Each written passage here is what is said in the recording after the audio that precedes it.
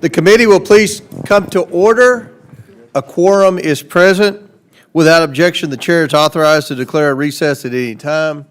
Pursuant to Committee Rule 5B and House Rule 11, Clause 2, the chair may postpone further proceedings today on the question of approving any measure or matter or adopting an amendment on which a recorded vote or the yeas and nays are ordered. The committee will continue to use electronic system for recorded votes on amendments and passage of the bills before the committee. Of course, should any technical issues arrive, which I do not anticipate, we will immediately transition to traditional roll call votes. Any procedural or motion-related votes during today's markup will be dispensed with by a traditional roll call vote. Before we begin, I'd like to let our departing ranking member, Jerry Conley, know that everyone here is praying for him. Our thoughts are with him and his family.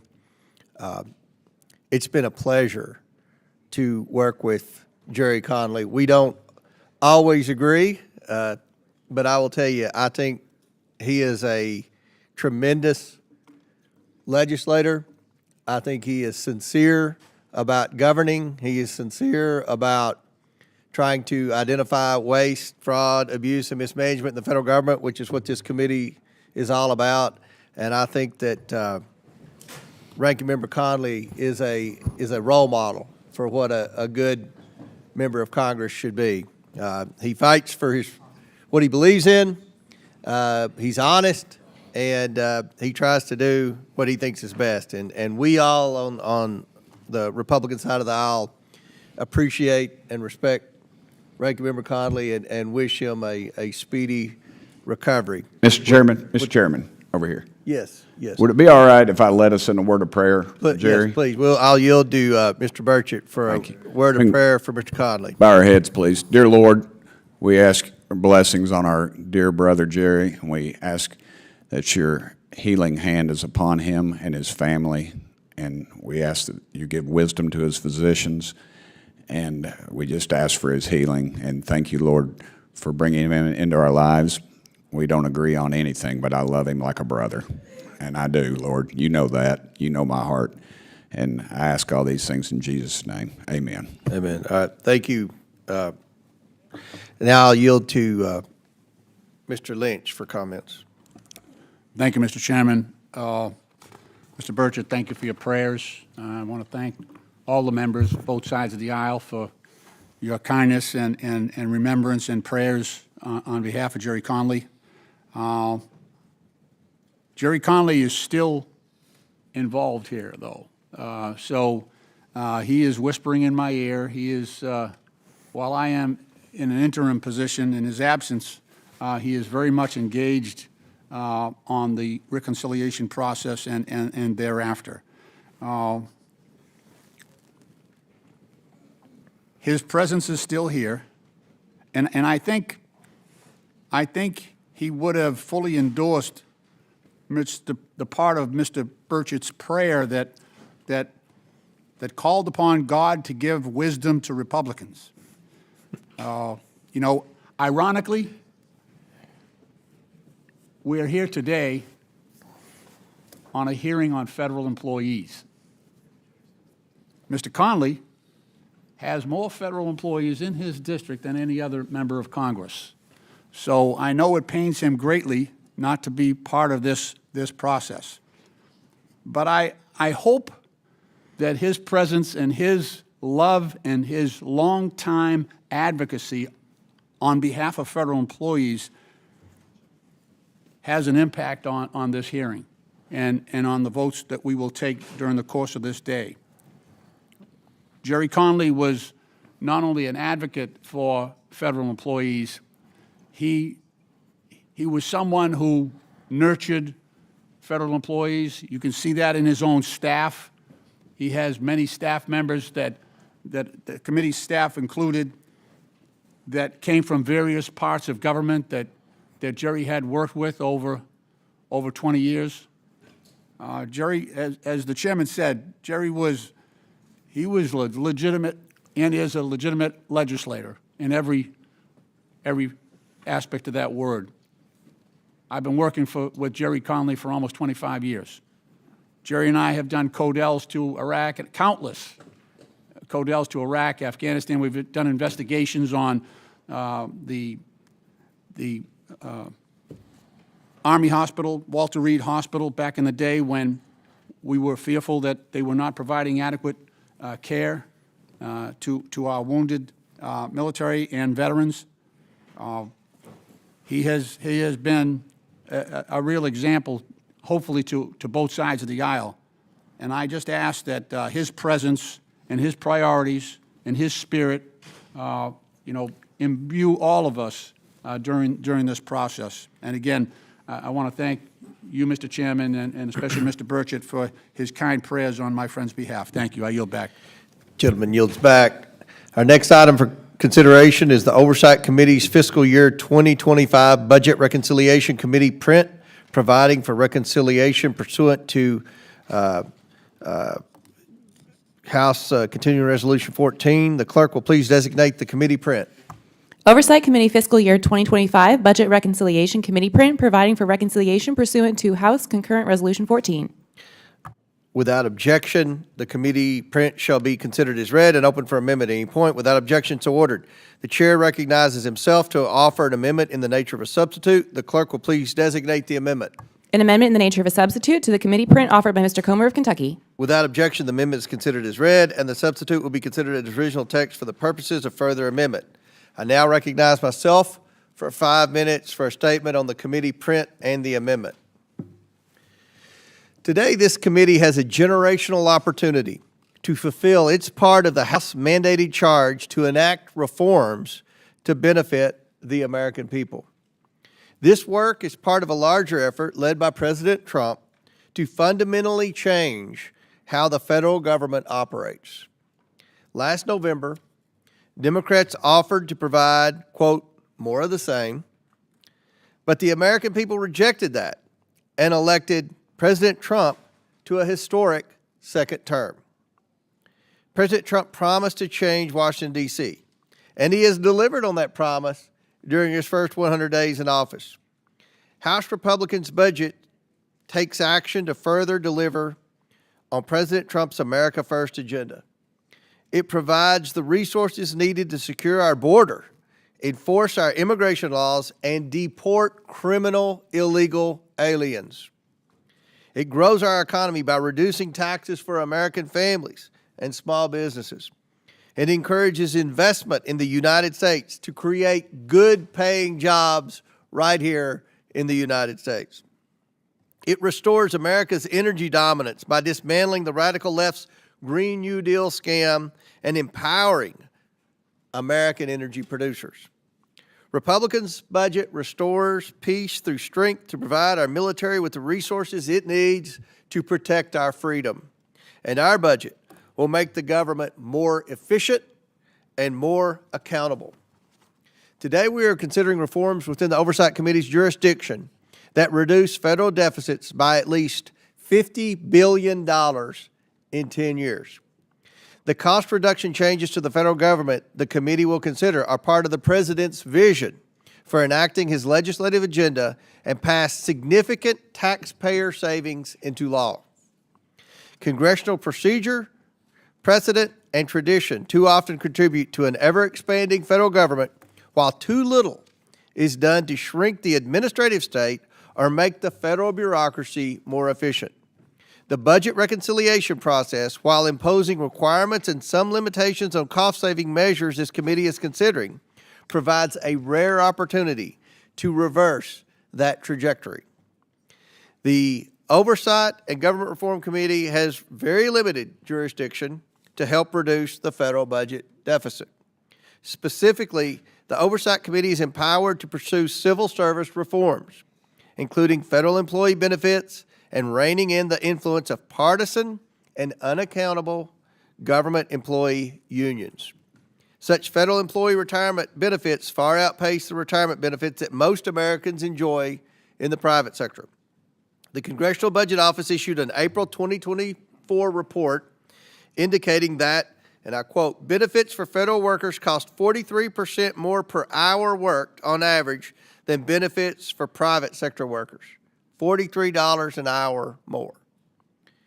Furthermore, the CBO notes that, quote, benefits are also constituted a larger share of total compensation for federal workers, 40%, than for workers in the private sector, which was 30%, end quote. World-class employment benefits provided to federal employees are well known, which can include 11 paid holidays, various incentives and awards, health, life, and long-term care insurance, flexible spending accounts, student loan repayment, and forgiveness plans, generous leave and workplace flexibilities, and child care, professional development, and commuter subsidies.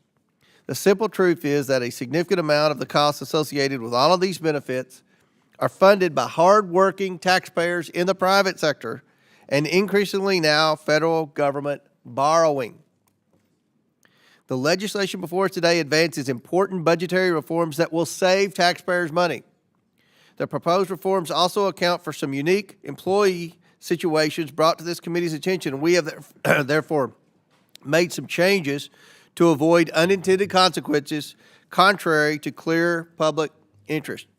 This includes key exemptions to maintain public services provided by certain frontline federal employee groups such as law enforcement officers, border patrol officers, air traffic controllers, nuclear material couriers, and firefighters who typically have shortened federal careers due to mandatory retirement rules.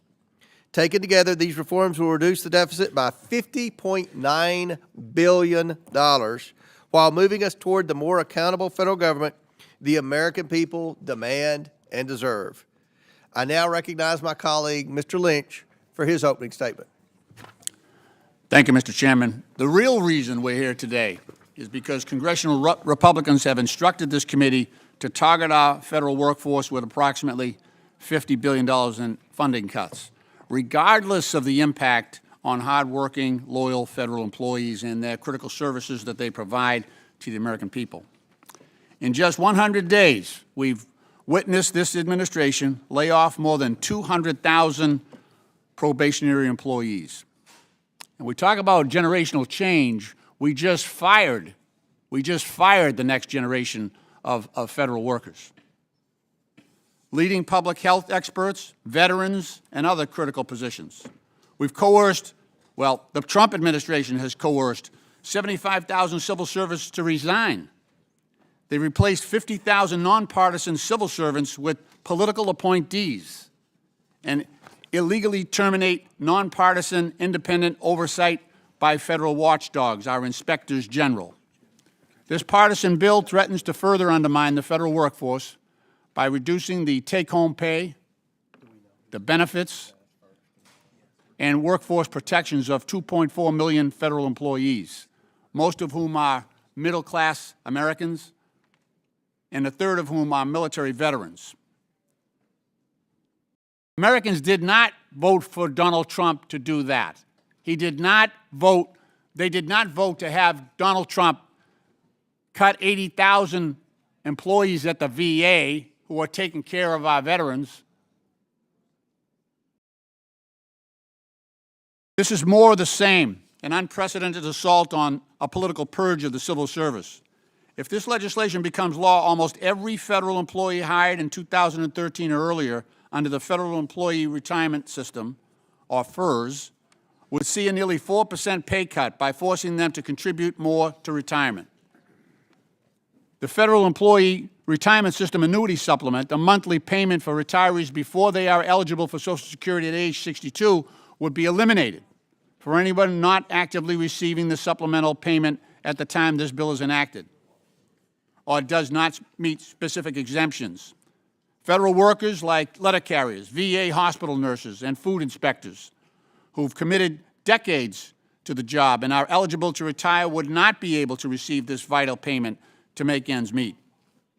This legislation would also change the annuity formula to base most employees' annual retirement payments on their highest 5 years of earnings instead of the highest 3, an outright theft of earned benefits that would cost each federal employee thousands of dollars per year. A particularly egregious provision in the bill would force any newly hired federal employee to accept at-will employment with no protections or face an additional 5% retirement contribution on top of the 4.4% already required.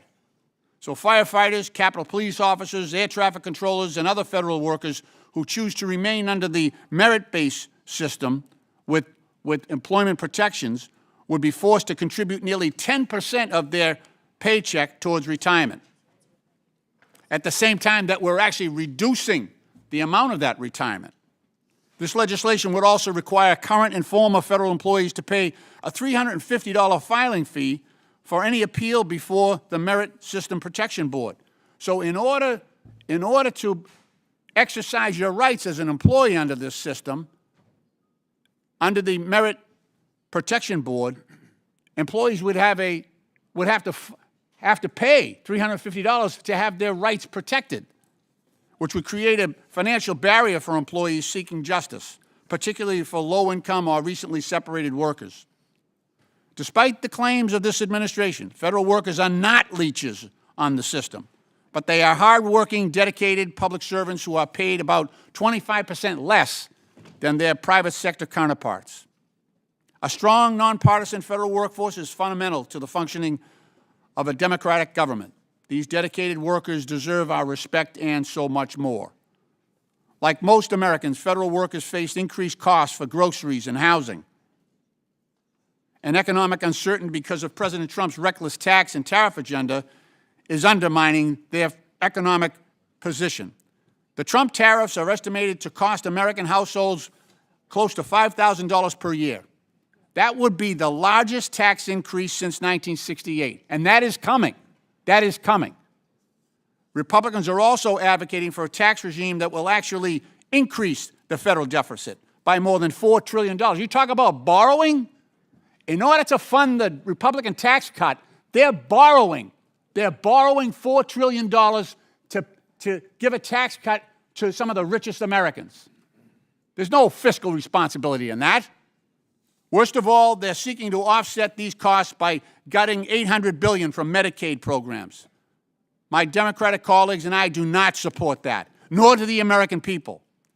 Oversight Democrats stand with struggling families. We oppose corruption and abuse of power, and we are committed to solving our nation's crises without sacrificing the well-being of our country's civil servants. In closing, I urge all of my colleagues to reject this legislation and instead work towards a budget that respects American workers and the vital services that they provide. Mr. Chairman, I yield back. Gentleman yields back. Mr. Chairman, Chair recognizes Ms. Norton. I strongly oppose this reconciliation bill, including the committee's portion.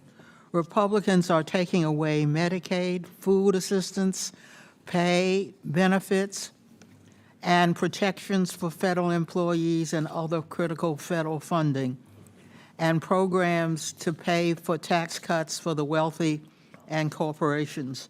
The Trump administration and Congress have launched unprecedented attacks on federal employees, federal contract workers, federal agencies, federal programs, the rule of law, and the Constitution, among other things. Most recently, the administration stripped federal employees of their collective bargaining rights. The administration and Republicans in Congress are trying to dismantle much of the federal government, gut the federal workforce, and fill federal jobs with political loyalists in violation of the Constitution, statutes, and regulations. Federal employees who provide invaluable services to the American people deserve praise, not derision, cruelty, fear, chaos, and illegal firings. These actions would and have deprived the federal government of federal government provides to all Americans. Instead of attacking federal employees, this committee should be considering bills to support the federal workforce, such as my bill to combat federal pay compression. I yield back. Gentlelady yields back. Chair now recognizes Mr. Turner from Ohio. Thank you, Mr. Chairman. I strongly support President Trump's efforts and voted for the fiscal year 2025 budget reconciliation effort in the House. I will be opposing this committee's bill today. I gave this committee prior heads up prior to this markup of my opposition to this bill and sought changes to this bill.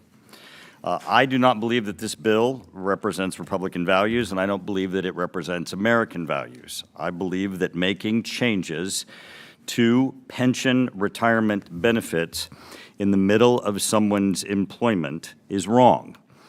Changing the rules, especially when someone has already been vested in their benefits, is wrong. Employee benefits are not a gift. They are earned. When someone goes to work every day, what they believe that they're earning includes the benefits, both that they earn in their wages, but also the benefits that they are told that they are receiving.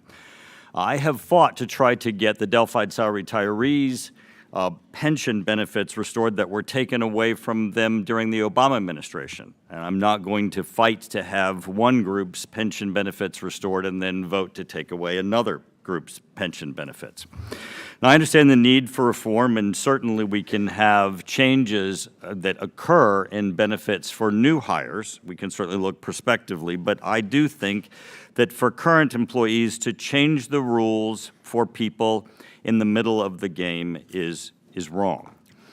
I have talked to enough people on the House floor that I do think that this will not be included in the final bill, and that this bill ultimately will have to be changed if it's going to be included in the ultimate budget reconciliation.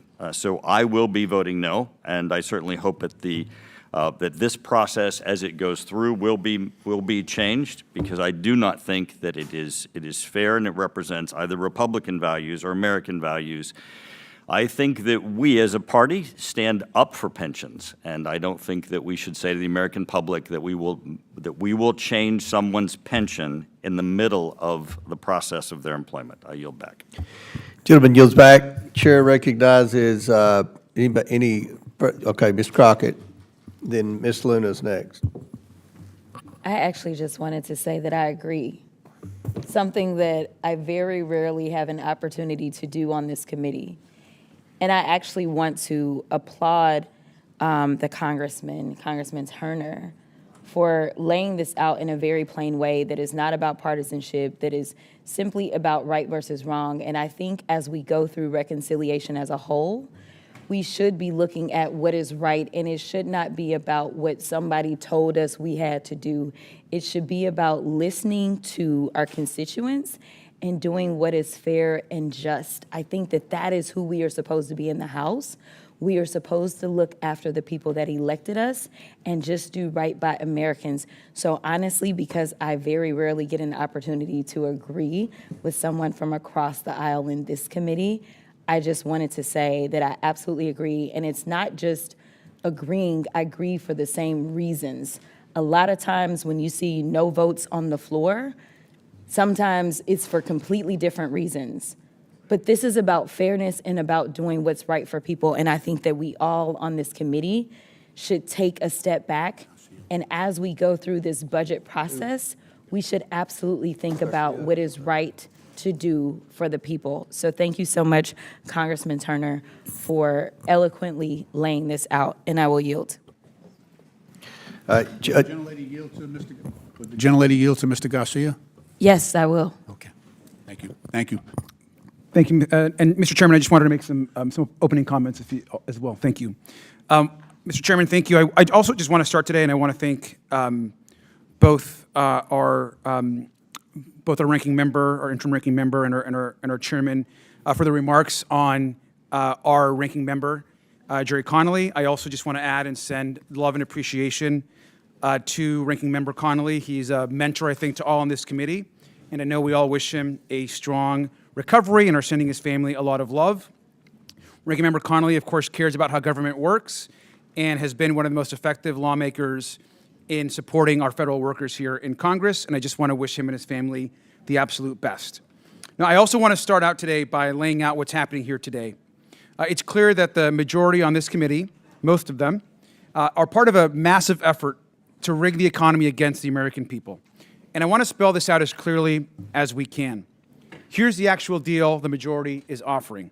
$7 trillion in deficit-based finance tax cuts for the wealthiest in this country, huge giveaways to Elon Musk and his friends, and in exchange, of course, working people will get hit with $880 billion in cuts that will decimate Medicaid.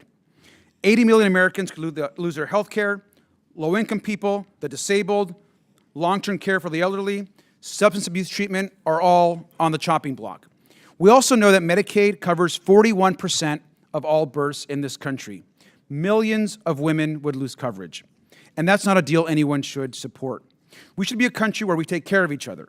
Now, my Democratic colleagues and I actually believe in making billionaires and big corporations pay their fair share. We believe in making sure that hardworking people get health care and food and an affordable place to live, even if it means standing up to the powerful. But let's be clear, the ripoff isn't the only thing that this bill does.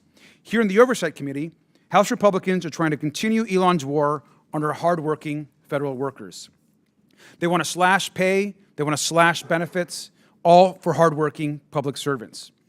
Before coming to Congress, I was mayor of my city for 8 years.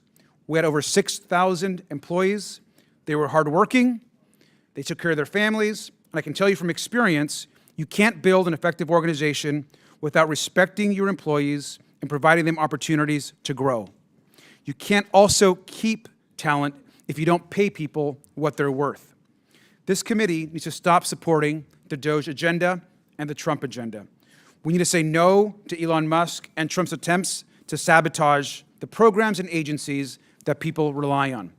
This committee should be investigating powerful people, not enabling them. We should take on and stop the Trump agenda, not further it. We should be investigating the impact of tariffs. We should hold hearings on reducing the cost of living and issues that matter to all Americans. And we should stand up for the rule of law. We should be investigating the people who are profiting off our government, jeopardizing our national security, and harming our country. And we need to stand up for working people, inside or outside our government. We should defeat this bill and create a government that actually helps people. Thank you, and with that, I yield back. Gentleman yields back. I now recognize to speak on the ANS, Ms. Luna from Florida. Thank you, Chairman.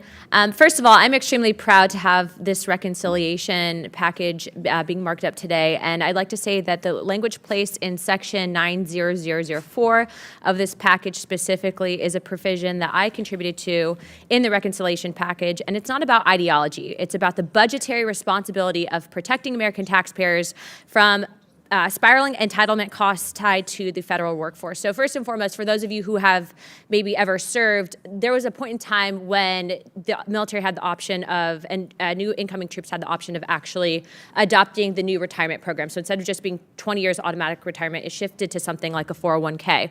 What this provision specifically allows is for new hires to either opt into a traditional first protections where they have the option of increasing their personal contribution by 5%, or if they choose not to, having access to more cost-efficient personal track. That's important because a lot of people are saying that this is somehow going to impact the current retirement system, and that's simply not the case. This structure is going to incentivize and create actually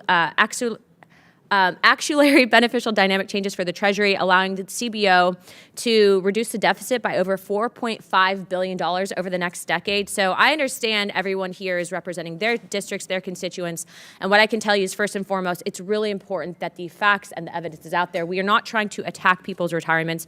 In fact, we're doing quite the opposite, and if you have a runaway train of debt, ultimately understand that that can impact everything from Social Security to these retirement packages, so we have to be fiscally responsible. Thank you, Chairman. And I will also say this. Unfortunately, right now, because of the amount of, I think, partisanship in regard to this topic, I think a lot of people are genuinely scared about DOGE. And the fact is that DOGE is actually doing right by all of the American people by ensuring that future programs, future generations are not left on the fiscal hook of debt, but also to have the opportunity and access to the American dream. So I understand what everyone's here is trying to do in regards to their constituencies, but it's very important that we have those facts out there. So thank you, Chairman. I yield this time, and I urge all of my colleagues not just to support this amendment, but also to support this reconciliation package. Thank you. And does any other member wish to speak on the A&S? Ms. Randall? Thank you, Mr. Chair. You know, as I have said in this committee before, I have the honor of representing 27,000 federal workers who continue to tell me daily and weekly how traumatizing it is to be disparaged by this administration and congressional Republicans who continue to say that they are looking for waste and fraud and abuse and people who are not doing their jobs. Certainly, in every workforce, there are folks who rise above and go above and beyond, and there are folks who don't. But the individuals who are serving our country, the Department of Defense at Naval Base Kitsap, at the Intermediate Maintenance Facility at Puget Sound, Naval Shipyard, are doing an essential service to protect our mission and our national security. We also have, like everyone else, postal workers, and we have Forest Service, and we have folks who want to deliver results for the American people, but are feeling attacked regularly. And this bill continues those attacks.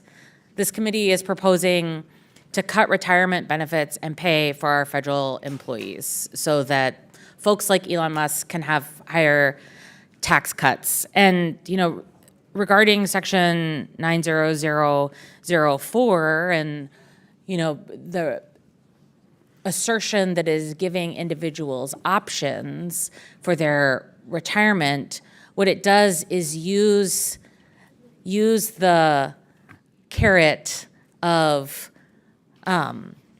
not lowering your take-home pay to convince employees to go at will and to lose the benefits that they have to challenge workforce discriminations and decisions that they would otherwise be protected from, or at least have options to pursue corrections. You know, they're shifting folks from a regular employee to an at-will employee in this change of retirement benefits. And I think we can't let that be swept under the rug. You know, the stories that I hear from my neighbors, like a federal Head Start employee for 23 years who got fired, she deserves the ability to pursue an appeal, to pursue being reinstated in her job when we know we have a child care crisis. Another of my neighbors in Shelton, a disabled veteran and the spouse of an active duty Air Force service member, lost her job with USDA. And the spouse told me, we are real people who are suffering, and we just want things to go back to normal. And they're asking me to do everything I can to reverse what she calls a betrayal. I met with Forest Service workers yesterday. We're already having a hard time recruiting folks in to the Forest Service to be able to do the important thinning and maintenance of federal lands to prevent wildfires. And they have mandatory retirement early because of the dangers of their job as firefighters. But without these supplemental annuity payments, they're just going to lose folks into the private sector and other fields because the retirement benefits are a big part of how we've been able to recruit and retain workforce into these important timber industry jobs. Federal firefighters who, you know, work for Sub-Base Bangor have the same issue. Under this administration's policies, we're already losing critical and talented workforce. And if my colleagues plow forward with the provisions of this amendment in the nature of a substitute, this bill, we are going to continue losing folks. But apparently, the majority doesn't care. And the cuts to federal workers are just one piece of a larger bill that they're working on, a larger reconciliation bill that would cut $880 billion from Medicaid that will impact folks like my sister born with complex disabilities. I know how important these federal programs are to my neighbors, to my constituents, to my family, and to people like them. And I will do everything that I can to fight this callous and cruel policymaking, and I urge my colleagues to vote against the amendment. I yield back. Gentlelady yields back. Chair recognizes Mr. Bell. Thank you, Mr. Chair and Ranking Member. This committee print advances proposals that would slash pay, eliminate benefits, and undermine longstanding protections for federal employees. I stand with working-class families. These are working-class families, and therefore, I cannot support this proposal. It's as simple as that. It's not about a Democrat or a Republican talking point. It's about standing with working-class families, period. This administration is systematically gutting the federal workforce and replacing dedicated civil servants with unqualified DOJ representatives. Their abrupt and legally questionable appointments are undermining the great work that these employees do every single day. And I think that as a rule of thumb, again, regardless of what letter is in front of your name, we stand with working class families. We stand with supporting and upholding the values that make this country what it is, supporting our most vulnerable. And I think that's what this committee needs to keep in mind. I yield back. Gentleman yields back. Does any other member seek recognition on the amendment, the nature of substitute? Ms. Stansberry? All right. Well, good morning, everyone. Thank you, Mr. Chairman. I think these markups are complicated and sometimes difficult to explain and understand because they get into technical details. So I want to try to break it down a little bit and actually with our current acting ranking member, maybe get a little bit into the details. So let me zoom way out here to talk about the entire enterprise that the GOP is engaged in right now and to lay down some facts. So first of all, what's important to understand is that over the last couple of months, the president has transmitted to the Hill a list of asks, and they really focus on making permanent tax breaks that were originally put into place in 2017 that are about to sunset. So these tax breaks are for billionaires, millionaires, mega corporations, and it's going to cost $7 trillion. And to pay for it, they want to try to offset some of those costs because our friends across the aisle are trying to claim that they're being fiscally responsible. But let's be clear, the math doesn't math, because the offsets that they're seeking only add up to about $1.5 to $2 trillion.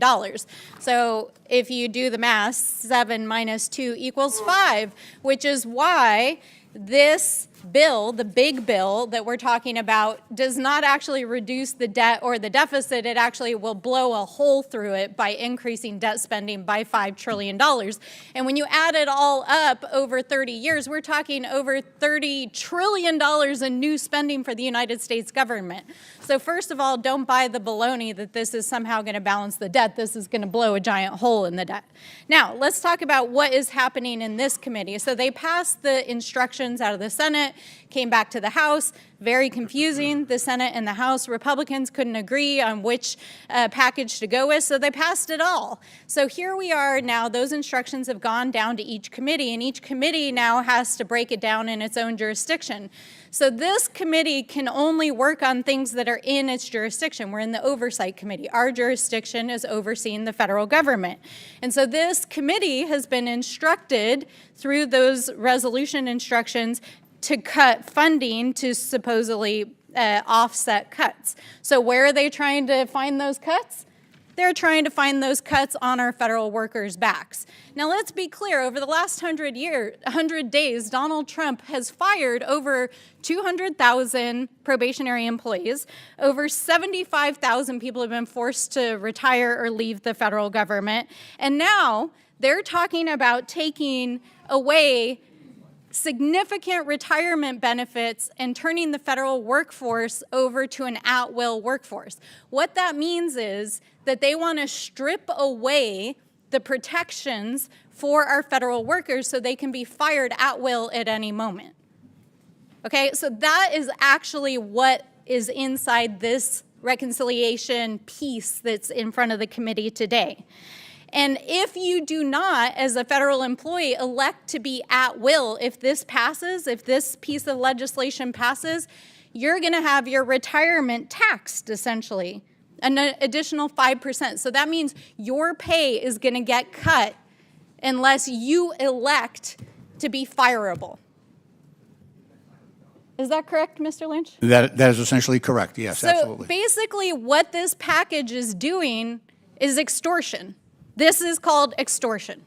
This is in the vein of trying to say that they're going to balance the budget, which they're not, because it's still going to cost the American people $5 trillion to pass this overall tax package for billionaires. And by the way, these trillionaires are going to get an additional, let's say, $300,000 a year off of their taxes, while the rest of us are going to actually see prices go up with tariffs, the cost of living expenses, all of these issues. They're going to use this piece of the reconciliation package to further punish the 2.4 federal employees who provide your Social Security, who help with your VA benefits, who make sure that your Medicaid is taken care of. This is all about cutting federal workers, punishing federal workers, making life harder for Americans, and destroying the federal workforce. And I strongly oppose in every single way, every piece of what's in this piece of the reconciliation package. And I yield back. Gentleman yields back. Any further discussion on the A&S? Gentlelady yields back. Any further discussion? Seeing none? Mr. Chairman. Yes. Request unanimous consent. I have here a letter from the National Association of Retired Federal Employees in opposition to this bill. Without objection, so ordered. Now, I have an amendment. yeah, we're going to start with the amendments. So Chair recognizes Mr. Lynch. Okay. Thank you, Mr. Chairman. I have an amendment at the desk. Yeah, the clerk will distribute the amendment to all members. The clerk will designate the amendment. An amendment to the amendment in the nature of a substitute to fiscal year 2025 Budget Reconciliation Committee print providing for reconciliation pursuant to House Concurrent Resolution 14 is offered by Mr. Lynch of Massachusetts. Without objection, the amendment is considered as read. I reserve a point of order. The gentleman is recognized for 5 minutes to explain his amendment. Thank you, Mr. Chairman. First of all, I want to thank Mr. Turner for defending federal workers and his own employees as they would be affected adversely by this legislation. Every member, their employees will also be affected in a similar way. Every federal employee in their districts will be affected, will be harmed by this bill. In the interest of the federal workforce that remains free of partisan influence and political cronyism, my amendment would strike the section of the bill that seeks to force new federal workers to surrender their due process rights and their employee protections and accept a new job classification as, quote, at will employees, subject to termination for any reason. Now, as a former union president and as a labor attorney and an employment attorney, I just want to make sure people understand what at will means. An at will employee can be fired for any reason or for no reason. So here's the president. He's trying to force everybody. Now, obviously, he would like to have partisans on his side brought into government. The sad fact is that all those people can be fired for no reason, for any reason. So it'll create this massive turnover if people are even willing to come on to the federal payroll without the benefits that they're going to get and with the changes that are being made here today. The bill before us presents incoming federal employees with the Hobson's choice. You can elect to give away all your rights, all your basic job protections that prevent you from being arbitrarily fired, and have your retirement contribution rate go up. by an additional 5% of your pay. That's on top of the 4.4% that's already coming out of your paycheck. So it approximates 10% of your pay if you want your rights. If you want to have rights as an employee, you need to pay all this additional money. And that's for the duration of your employment. Alternatively, you can agree to waive your employee rights. You basically, first of all, every federal employee has to give up their right to strike. So even if you wanted to stop work, you can't do that as a federal employee. Statutorily, federal employees are prohibited from engaging in strike. So if you thought your job was unsafe, you got to keep working. You can grieve, well, unless you do this, unless you give up all your rights. Then you need to shut up and keep working for less. And your employer can just fire you for no reason. For any reason that comes into their head, you're gone. Considering that entry-level federal workers earn an annual starting salary as low as $30,000, the majority of new employees will essentially be forced to relinquish their constitutional and statutory job protections just to keep more income in their pockets for their families. Mr. Chairman, the primary response of this provision, the primary purpose of this provision appears to be to advance the implementation of Schedule F, President Trump's government-wide plan to strip federal workers of their civil service protections, arbitrarily fire them, and replace them with political loyalists. This shameless attempt to politicize our federal workforce is already the subject of multiple legal challenges brought by a coalition of federal employee unions and pro-democracy advocates, with the strong support of the Democratic House Litigation Working Group, which I'm a member of. The statute governing the federal workforce, the Bipartisan Civil Service Reform Act of 1978, enshrined the merit system protection that federal employees should be protected against arbitrary action, personal favoritism, and coercion for partisan political purposes. Schedule F and the at-will provisions included in this bill fly in the face of that purpose. This provision is also an additional attack on federal workforce that out of duty already sacrifices critical rights enjoyed by their private sector counterparts. Every new federal employee swears an oath to serve the American people and carry out their public service now knowing that they are expressly prohibited by statute from participating in any strike or work stoppages or asserting the right to strike, and even belonging to a union that asserts the right to strike against the federal government. A violation is a felony and punishable by imprisonment. In closing, Mr. Chairman, I urge my colleagues on both sides of the aisle to support my amendment to strike this egregious provision from the bill and preserve the dignity and the independence and respect that we all should have for our federal employees. Mr. Chairman, I yield back the balance of my time. Gentleman yields back, and I recognize myself for a brief statement in opposition to the amendment. I do appreciate the length of the amendment, just 2 words and a number. I appreciate that. I sincerely do. I didn't have to spend a lot of time reading that. But I oppose the Lynch Amendment, number 1, which would significantly reduce deficit reduction in the committee's legislation by over $4.5 billion and result in the underlying print conflicting with our reconciliation instructions and comprising the legislative privileges. For that reason, I strongly oppose the Lynch Amendment. Do any other members wish to speak on Lynch Amendment number 1? Ms. Stansberry from New Mexico, you're recognized. All right, thank you, Mr. Chairman. I would love to just ask. Reset the clock, please. Go ahead. Thank you, Mr. Chairman. I would love to just ask a few questions about the amendment.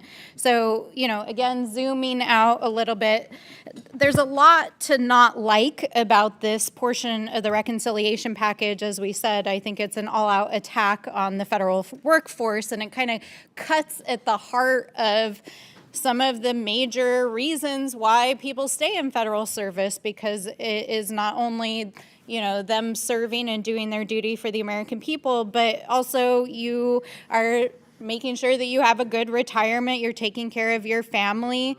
And also, we want to make sure, especially one of the things that I think is really important for the American people to understand is that after Richard Nixon resigned, there were major overhauls done to the federal service because of the corruption and the ways in which Nixon, bless you, used the federal workforce and service to carry out his own personal political vendetta. There were major reforms in the 1970s to the federal workforce rules and laws because we wanted to protect federal workers from being used as political agents of whoever was in power.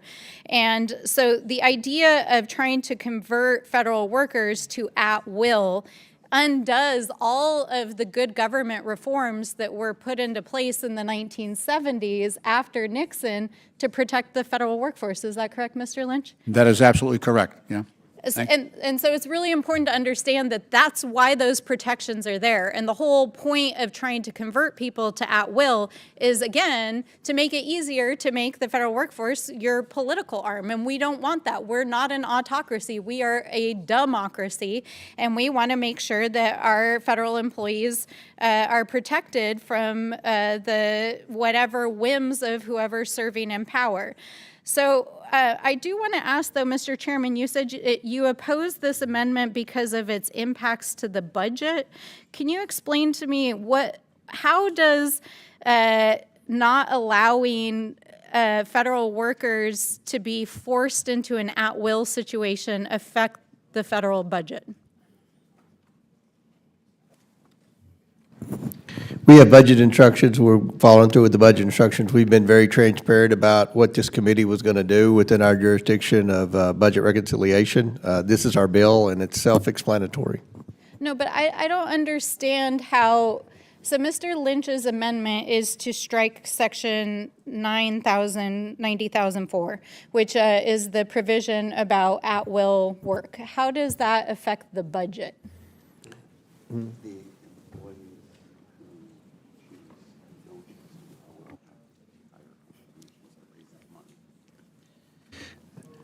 The employees who choose to not be at will have to pay higher contribution rates. Say that again, please. The employees who choose not to be at will have to pay higher contribution rates. And how much money are you saying this will generate for the federal government?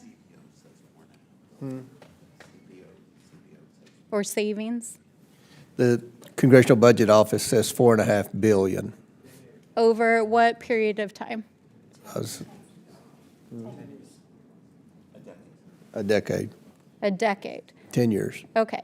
So the idea here is that you. Let me interrupt you.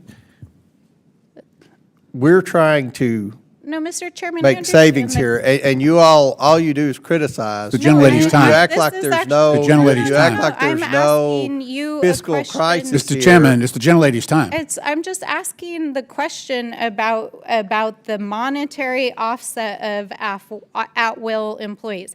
So the idea is here that you're going to generate a few $1 billion over A few $1 billion. 10 Mr. years. Chairman, $1 is it million or here, billion? $2 billion Is it there. million or Over billion? 10 years, by taking away federal benefits and making the federal workforce fireable, undoing all of the good government reforms after Richard Nixon's corruption.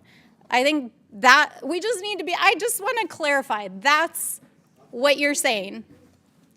Cool. Okay. I think we got it. Thanks. I yield back. Any other members seek recognition on the Lynch Amendment? Mr. Bell and Ms. Crockett. Mr. Bell? Thank you, Mr. Chair. The problem with this bill is that it doesn't offer federal employees a real choice. It forces them into a lose-lose situation, which weakens the very protections that ensure fairness and due process. This package is literally a betrayal of the middle class. And as I said before, I think our litmus test is, do our proposals support working families or not? In Missouri alone, these proposals threaten the rights, health care, and financial security of thousands of federal workers.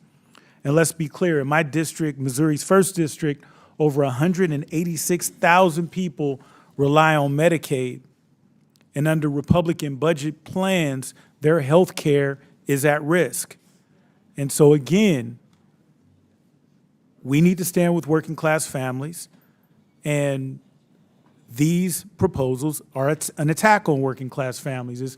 It's pretty straightforward. I would yield my time back to Rep. Stanberry if she, or to the ranking member. I thank the gentleman.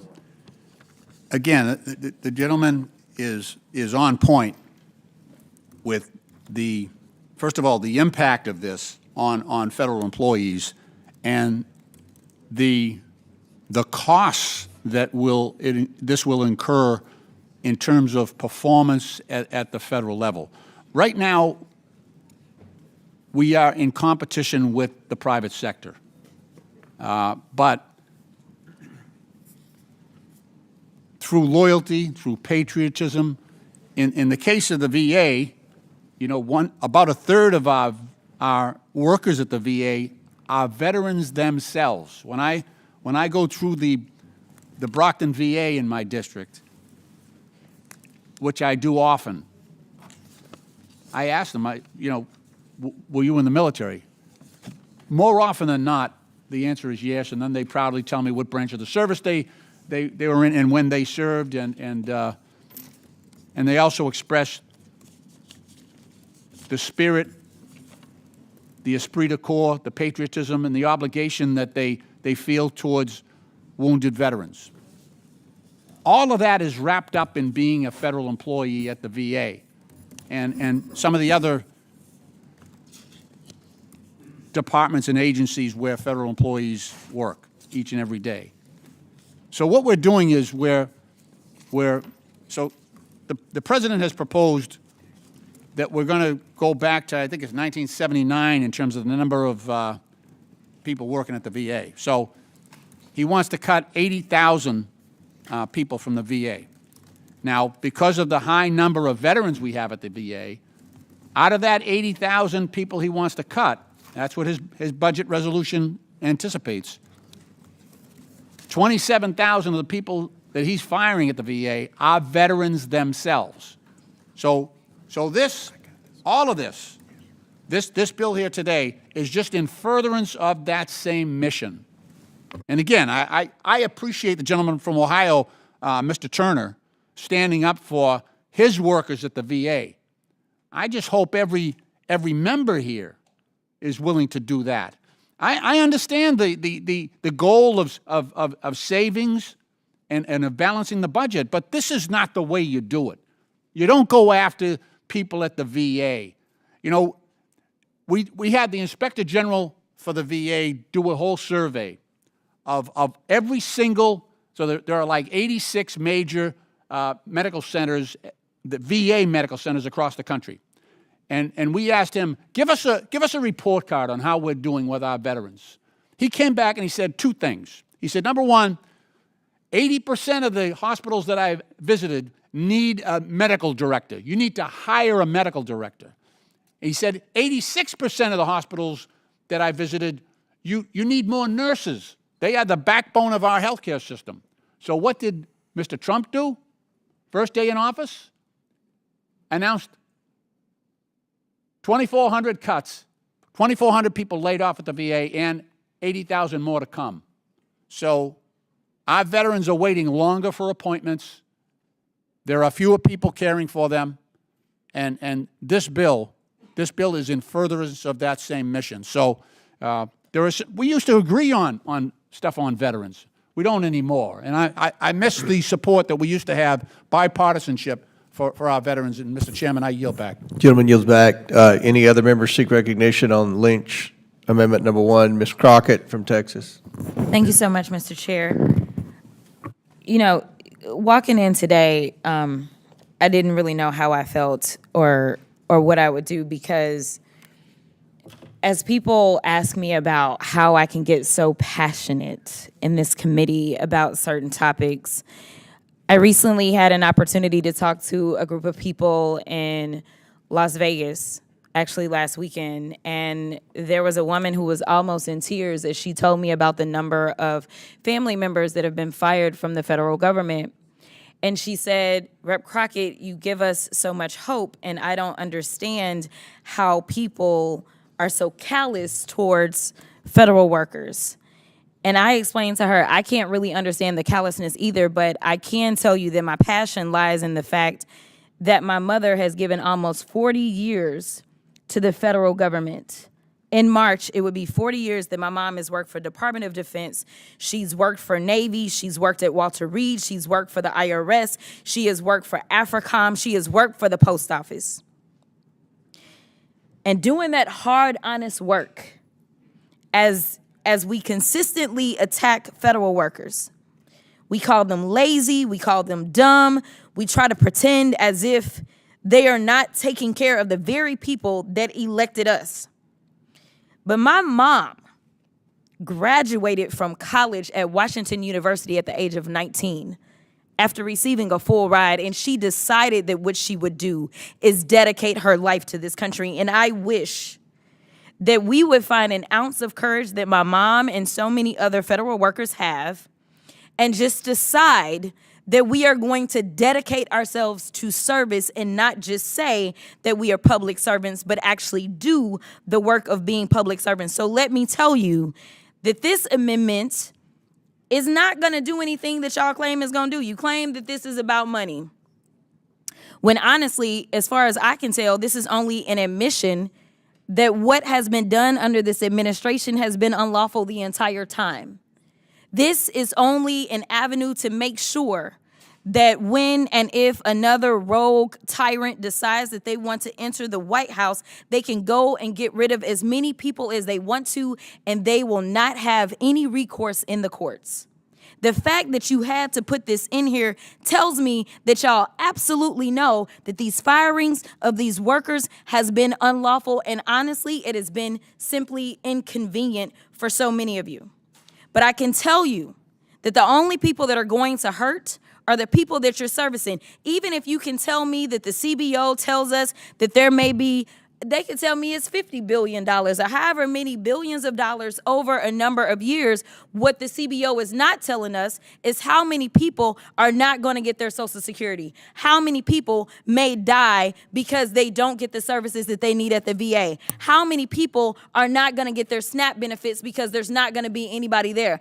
As we have had hearing after hearing about people complaining about the post office and not receiving their mail, which so many of our seniors rely on their checks to come through the mail to make sure that they can keep a roof over their head. That's the part of the story that the CBO numbers are not going to tell. And the last time that I checked, no matter if you're a Democrat or a Republican, you've got somebody in your district that is relying on these services. This is about hurting people. This is about getting rid of people that are too inconvenient for an administration that doesn't want to keep our food safe at the FDA as they are firing people. This is about an administration that doesn't want to have any oversight or anybody reporting back and telling you that our food is unsafe, telling you about the diseases that are coming through, and basically talking about the overall incompetence. If you don't have anybody that's at work, then yes, you don't have to worry about whether or not people who say are trying to go and get an education, whether or not they're going to actually be able to fill out their FAFSA and get that funding that they need. So, at the end of the day, if you can't really explain to me how this is going to help your constituents, I don't understand why we are talking about it. Because again, we weren't elected by Donald Trump or J.D. Vance or Elon Musk. We were elected by the people of our districts, and those are the only people that we should be discussing as it relates to the policy changes that we bring about in this committee, and I will yield. Does any other member seek recognition on Lynch Amendment Number 1? Seeing none, the question is on the amendment offered by Mr. Lynch from Massachusetts. All those in favor signify by saying aye. Aye. All those opposed signify by saying no. No. In the opinion of the chair, the noes have it. The amendment is not agreed to. Request a roll call vote. A recorded vote is ordered as previously announced. Further proceedings on the question will be postponed. Chair, for what purpose does the gentleman from Pennsylvania, Mr. Perry, seek recognition? Mr. Chairman, I have an amendment desk. The clerk will distribute the amendment to all members. The clerk will designate the amendment. An amendment to the amendment in the nature of a substitute to the fiscal year 2025 Budget Reconciliation Committee print, providing for reconciliation pursuant to House Concurrent Resolution 14, is offered by Mr. Perry of Pennsylvania. Without objection, the amendment is considered as read. I reserve a point of order. The gentleman is recognized for 5 minutes to explain the Perry amendment. Thank you, Mr. Chairman. 3 weeks ago, this was passed in this very committee, so I'm bringing it back around so we can consider it in the proposal before us. This amendment requires federal employee unions to reimburse federal agencies for their use of agency or taxpayer resources and official time spent each quarter. Federal agencies will assess public sector unions a fee to utilize their resources such as office space, parking space, equipment, expenses incurred while on union time and any official union time used by labor representatives affiliated with these organizations. American taxpayers would be absolutely shocked to learn that federal employees are paid for work hours while supporting public sector unions rather than the agency operations, missions, and programs they were actually hired to support in the first place. They're not doing the work that they were hired to do. They're doing work in furtherance of their own personal and organizational goals. And that's fine. It's just the question is who should be paying for that. According to OPM, official time logged by federal employees can be used for lobbying Congress, alongside allowing certain employees to spend 100% of their time handling union representation functions while still being paid by federal agencies to do federal agency work. In 2019, before President Biden halted OPM tracking reporting of official time, it was reported that employees across the federal government were paid $135 million to do 2.6 million hours of union work while on the clock at their other government jobs that they were actually hired to do. Forcing the American taxpayer to foot the bill for federal union organizing is outrageous and absurd. It's quite simple. If federal employees and resources are going to be used for union tasks, the union should have to pay for that, not the taxpayers. American taxpayers are paying government employees to do a job, not the bidding and strategizing of their organized bargaining unit. According to CBO, this amendment would generate $130 million in revenue over 10 years. I'm simply asking the members of this committee to vote at least exactly like they did 3 weeks ago. And of course, my friends on the other side of the aisle, if they've finally seen the light and realize that they've come here to support their constituents and taxpayers as opposed to the special interests in Washington, they can vote with us too. With that, Mr. Chairman, I yield back the balance of my time and encourage a positive or affirmative vote. Gentleman yields back. Chair recognizes Ranking Member Lynch. Thank you, Mr. Chairman. Mr. Perry's statement, his amendment rather, would require agencies to assess fees to public sector labor organizations for use of agency resources, including office space, parking spaces, equipment, and other expenses while performing non-agency business. This amendment would also require agencies to charge public sector labor organizations fees for any time an agency employee who is a labor representative spends performing union business while on the job. This section is substantially similar to Representative Perry's Protecting Taxpayers' Wallet Act, which the committee considered in late March, and which I believe every single Democratic member opposed. This also complements President Trump's March 27th executive order that even Republicans have admitted is too extreme, which ends collective bargaining across 18 federal agencies with national security missions, including the State Department and Department of Veterans Affairs, and even the Department of the Treasury and Department of Health and Human Services. This amendment is an attack on official time, which is critical for the efficient management of the federal workforce and a high priority for unions that represent federal employees. Official time reduces employee turnover, it improves customer service, it prevents costly litigation and grievances, and leads to quicker and more efficient implementation of agency initiatives. I just want to give one example. So let's use the post office, United States Postal Service. So today, today, we have 200,000 less postal employees than we did 20 years ago.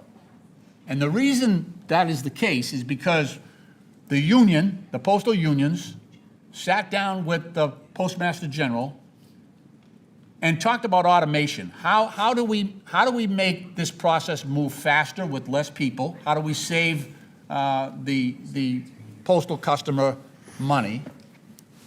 And yet, how do we do it without attrition, without a lot of layoffs, involuntary? So they worked out an agreement. They brought in high-speed sorting machines, all kinds of new technology into the Postal Service, and over 20 years, we've been able to reduce the number of postal employees by 200,000. That happened by sitting down and working things out on the job and in the workplace. That was done in a way that we reassigned people who used to sort that mail by hand. But it was sitting down and working it out, and that saved, the postal customer a huge amount of money.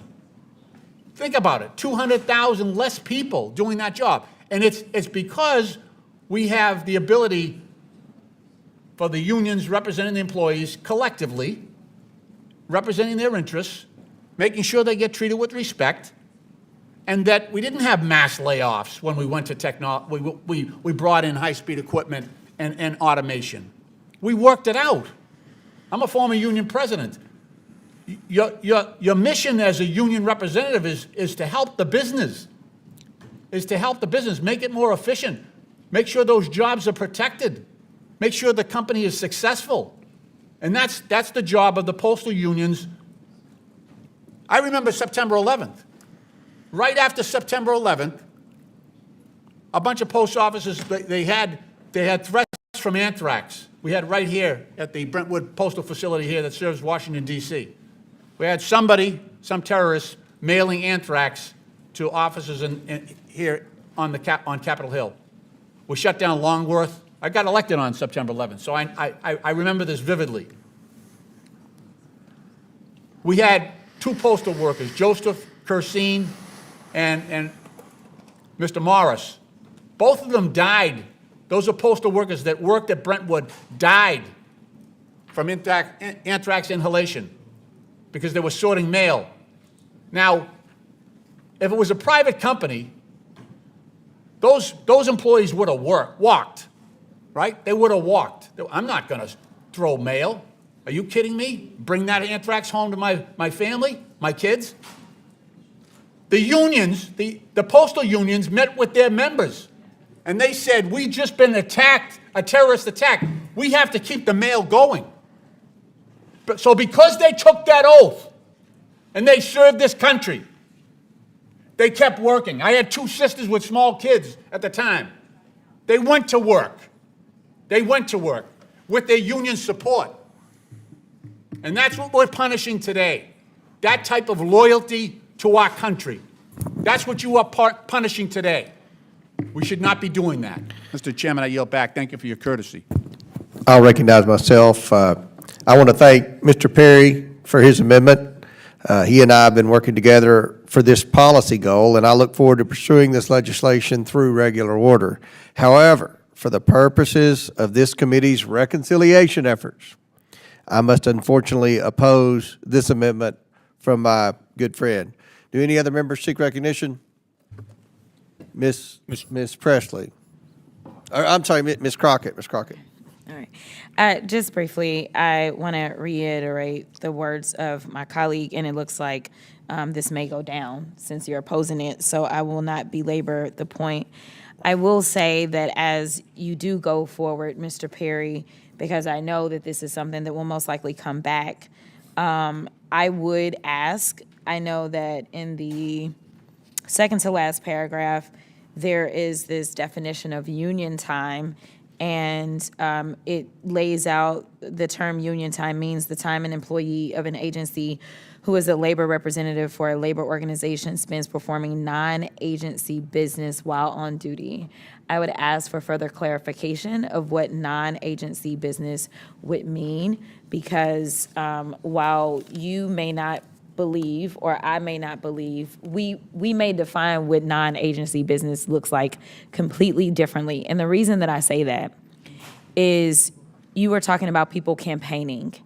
And the reality is that right now, you see those of us on our side of the aisle, we are not trying to do things like union busting. We are trying to make sure that those workers have those protections. And so as far as I'm concerned, campaigning or trying to elect someone who aligns with making sure that you have those protections so that someone like my constituent who passed away because he overheated after serving our country for 40 years as a postal worker, I then had the union come in and telling me about issues as it relates to work, for sure. But they absolutely felt comfortable coming and telling me and supporting my candidacy because they know that when I come to work, I am going to support them. And to be perfectly honest, any candidate that is trying to break up their ability to bargain for contracts, to break up their ability to actually do things such as make sure that they have worker protections, to make sure that they are not going to be at will, to make sure that they have the ability to unionize, I would say that that is actually absolutely on par with doing the business of that organization, because that is going to be a better way to make sure that people will actually want to work for the post office. I can tell you, I don't know anything about your district, but I can tell you that in my district, we have consistently had a problem with getting people who actually wanted to work for the post office. And frankly, when we're having conversations like this, and when the country, when the United States is leading the way in firings in the entire country, it is the federal government that has fired more people than anybody else. I frankly don't know who gonna come and sign up and want to do this work, especially to do it at will, especially to do it in a way that says, even if you are going out and making sure that you are going to get somebody who is going to serve in a seat that is going to make sure that you can be protected, I'm going to say that that's non-agency business. As far as I'm concerned, that is agency business. So as you go forward, I have a feeling of what I believe your intent is, but I think that you're going to need to better define that, because you may run into this area of it's up to who is interpreting it. And when I interpret it, I absolutely believe anybody that is going to protect them as a union, that is absolutely agency business. With that, I will yield. Does any other member seek recognition on the Perry amendment? Yes, Mr. Chairman, if I might be recognized. Yes, Chair recognizes Mr. Mfume. And I will be brief. I want to thank you, Mr. Chairman, for your opposition to this amendment. I would urge others to be in opposition. You know, in Baltimore, we've got a simple term for this. It's called union busting and union bashing. And we need to remember that all union contracts are negotiated documents. They're negotiated by the union and the government vis-a-vis the government agency. And so all the understandings that are a part of that really are legal. It's a binding document. And this has been taking place for years under Democratic and Republican administrations. So I would urge members of this committee to reject this amendment. Chair recognizes Mr. Higgins. Thank you, Mr. Chairman. I'm going to support my colleague's amendment. I don't know if it's going to clear reconciliation scrub or not, but knowing that my chairman does support the language and yet in his role as chair has to oppose changes to the underlying bill so that we can move forward with the reconciliation process, I'm going to say I support Mr. Perry's intentions here, and I think it's important that it's on the record that conservative Republicans stand behind that legislative language. I'm going to support the amendment. I yield. Gentleman yields back.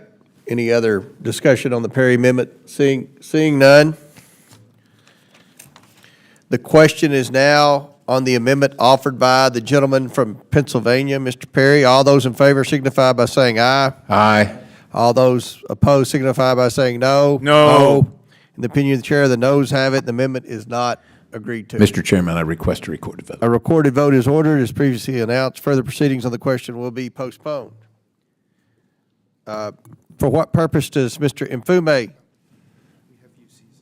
Oh, well, okay, before that, if it's okay, the ranking member has some unanimous consent request. Thank you, Mr. Chairman. I have a few unanimous Senate requests on a letter from the AFL-CIO in opposition to this bill, a letter from the Leadership Conference on Civil and Human Rights in opposition to this bill, the Professional Managers Association in opposition to this bill, and the National Federation of Federal Employees in opposition to this bill, as well as the National Treasury Employees Union in opposition to this bill, the American Federation of Government Employees, AFL-CIO, in opposition to this bill, the Federal Managers Association in opposition to this bill, the National Postal Mail Handlers Union in opposition to this bill, the National Rural Letter Carriers Association in opposition to this bill, the International Association of Firefighters, Edzo Kelly, in opposition to this bill, the Federal and Technical Engineers, AFL-CIO, CLC, in opposition to this bill. Thank you. Without objection, so ordered. For what purpose does Mr. Mfume seek recognition? Mr. Chairman, I have an amendment at the desk. Will the clerk distribute the amendment to all members? And now will the clerk designate the amendment?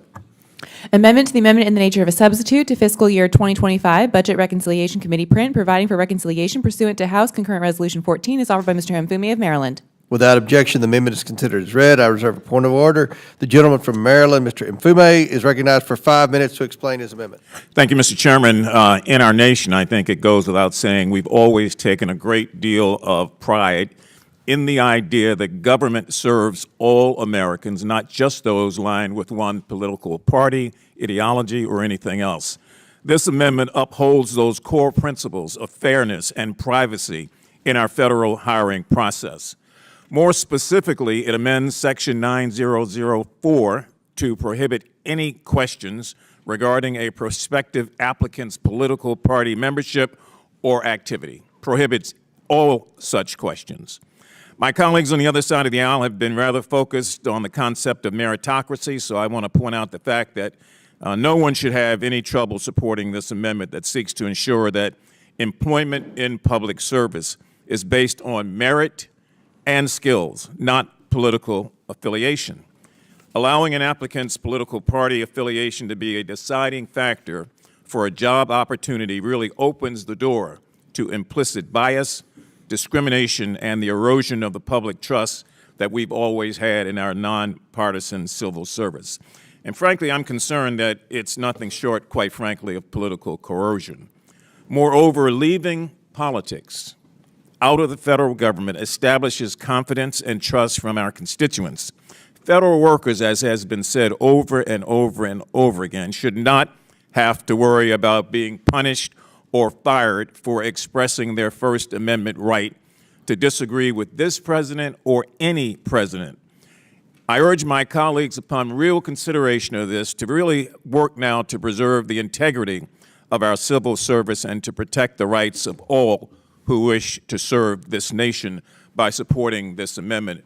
And I would ask unanimous consent, Mr. Chairman, to be entered into the record an Associated Press article from January the 13th, and it says, Trump teams questions civil servants about who they voted for. Without objection, so ordered. I yield back to the ranking member should he choose to speak. I thank the gentleman. I welcome the opportunity. So, Mr. Mfume, the gentleman from Maryland's amendment here goes right to the heart of the spoils system. So, early in this country's history, back in the 1800s, it was openly accepted that each incoming administration would fire all the people from the earlier administration. You know, Thomas Jefferson did it to John Adams' people, and that carried right through the 1800s until about 1880, and then there was a movement to get away from the spoils system, where, you know, whoever the incoming president was would wipe out all the federal employees and then bring in their own partisans. What drove that was in the 1880s, President Garfield was operating under the old spoils system, and one of his campaign workers, who had made a couple of small contributions and also handed out some leaflets for him, wanted to be appointed ambassador to France. And President Garfield wouldn't do it. So the gentleman shot him, killed him. because he had been rejected the job, and he felt because he had supported the president, he was owed that job. Now, you know, we've come a long way from that until today. And now President Trump would like to get rid of all the people that have been in government. And he doesn't care if they were appointed by Republicans or Democrats. He wants to get rid of them all and bring in his own people, you know? So he wants to go back to the spoils system. And, you know, Mr. Mfume's amendment goes right against that and requires that, you know, political interrogation not be part of the hiring process. And I think this amendment, you know, serves the American people, serves our government, so that we will have we won't be firing all the federal employees every 4 years, especially when a new president comes in. We won't be doing that. That's not good. You know, if you have, you know, federal researchers and, you know, nurses, you know, people in different agencies, you don't want a new employee coming in every 4 years. And that's what will happen if we don't accept Mr. Mfume's amendment. I yield back, Mr. Chairman. Gentleman yields back. I'll recognize myself. This amendment introduces policy changes into an otherwise budget-related matter and honestly should receive no further consideration. For the purposes of this committee's reconciliation efforts, I oppose the Mfume amendment. Do any other members seek recognition? Ms. Crockett? Mr. Chair, I just want to point out that we did have the first amendment that was brought forward that was seeking, by the ranking member, that was seeking to actually delete a portion of what's been proposed, which is section 9004, which is introducing a policy change to change the status of employees from their current status and make them all at will. So we should consider policy changes if that's what we're going to do. I want to say that if any of you stood against Project 2025, which so many of you said that you didn't know anything about Project 2025, y'all weren't introducing Project 2025, and acted as if it was this mythical boogeyman that the Democrats were making up, this is straight out of the playbook of Schedule F. This is a Schedule F issue in which we are trying to make sure that there are only loyalists within the federal government. And let me tell you why it is problematic. It is anti-American, it is anti-democratic to decide that you are going to do things like this, because what happens is systems start to fail. Not only do they fail us as the American people, because now we're losing skill sets, we're losing experience, we're losing all those things in name of somebody saying the only qualification that I probably need to have is to say that I love red hats.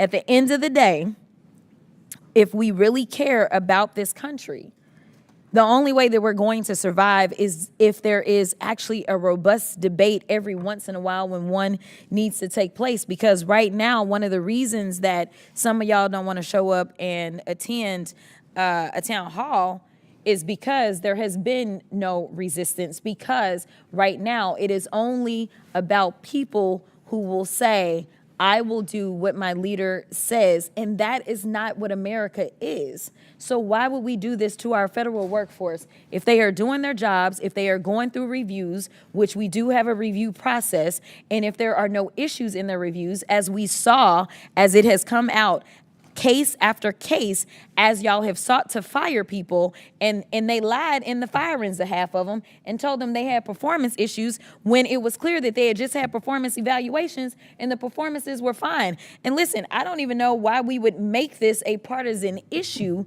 because I can guarantee you that my fight right now is going to save some Republican jobs as well as Democrat jobs. In fact, if you've seen any of the stuff on social media, there have been testimonies about people that never thought that their fearless leader that they were voting for would actually come for their job. And he did. So if you really don't want to be in a situation where, say, you've got the opposite of Donald Trump and a far left Democrat who says, you know what, I am going to be the anti-Trump. I'm going to do exactly the opposite of everything that he did. I'm going to hurt those that support supported his candidacy the way that he did that to us, if you don't want to run the risk of that, then I would say that this is just a smart amendment. This isn't a Democratic amendment. It's not a Republican amendment. It is a smart amendment. And I don't believe that if it's okay for that first section that we dealt with to be in this, which would be an absolute policy change, then I think that we can deal with this policy change as well, and I will yield. Any other members seek recognition? Mr. Superman. Thank you, Mr. Chair. I also want to speak in favor of this amendment. We're trying to keep politics out of certain parts of the federal workforce, and for the reasons people have said, this is important, but I also want to add, I represent many of the federal workers who are losing their jobs, and many of them feel like they're losing their jobs because their work or they themselves have been targeted for their political beliefs. But really, what's happening is we're deciding to choose loyalty over competence. And when you do that, you end up with really poor results, because in the end, in the theater of war, it doesn't matter who's fighting with you. It doesn't matter if they're a Democrat or Republican. They just want to do what's best for our country. When you're studying cancer research and trying to cure cancer, it doesn't matter if the cancer patient is a Democrat or Republican. What really matters is that we have the very best and brightest in our federal workforce.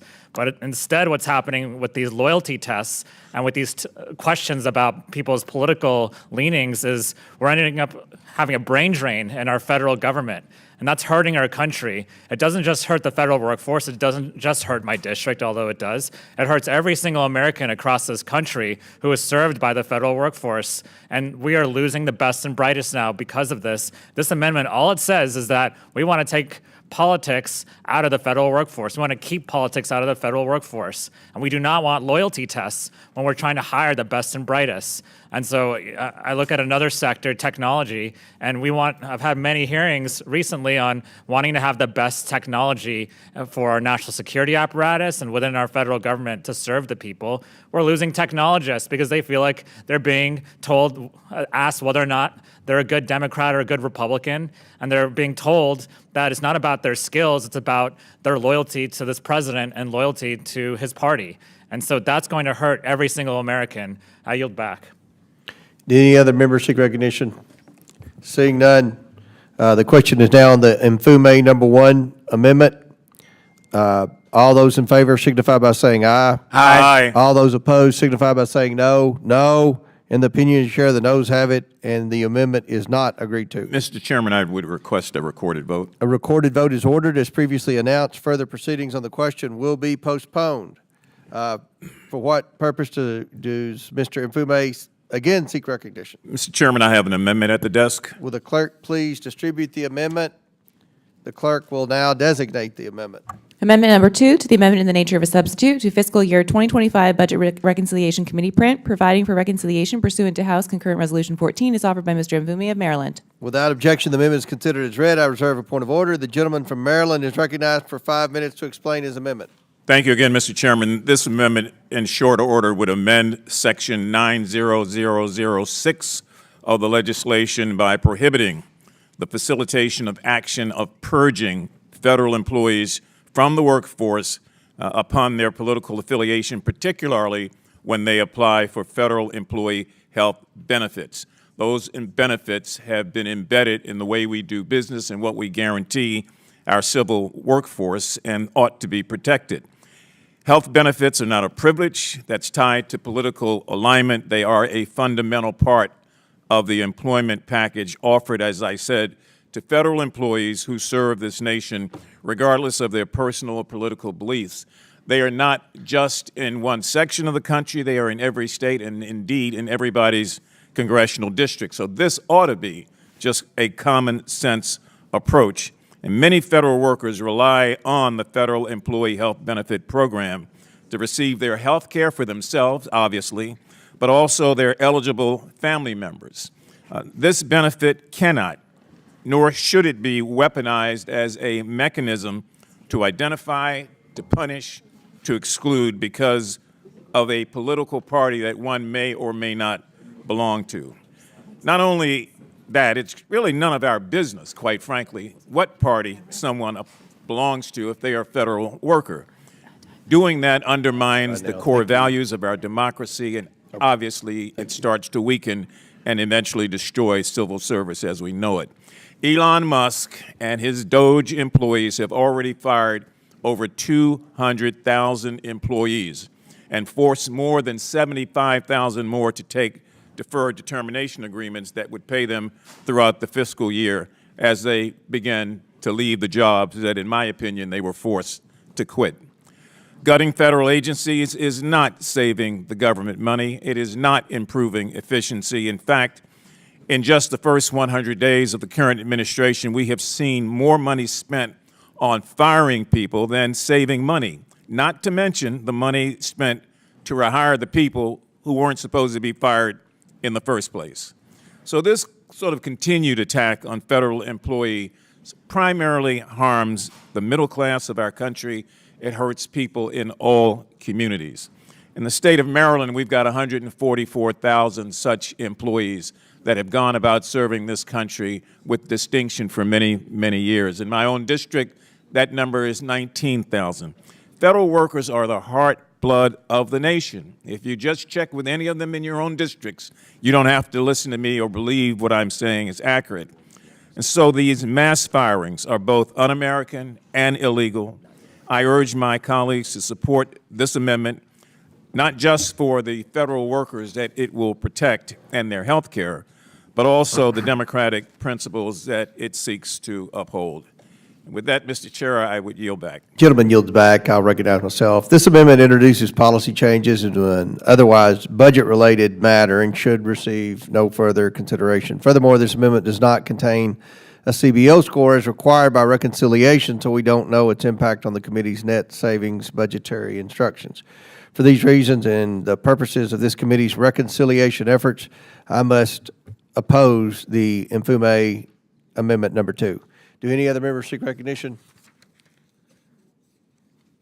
Seeing none, the question is now on the Infume Amendment Number 2. All those in favor signify by saying aye. Aye. All those opposed signify by saying no. No. In the opinion chair, the noes have it. The amendment is not agreed to. Mr. Chairman, I would request a recorded vote. A recorded vote is ordered as previously announced. Further proceedings on the question will be postponed. Okay, we're going to suspend for 1 second here.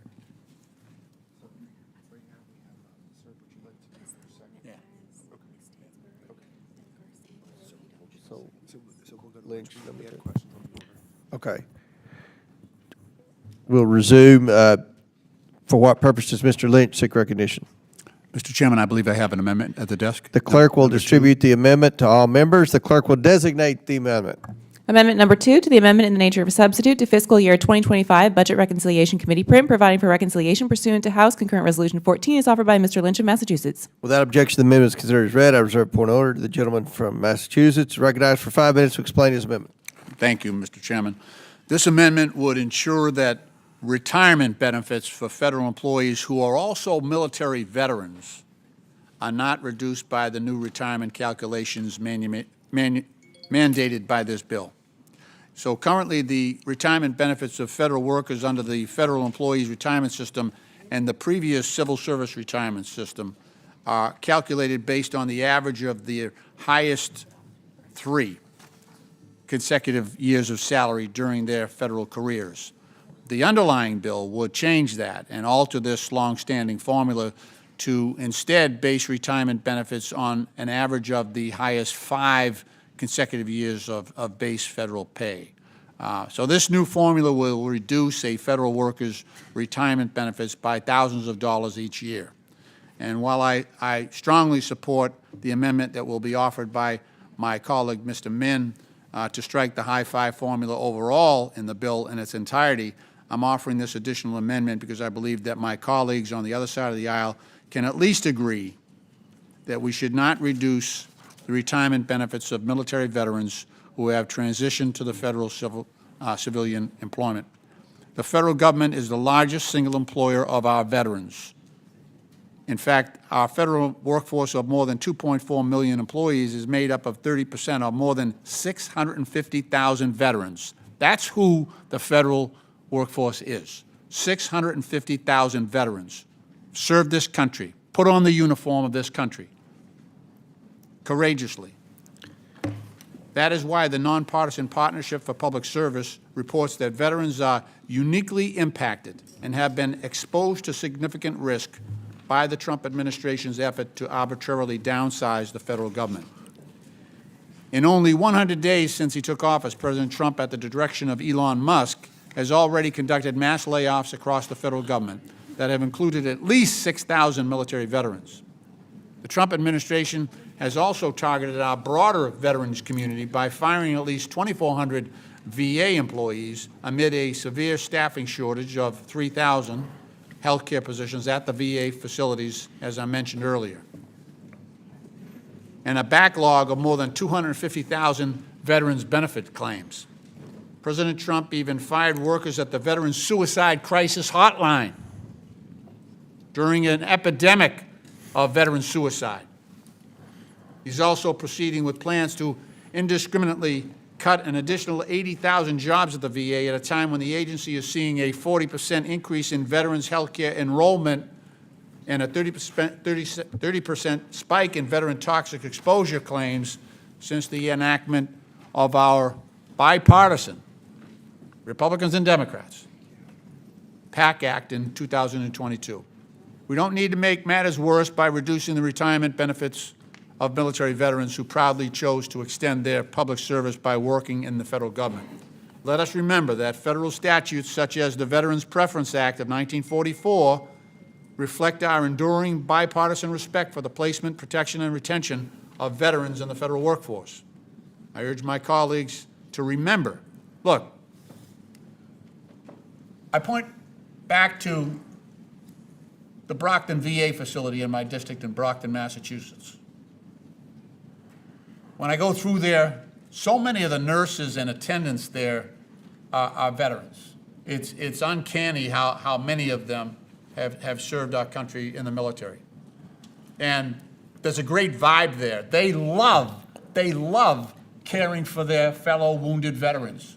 And I think there's a holistic and actually a medical benefit by having veterans cared for at a VA hospital instead of in a regular hospital, because there's that camaraderie and support and love that is there, and I think it helps them heal. So what this bill would do is, especially with my nurses, a lot of those nurses at the VA are veterans. So there's already competition at the VA for nurses, right? So I got a bunch of private hospitals that are trying to hire the nurses away from the VA and offer them more money. So what you're doing here today by, cutting their retirement benefits, cutting their worker rights, cutting their pay, is just going to make it easier for those private hospitals to steal away our best nurses. We shouldn't be doing this. Thank you, Mr. Chairman. I yield back. I recognize myself for a brief statement. I want to thank Mr. Lynch for this amendment, recognizing the tremendous work and value veterans provide in their continued service to our country and the federal workforce. I cannot support this amendment, which does not contain a score from the Congressional Budget Office to determine its budgetary impact on our committee's instruction to save $50 billion as required in this budget reconciliation process. Do any other members seek recognition? Seeing none. Seeing none, the question is now on the Lynch Amendment number 2. All those in favor signify by saying aye. Aye. All those opposed signify by saying no. No. In the opinion of the chair, the noes have it, and the amendment is not agreed to. Mr. Chairman, I ask for a roll call. Recorded vote is ordered. As previously announced, further proceedings on the question will be postponed. For what purpose does Ms. Stansberry seek recognition? Mr. Chairman, I have an amendment at the desk. The clerk will please distribute. The clerk will please designate the amendment. Amendment to the amendment in the nature of a substitute to fiscal year 2025 Budget Reconciliation Committee print, providing for reconciliation pursuant to House Concurrent Resolution 14, is offered by Ms. Stansberry of New Mexico. Without objection, the amendment is considered as read. I reserve a point of order. The gentlelady from New Mexico is recognized for 5 minutes. Thank you, Mr. Chairman. I am offering an amendment this morning here to address the major concern that the vast majority of Americans and especially the constituents in my district have shared with me, which is the unfettered attacks that we've seen over the last 100 days on vital programs that support our communities, whether that's Social Security, Medicaid, food and housing assistance programs, or just the vital programs that people depend on every day. We were just talking about veterans benefits. And in fact, Mr. Chairman, I'm just coming off of a town hall tour across my district.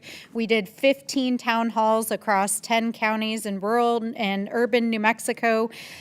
We heard from over 15,000 New Mexicans, and the most important issues that we heard in every single town hall, and these were not just people of the same party, these were just New Mexicans across the board from all different ideological backgrounds, all different communities, was that they are afraid right now of what they're seeing with the federal government and cutbacks to Social Security programs, the proposals that are in this reconciliation package that would impact Medicaid, the proposals that are in front of this committee that would cut back the federal workforce that provides Social Security benefits and VA benefits, cuts to housing and food assistance programs, and the general lawlessness that we've seen across the board in the way in which this administration has been carrying out these cuts and have been enabled by the GOP here now, especially with this reconciliation package. So I want to read my amendment. It's very straightforward.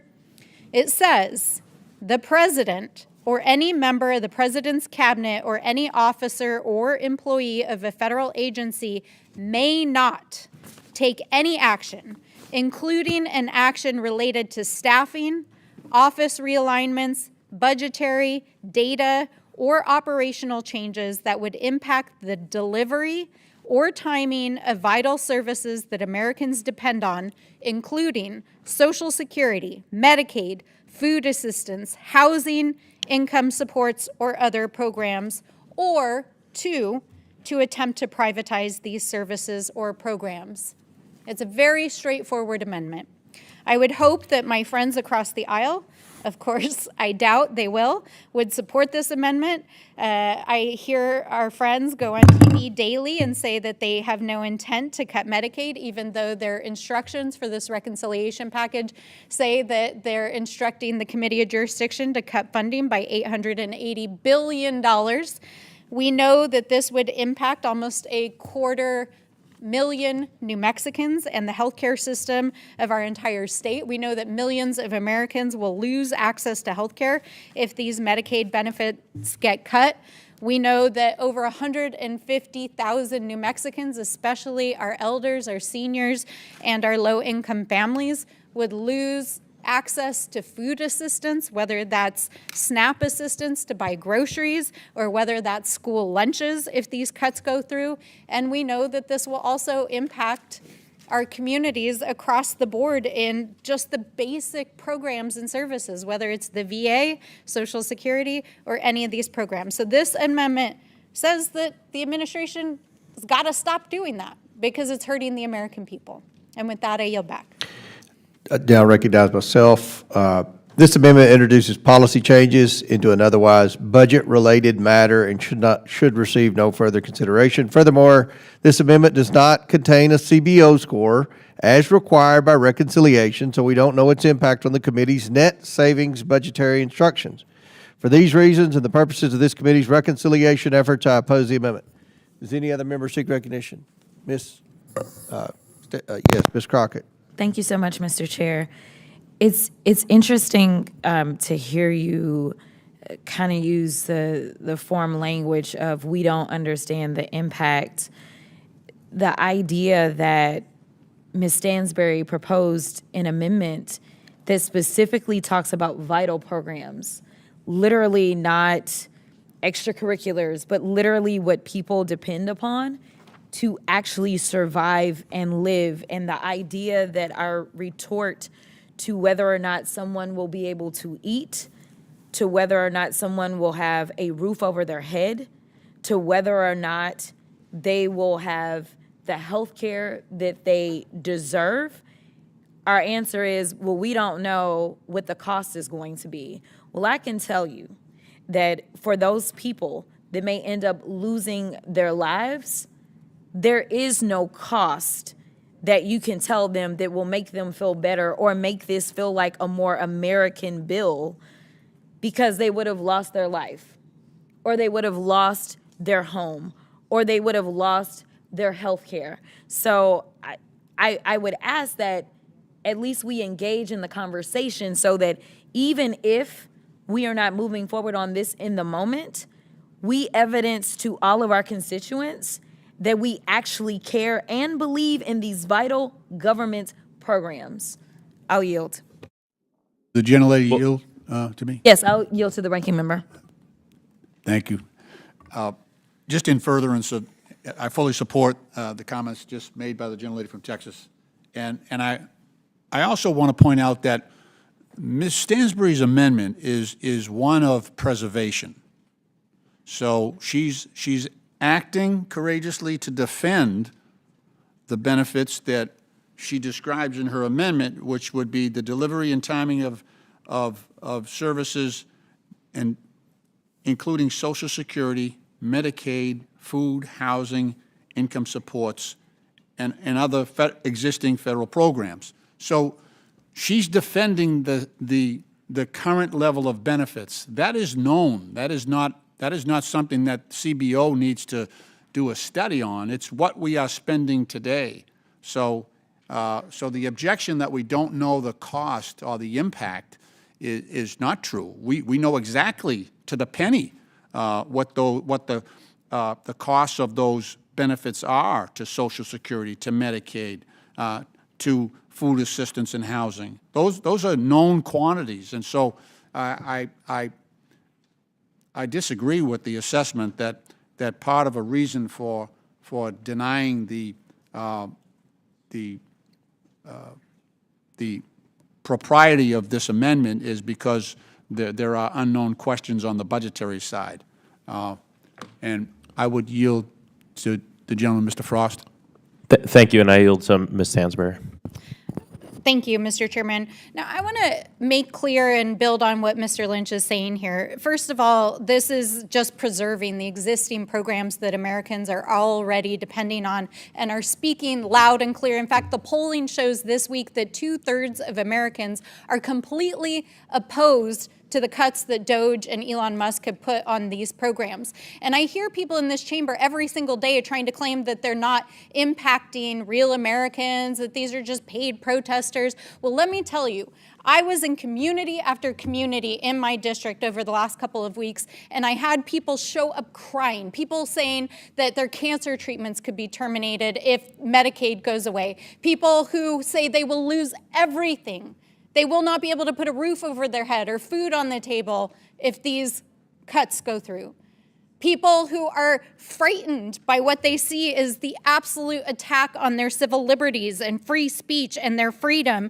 And I actually went to the Social Security office in my district last week and was denied entry and told to call a regional office after I had an appointment, and spoke to people who are waiting, who have literally been waiting for days and weeks because Elon Musk has crashed the Social Security system, firing people. Their computer systems are down. Our call centers are completely overwhelmed, and people cannot get appointments for months.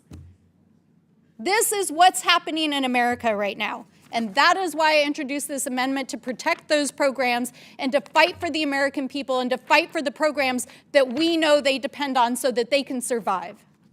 I yield back. Mr. Chairman? Ms. Green. Hi. I'd like to point something out that our Democrat colleagues know this, because they did reconciliation before when they were in charge. And you know, it may be hard for some of the freshman Dems to understand, but this is not a policy debate. That's not what reconciliation is. This is a budget process. And so for the American people watching at home, our Democrat colleagues are sitting here trying to score points and spread more lies and divisiveness about Republicans in order to spread more garbage across the country. But this is about budget, Mr. Chairman, and this committee is trying to do serious work. And we need to stay focused on budget, and that's for the American people. And it is very serious that that's what we remain focused on here in our work on oversight. And the Democrats know that provisions must be carefully crafted because they did it before, and it has to be scored by CBO to be included in this budget bill. And that's what we're trying to do, Mr. Chairman, and I just wanted to point that out for the people watching at home so they are not swayed by this entertainment today. Thank you, Mr. Chairman. I yield back. Mr. Chairman. Very good. Mr. Chairman. Chair recognizes Mr. Lynch. Thank you. Mr. Chairman, I just want to say our federal budget reflects our values. When we fund the VA, so it's not just about numbers. It's about the mission and the purpose of our budget. With all due respect, you do understand our federal budget is $2.5 trillion in Reclaiming debt. my time, though. I know, I'm just saying, but our values, we reclaiming my can't have time. values Mr. Chairman, where we reduce. you don't get to just interject, Mr. Chairman. You know what? I When think you- you've already spoken, so I you're have out not of order. spoken on this. I borrowed on somebody else's time. All right, go ahead. I borrowed somebody else's time, and I will speak. Well, speak. this You all budget have does put you reflect all have put our values. country It in does- debt. does In debt. reflect Kids are values. graduating from You're college. about to put our with country in debt. $4 trillion more debt. I don't think you all could find $1 billion on. in savings. Come You don't on. care about the Come on. Congressional Budget Office scores because you Mr. don't care Chairman, what anything reclaiming my costs. You time. just want to spend Reclaiming my time. hard-working American taxpayers' money. I asked to Give restore him the 5 time. minutes. You can talk all you want. I want everyone in America to see how much Mr. opposition Chairman, you all have to. You're out of try to order. get to- You're out get of order. fiscal Your own here. Go chairman, ahead, and you're go out ahead, of go order. ahead, Go ahead. Okay. Go ahead. Now, without interruption, what we decide here in the budget is the point I'm trying to make is it's not just dollars and cents. It's about where that money goes and what purposes and what priorities it reflects. And those, governing is about making decisions. And we choose to fund things that in this country we have honored for a very long time. And that, I have to say, in my 25 years in Congress, we have had very little disagreement on funding veterans' benefits. I have to say that. I don't think I could count on one hand the time we had disagreements over 25 years when we talk about how do we care for our veterans, things like that. And I miss that because now we're fighting tooth and nail about whether we're going to lay off 80,000 employees at the VA. What I'm saying is that, sure, it's about the budget, but underlying that budget is our priorities as a country, what we consider to be worthwhile. And I feel that veterans' benefits are worthwhile. Veterans' health care is worthwhile. The way we treat our federal employees is important. It is intrinsic to the work of the federal government and how we help the most vulnerable as well as average everyday Americans on Social Security, on Medicaid.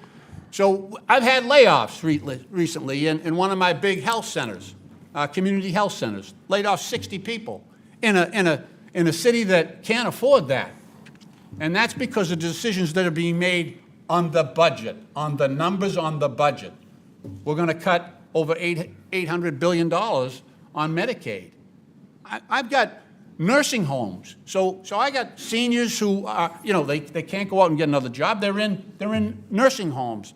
Their families are trying to care for them.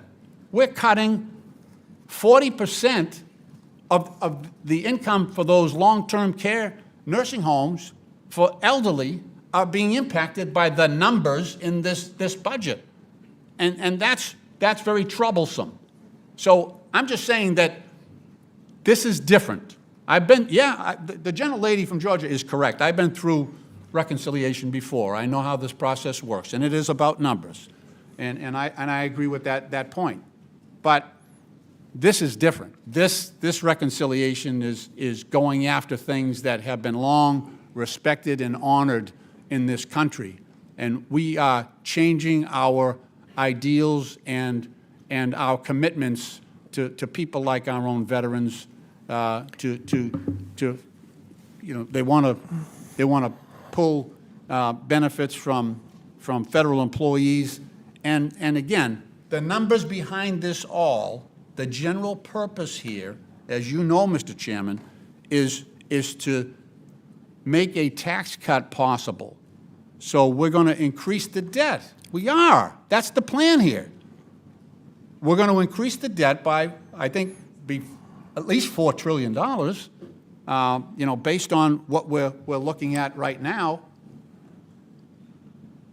And to justify that, we're cutting all this. We're cutting people who, veterans' benefits are different. They're different. They're different and they're special because veterans' benefits are for courageous service previously rendered. We owe this. We owe those benefits. Those wounded veterans lying in VA hospitals all across this country, your state and mine, we owe them for their service. They have delivered. Every one of them, by definition, every veteran who's eligible for this has honorably served this country in uniform, put their life on the line for the benefit of us all. We made a commitment to them. We said, if you come back with wounds, visible or invisible, we will take care of you. We made that promise. Multiple generations of Americans have made that promise. And this budget, these numbers, breach that promise. We break that promise in this bill. First time ever, at least in the 25 years I've been here. Mr. Chairman, thank you for your courtesy, and I yield back. Any other members seek recognition? Mr. Chair. Mr. Frost. Thank you, Mr. Chairman. I mean, what we're hearing from the Republicans on this committee is laughable in its hypocrisy. They want to hide, they don't want to support the amendment from Ms. Stansberry, which I support, and they want to hide behind the CBO and process. You didn't care what the CBO had to say when you passed the last set of tax cuts for billionaires, the ultra wealthy, and corporations, when the CBO said that it would raise the national debt by trillions. You didn't care. You don't care now. You want to hide behind the CBO because you don't want to pass an amendment that protects Social Security, Medicare, Medicaid, food, housing, and programs that our constituents support. Then you want to bring up process. If we want to pass the amendment, we can pass the amendment. Don't hide behind process. If you believe that we need to protect Social Security, then vote yes. But don't come here and tell us that we can't pass it, like we don't have the power to simply press the button that says yes on here. It's hypocrisy. This is Republicans on this committee trying to cover up for Donald Trump and themselves from the fact that they want to rob our constituents of earned benefits and things we have fought for because they want to give a massive $7 trillion tax cut that will go to the richest people in this country and put more money in their pockets. And they want us and our constituents to pay for it. They're finding money by stripping for parts the essential services that middle and working class and the fastest growing class of Americans, the working poor, not just depend on, but have earned, and that we have put forward as part of our social construct that we will take care of each other and we will see this country through the eyes of the most vulnerable. It is despicable. So if you're going to be about cutting these things to help your billionaire donors and corrupt corporations, then just say it. But do not hide behind process in the CBO when you haven't cared about it before. I will yield my time to the ranking member. Thank you. Thank you, Mr. Frost. Mr. Kassar, did you desire time? Ms. Crockett? Yes, please, because Maxwell took us to church. Push the button. Push the button. That is the name of the sermon. Hallelujah. I appreciate that because, honestly, You know, the one thing that I hear in Maxwell, I appreciate that you have been traveling the country and actually listening to people. I appreciate Melanie talking about getting out, listening to people. I've had an opportunity to get out and listen to actual people. And the one thing that I hear is that they ain't following no rules. That's the only thing I hear, is that this administration has not been following any rules and been breaking everything. And so it is weird that we would hide behind process when we are talking about doing good, but to do bad, to fire workers, yes, let's do that. To decide that we are going to try to jerry-rig and do this situation around birthright citizenship, to decide that we are going to try to just write out the Civil Rights Act in the form of an executive order. That I can go on for days about all the things that really have not been a part of the rules, that have only brought about harm. In fact, I still don't understand how or why Elon Musk was allowed to do anything that he was allowed to do. And honestly, I would argue that he was not allowed to do any of the things that he did. And no one argued for any procedures or rules then. So I applaud you, Ms. Stansberry, again, and thank you, Reverend Maxwell, for the sermon. And if you would today. yield back. I will yield it back to you, I want sir. to add on, because you just brought something up, Rosanna Crockett, that reminds me that our colleagues are also saying that we can't vote on this because it doesn't have a CBO score, and because the CBO has not told us the impacts of it. And as a representative in the United States Congress, if you need a CBO score to know the impact of Social Security in your district, if you need a CBO score to know the impact of Medicaid in your district, food in your district, housing in your district, Medicaid in your district, then you need to go back out and speak to the people in your district. I yield back. Any other members seek recognition? I yield to Representative Crockett. I just want to be clear, if anybody actually wants to know the impacts, we have it specifically in Georgia 14 as it relates to what's going to happen to Medicaid in Georgia 14. 111,000 children under the age of 19 and 20,000 seniors over the age of 65 will be impacted. As it relates to those that are dealing with food assistance, it will impact 99,000 people in that district. Oh, sorry, I was trying to help. Any other members seek recognition? Mr. Silberman? Thank you, Mr. Chair. I just want to speak in favor of the amendment, because all we're trying to do here is say that don't reorganize or cut a department or agency to where you can't deliver the very services that department is created to give to the American people. And so, I've heard from folks that work in my district office about how they're getting calls about OPM becoming even slower processing casework. The Social Security Administration is requiring people to come in person now because of policy changes, yet they cut half the people that worked at the Social Security Administration and closed many offices. So people's appointments are getting canceled, right? And I have story after story after story about people who used to call our office and be able to get in touch with an agency or get their agency problem solved. And now they can't, because some of these cuts and some of these firings now make it so that the very agencies that were developed to provide services to the American people cannot do so anymore. That's throwing the baby out with the bathwater. That's another way of putting it. And all we're trying to say is don't do that. Stop the cuts if they don't make sense. If their very purpose is to undermine a program, then just say that. If you're trying to cut the Social Security Administration because you don't like Social Security and want to get rid of it, just say that, right? But don't cut half the workforce who's trying to administer that program. And, this stuff about the, cutting the debt and the deficit, I mean, this president is the one that increased the deficit by trillions and the debt by trillions. The last time he said that these tax cuts were actually going to pay down. We're going to start paying down the debt like it's water. That's what he said after the 2017 tax cut. What happened? The deficit and the debt both increased dramatically. We're at 36 trillion now. Then he said tariffs last time would pay down the debt, and that hasn't happened either. Next, he's going to say his Gulf trips paid down the debt. The reality is this is not about fiscal responsibility. This is about cutting services that help the American people. Also, we can give it to the largest and wealthiest corporations. I yield back. I yield to Ms. Stansberry.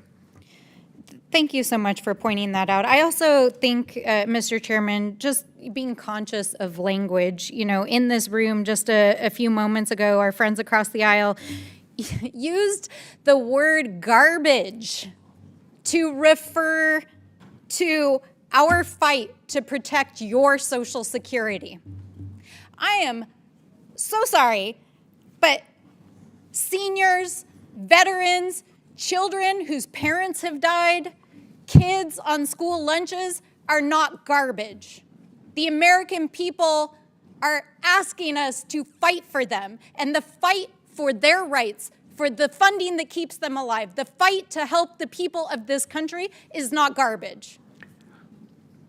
I think that, we're sitting here and the debate has taken this bizarre turn where it's being put forward that somehow we don't care about fiscal responsibility. I'm sorry, that's just baloney, okay?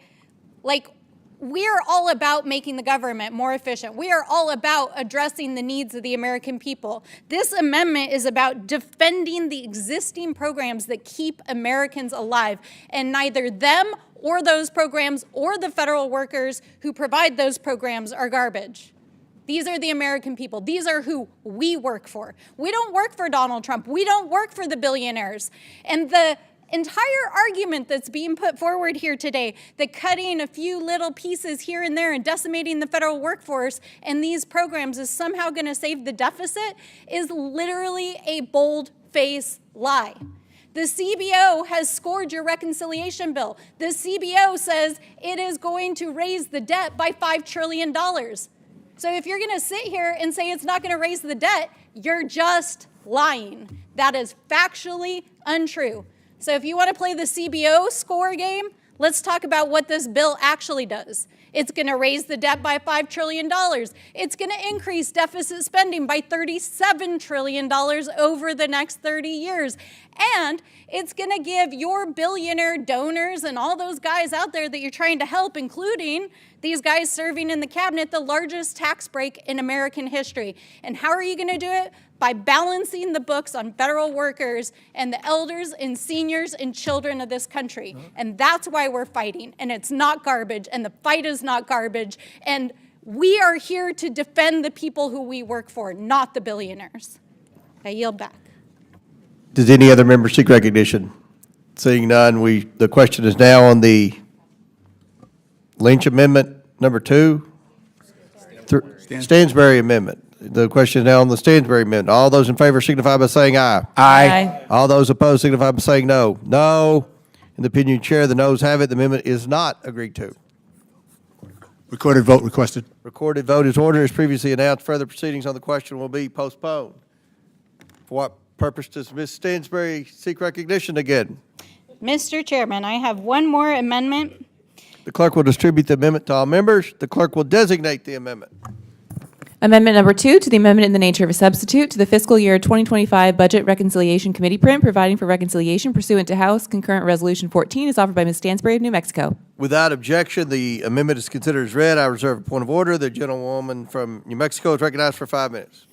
Thank you, Mr. Chairman. Well, I'm grateful for the notes that were brought to this debate a few moments ago by my colleagues on this side of the aisle about following the rules, because there's been nothing about this administration over the last 100 days that has been about following the rules. In fact, we've never seen a more lawless administration basically trying to break the rules around the appropriations process, around the constitutional separation of powers, around federal hiring and firing laws, about data mining your data.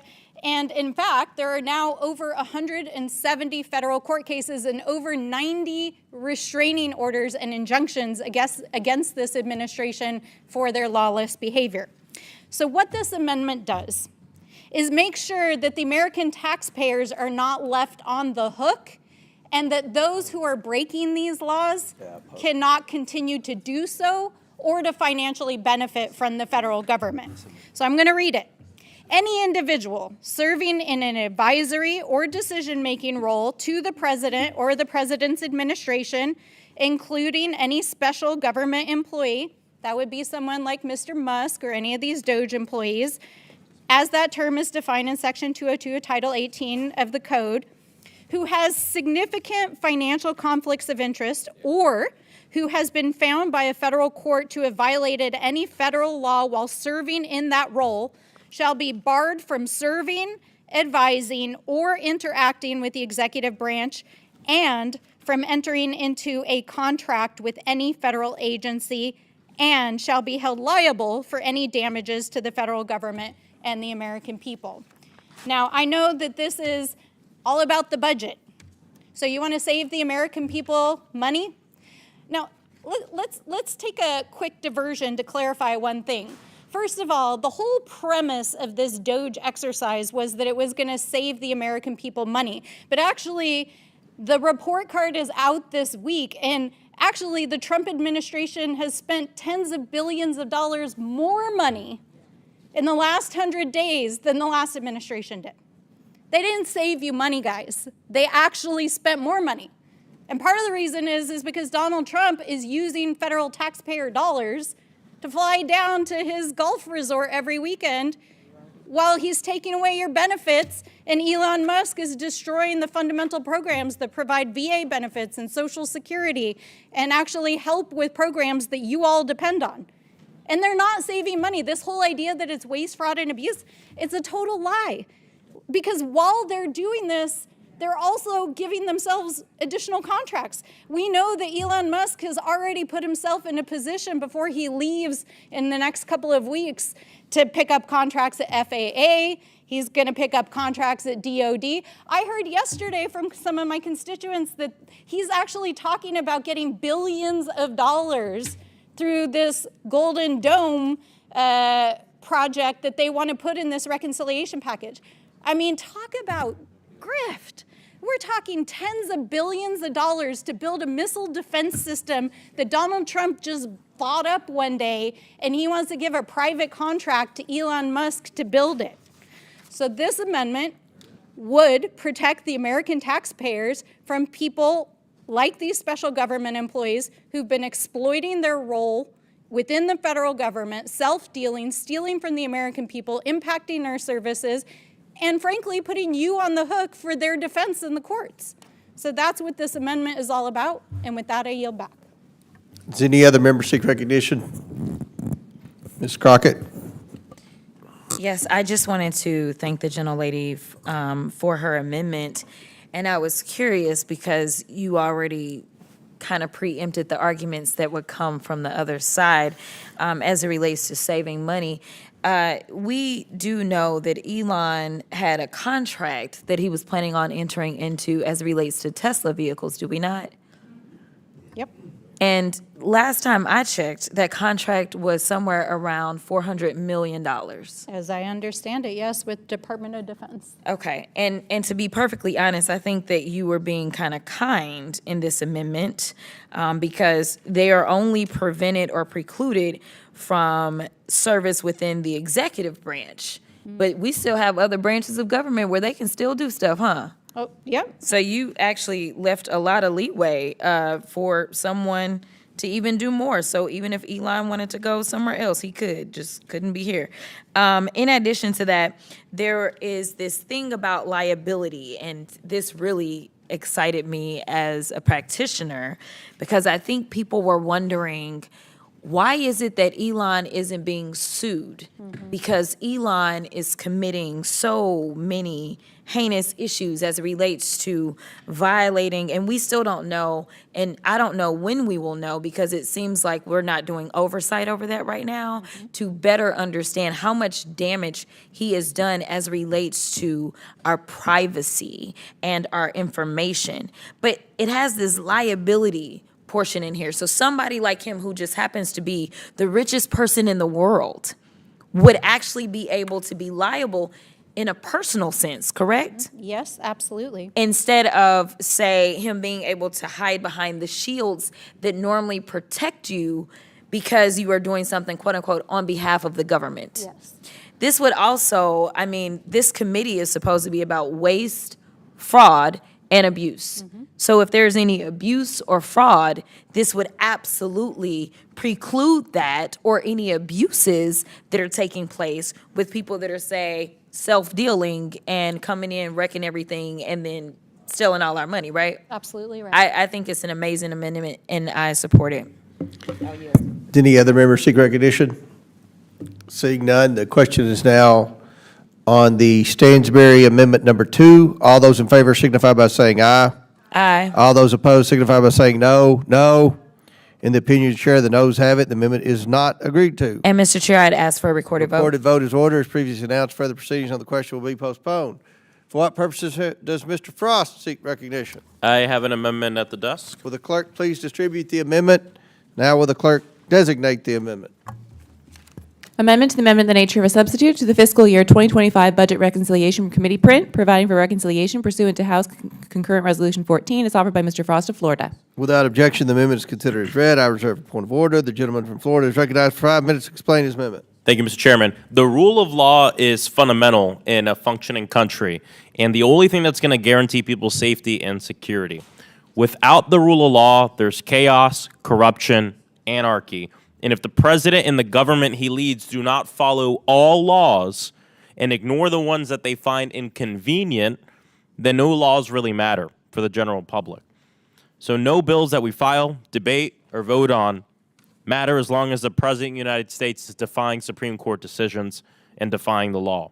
The Trump administration is already undermining the rule of law, spewing out blatantly illegal executive orders, ignoring Americans' constitutional rights, and ignoring and even mocking many of the federal judges and judicial decisions that point out and prohibit Trump's illegal actions.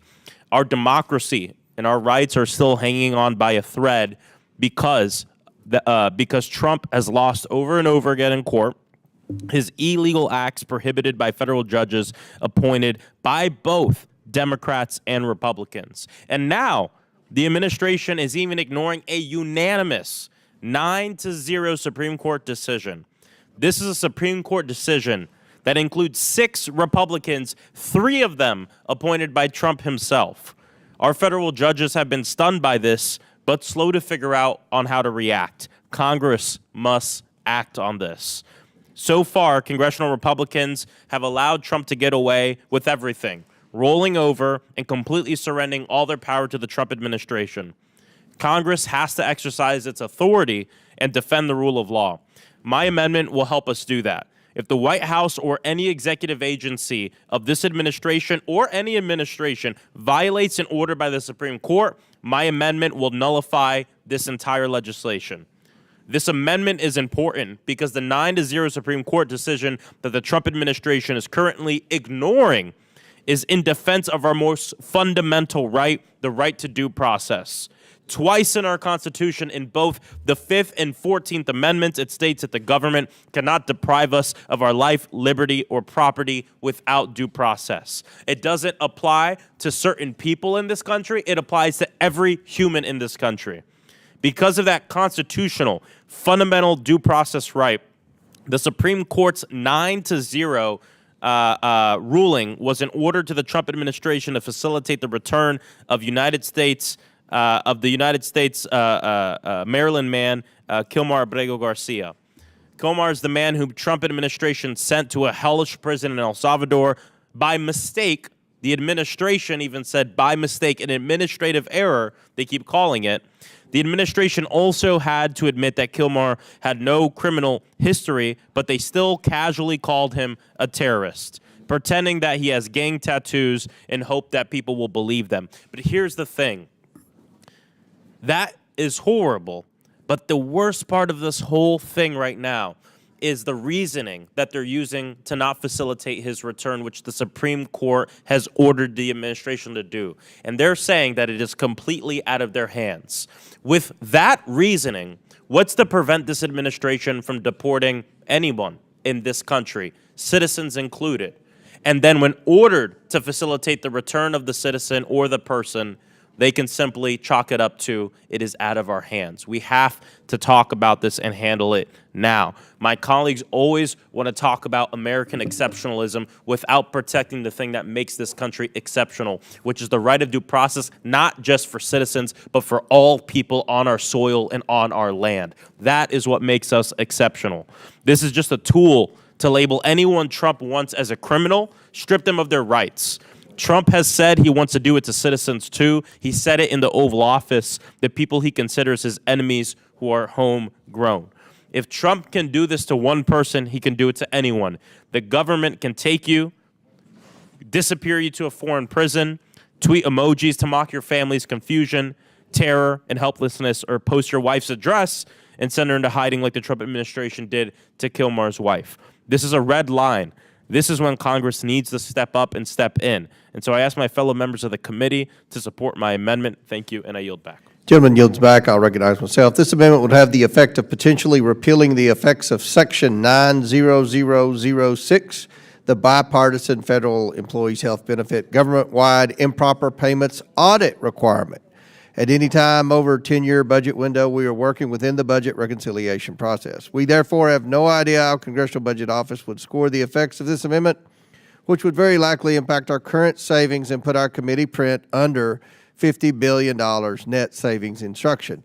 I therefore strongly oppose this amendment. Would you yield to me, Mr. Chair? I have a question for you. You've already been recognized, so no, Oh, right, my I'm talking about your time. I yielded back. Okay. Any member seek recognition? Chairman. Ms. Crockett? You can go to Kassar first. Or, okay, I can go. I'll yield my time to Mr. Frost. No, I think something's very interesting because in the chairman's explanation of why he doesn't support the bill, he says there's a possibility, or the amendment, he said there's a possibility that the amendment would nullify a bipartisan piece of the legislation in front of us. But all my amendment does is say that if the President of the United States defies a Supreme Court decision, then it nullifies the bill, which means the chairman is conceding right here in this committee that the President of the United States could, and I would say is right now, defying a Supreme Court decision, which is dangerous in this country. You should not have to worry about anything being nullified if you truly believe that the administration is following the law. But not even the chairman believes that the administration is following the law. I'll yield back to Representative Crockett. Yes, do you mind answering a few questions for me? Yes. Out of curiosity, you talk about them violating this law, and I'm curious if most Americans understand what you and I understand, is that in violating someone's civil rights, constitutional rights, we are actually costing this country a lot of money. Because whenever we get a break-o back, baby, they gonna get sued. Oh, 100%. So literally, your amendment would actually save us money in the form of, listen, you either get these savings that are already written in that are going to harm people to the tune of cutting down $1.8 billion in direct spending and $4.3 billion in discretionary spending over 10 years. But when we look at it, though, if we can hopefully hold a rogue administration in check, that will limit how much money we may be on the hook for going forward if you have an administration that continues to violate people's civil rights, their constitutional rights, and even now, so many of our workers' rights are being violated, and that is risking so much of our treasury, because when somebody gets a lawyer that decides that they won't bend the knee to this administration and instead will stand up and do what's right based on what's in the Constitution, that's going to cost us money in the long run anyway, ain't it? No, 100%. And it's that, and it's also the fact that this administration is paying foreign governments to imprison these people. And so, you know, I remember hearing on the campaign trail the president ranting about sending money overseas, sending money to other places. It looks like he has a problem with us expending resources to ensure that we stop the spread of preventable diseases so it doesn't reach America, but he doesn't have a problem with us sending money to imprison people whose constitutional rights have been violated. No, you're absolutely right. And honestly, we also need to make sure that we are conducting effective oversight over that. Because as we spend money, whether it is with a prison that we have right here on our soil, whether it's a prison that we contract with, we still are the ones that have to oversee and make sure that people's rights are not being violated. And frankly, I want to say thank you to those of you that spent your own money and went to check up, because it doesn't seem like we're getting any reports. In fact, there were a lot of people, as we saw Senator Van Hollen, who also went over. There are a lot of people that didn't even know if Abrego was alive. And it's my understanding that when y'all went over, they didn't even want to let y'all in. So I don't know how it is that we send money. And you know, like I know, that as it relates to the money that we were sending to foreign countries for USAID, we would oftentimes take congressional delegation trips to see what is going on. How are you spending this money? Is this an effective use of our resources? But it seems like we don't want to conduct any oversight over what they're doing with these folks that have had their due process rights violated. Thank you so much for this amendment. I really do appreciate it, and I will yield. Does any other member seek recognition? Seeing none, the question is now on the amendment offered by Mr. Frost. All those in favor signify by saying aye. Aye. All those opposed signify by saying no. No. In the opinion of the chair, the noes have it, and the amendment is not agreed to. Mr. Chair, I'd ask for a recorded vote. Recorded vote is ordered. As previously announced, further proceedings on the question will be postponed. For what purpose does Mr. Kassar seek recognition? Mr. Chairman, I have an amendment at the desk, amendment number 3. The clerk will please distribute the Kassar amendment number 3. The clerk will now report. Amendment number 3 to the amendment in the nature of a substitute to the fiscal year 2025 Budget Reconciliation Committee print, providing for reconciliation pursuant to House Concurrent Resolution 14, offered by Mr. Kassar of Texas. Without objection, the amendment is considered as read. I reserve a point of order. The gentleman is now, Mr. Kassar is recognized for 5 minutes. Mr. Chairman, Trump lied when he said he was going to support the American worker. In his first 100 days in office, Trump has raised prices for families across America. He's done devastating damage to the economy, and he has stripped collective bargaining rights away for over 1 million American workers working here in the federal government. And in Congress, we can fix this right now, Republicans and Democrats alike, because these workers, they're not political pawns in somebody's game. They're all of our constituents. And I know of no other time in American history where a president has taken away workers' rights from this many people just in one single day. It's unprecedented, it's unacceptable, the courts aren't accepting it, and the Congress should not accept it. If we want the services our constituents rely on to be delivered effectively, we need to restore these collective bargaining rights right now. And in this bill, we're talking about stripping away the pensions of so many federal workers, while at the same time letting stand Trump's illegal order that takes away the bargaining rights of those very same workers. So if we allow this blow to labor rights to go unchallenged, Trump is going to be coming after private sector workers' collective bargaining rights next. So I encourage my colleagues to support my amendment and support the right of all workers to collectively bargain, rather than pass this bill, which strips away workers' pensions and will become part of a bigger bill that strips away workers' Medicaid, that strips away workers' education funds, that strips away all this money from the American people and the American worker, all to give it out to billionaires and to their corporate cronies. Chairman, I yield back. I'll now recognize myself for a statement. The amendment's budgetary effects are not clear. Furthermore, this amendment invokes policy reforms. The committee's directive under the budget reconciliation process is to achieve net budgetary savings of $50 billion. That's a foreign concept to some on this committee, but budget savings of $50 billion. I therefore oppose this amendment. Does any other member seek recognition? You want to talk?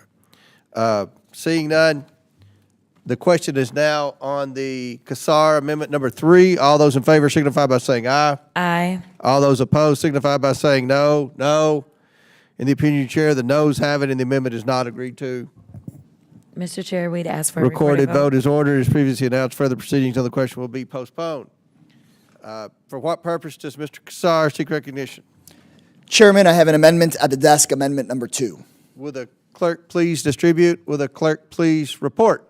Amendment number 2 to the amendment in the nature of a substitute to the fiscal year 2025 Budget Reconciliation Committee print provided for reconciliation pursuant to House Concurrent Resolution 14 offered by Mr. Kansar of Texas. Without objection, the amendment is considered as read. I reserve a point of order. The gentleman from Texas is recognized for 5 minutes to explain the amendment. Mr. Chairman, we're now talking about ways we can save the American taxpayer money. And here's an idea. Why don't we say Elon Musk has to follow the law and leave the government at the end of his 130-day mandate? Otherwise, we cancel all of his sweetheart contracts. That would save us $3 billion a year, just alone, on saying Elon Musk needs to follow the law, or we could just save the American taxpayer $8 million a day, $3 billion a year. Already, we've heard that Mr. Musk is saying he wants to step back some from his role of robbing the federal government and the American taxpayer blind, but stepping back a little bit isn't what's required under the law. The law says that if you want to be one of these fat cats with billions of dollars in federal contracts and then be in the White House, look, I don't think you should be allowed to do that at all, but the law says you get to do it for 130 days. Those 130 days end on May 30th. So my amendment is simple. If Elon Musk follows the law and leaves the federal government at the end of 130 days, then that's it. He followed the law. But if he does what it sounds like he's saying he's going to do and stay involved in the federal government, keep on running cabinet meetings, keep on running the White House, keep on firing veterans and stealing their salaries to give his companies another big contract, then no. We cancel those contracts and we know exactly what the impact to the budget is. We will save ourselves $3 billion a year. We'll save the American taxpayer $8 million every single day. But the choice would be up to Elon. And if the Republicans think that Elon Musk is going to follow the law and leave the government when he's supposed to at the end of May, then they should have no problem voting for my amendment. I yield back, Mr. Chairman. Any other members seek recognition? Seeing none, the question is now on the Casar Amendment number 2. All those in favor signify by saying aye. Aye. All those opposed signify by saying no. No. In the opinion of the chair, the noes have it and the amendment is not agreed to. And Mr. Chair, we'd ask for a Recorded vote is ordered. As previously announced, further proceedings on the question will be postponed. For what purpose does Mr. Casar seek recognition again? I seek recognition on my amendment number 4 at the desk. Will the clerk please distribute? Will the clerk please report? Amendment to the amendment in the nature of a substitute to the fiscal year 2025 Budget Reconciliation Committee print provided for reconciliation pursuant to House Concurrent Resolution 14 offered by Mr. Kassar of Texas. Without objection, the amendment is considered as read. I reserve a point of order. The gentleman from Texas is recognized for 5 minutes to explain his amendment. Mr. Chairman, the Republicans on this committee just voted no on canceling Elon Musk's contracts if he violates the law and stays past 130 days. The Republicans on this committee just voted no on Mr. Frost's amendment that would require the President of the United States to follow U.S. Supreme Court orders. At some point, we've got to have some shame on this committee. So my amendment, I would hope my Republican colleagues would vote for it, is that if a court or the federal government finds that Mr. Musk abused his power to enrich himself here over the last few months, then we would cancel his contracts. If a court finds that the richest man on earth went in, used the federal books, scraped people's data, steered contracts to himself, then we should maybe stop sending him $8 million a day and save the American taxpayer $3 billion. That's the way that not just Democrats, but conservatives, progressives, independents, all across the country want to see us save some money by saying these corporate grifters that use the government to enrich themselves, they should get cut off. And look, there's a House Republican majority today, but there could be a Democratic majority tomorrow, or at least in under 2 years. And when we are sitting on this committee, and if we get a chance to have the subpoena power and look into this, and find out that Elon Musk has used his power to enrich himself, the consequences could actually be much greater than just having his contracts cut off. So I ask my Republican colleagues, I know you voted no on Mr. Frost's amendments to say the president should follow the U.S. Supreme Court. I know you just voted no on my amendment that said if Mr. Musk stays over the 130 days, he should have his contracts canceled. At a minimum, I would ask that you vote for this amendment that says if Musk breaks the laws, if he says that if we find out from a court or from the federal government that he steered these contracts to himself, then we shouldn't keep on rewarding him with billions in taxpayer dollars. That's the way we should be saving the American taxpayer money, not by kicking kids off of Medicaid or pulling school meals or firing veterans. I yield back, Mr. Chairman, and I would hope that at least one Republican member of Congress would vote to say we will hold Mr. Musk accountable if he stays past the 130-day limit. We'll hold Mr. Musk accountable if a court finds that he's been funneling money to himself. The news is out that he's seeking this multi-billion-dollar contract for Trump's Golden Dome. The word is out that he's out there messing with the FAA, trying to get his Starlink contracts at the FAA. The word is out that he tried to get a $400 million contract just recently for Tesla at the State Department, and then he got caught doing it. So, look, you may not think it's going to come out today, but it will come out eventually, and it would have been better if you voted yes to say we're going to cut off Musk's contracts if he breaks the law, if he breaks the 130-day rule, if he breaks conflicts of interest, if he keeps on using his position to enrich himself. I yield back, Mr. Chairman. Any other members seek recognition? Ms. Crockett? Yeah, I would say that Mr. Kassar has laid this out really plainly. You know, there used to be a time in which one of the mottos of the Republican Party was this idea that y'all were the party of law and order. And I really think that it's very clear that it's anything but when we have amendments that literally just say follow the law. I mean, right now, one of the things that we hear over and over and over about why it makes sense to throw people out of this country without any due process is because you are just saying that they broke the law, not that they had an opportunity to defend, not that we have any proof that they broke the law, but your word is enough to literally exile somebody and send them to a prison where they are doing God knows what. But if we have a court that has found that this man has broken the law, it would be wise, if you really believe in law and order, to say that we will not continue to enrich the richest person in the world with our tax dollars, especially when we're talking about the fact that we're trying to find savings when we know for sure that he has broken the law. So I appreciate Mr. Kassar, because this isn't about partisanship. This is about right versus wrong. And honestly, it's just about good old common sense. I think that's the one thing the American people are wishing that we had right now in government, is just a little bit of common sense. And it only makes sense that we would not continue to send somebody $8 million a day or even more money than that, knowing that they literally are breaking the laws the laws that we wrote. I'll yield. Does any other member seek recognition? Seeing none, the question is now on the Kassar amendment. All those in favor signify by saying aye. Aye. All those opposed signify by saying no. No. In the opinion of the chair, the noes have it, and the amendment is not agreed to. I'd ask for a recorded vote. Recorded vote is ordered. As previously announced, further proceedings on the question will be postponed. For what purpose does Ms. Lee seek recognition? Everybody's in a Mr. Chairman, I have an amendment at the desk, my amendment number 1. Will the clerk please distribute? Will the clerk please designate? Amendment number 1 to the amendment in the nature of a substitute to the fiscal year 2025 Budget Reconciliation Committee print, providing for reconciliation pursuant to House Concurrent Resolution 14, offered by Ms. Lee of Pennsylvania. Without objection, the amendment is considered as read. I reserve a point of order. The gentlewoman is recognized for 5 minutes to explain her amendment. Thank you, Mr. Chairman. This amendment would end the budget cuts if the consumer price index increases by more than 1 percentage point above the annualized rate. The Consumer Price Index is an estimate of the level of prices of goods and services being bought by households. Essentially, it tracks price changes over time. Since my Republican colleagues are always praising Trump's impact on the economy and how low he's going to get prices, this amendment shouldn't be a concern. Trump practically ran on lowering the price of eggs. So this amendment, I think, would serve the best interest of all of us. But the reality is that prices have gone up across the board. Combined, the price of meats, poultry, fish, and eggs saw a 1.3% monthly increase in March alone. Utility gas services increased 2.5%, and electricity prices increased 0.9%. In February, home prices were up 2.9% compared to last year.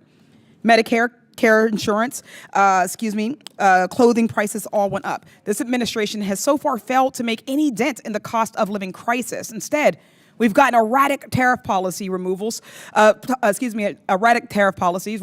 government watchdogs, gutting of federal staff, and cuts to critical federal programs like Medicaid and food assistance, which only exacerbate this crisis. This is not being caused by some mysterious outside force or immigrants or federal workers or whoever else Republicans feel like blaming on any given day. This is a Trump-made crisis entirely. We are gearing up for a recession based on his policies and his actions. So let's be clear, working class Americans will be hit hardest with all of these price hikes and job losses, while the wealthiest are being handed trillions in dollars worth of tax breaks. While home ownership remains a pipe dream for so many Americans, private equity firms are gobbling up those houses and setting rents at sky-high rates. While people are watching their retirement accounts plummet due to stock market volatility, Trump insiders, possibly even on this committee, are making out like bandits by selling at the right time. A recession will only shift more money and more resources to the top 1%. The wealth gap will only grow larger. It's a shame how much these reconciliation bills are punching down and putting the burden on those with the least means and power. In this bill alone, we have pieces that take away from the monthly paychecks of federal workers and reduce their pensions. And for what? Nothing in this bill will do anything to lower costs to make life better for folks. Its only goal is to pay for the trillions in tax breaks for the ultra-wealthy.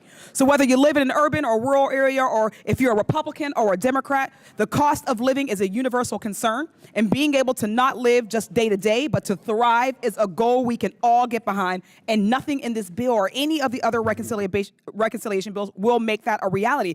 So I urge my colleagues to support this amendment, and with that, I yield back. Does any member seek recognition? Ms. Crockett? Briefly, thank you so much, Mr. Chairman. This is an amazing amendment brought by the brilliant, gentle lady out of Pennsylvania, because one of the things that we consistently hear every time we start one of these hearings is that the Republicans had a mandate, and that is why we ended up with Donald Trump.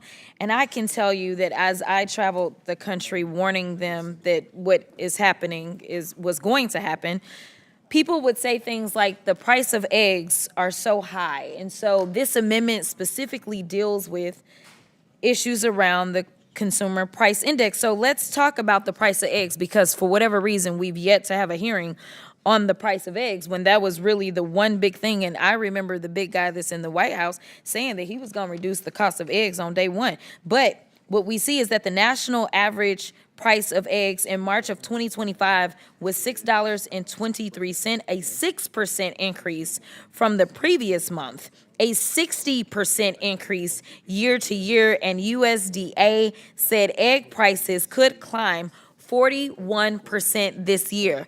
When we start to talk about things such as our energy, in March, natural gas prices increased 3.6% and electricity prices increased 9%. Fuel and oil prices increased 0.8%. Utility gas services increased 2.5%. The national average for a gallon of gas is currently $3.17, nowhere near the $1.98 that President Trump claimed last week. I just want to make sure we get the facts out there. And finally, the other area that we typically talk about that really impacts everyday working people is housing. When we look at shelter prices, which measure the cost of housing, rent, lodging away from home, and owner's equivalent rent, it rose 0.2% in March. In February of 2025, home prices were up 2.9% compared to last year, selling for a median of $424,000. The number of homes sold was down 5% year over year. Listen, we are in a crisis. And they are pretending that the solution is going to be cutting everything, that those of us that make this country actually go is the solution. Right now, we're cutting jobs as it relates to the federal government. Right now, because of the failed policies around tariffs, we know that we are looking at losing plants. They said that was going to bring plants. They just announced that we had 2 auto dealers that were going to shut down approximately 40,000 jobs. As they then go after NIH, we know that in the state of Alabama, the largest employer in the state of Alabama is the University of Alabama. They are looking at losing jobs because they won't have research dollars. The only thing that they are doing is hurting us. It is the reason, if we're going to talk about numbers and mandates, it is the reason that the only person in recent modern times to have the lowest approval ratings at their 100-day mark is the same person the first time they were in and now this time. It is time for us to get serious and talk about what will grow our economy, what will bring more money in, what will make sure that people can move up from working poor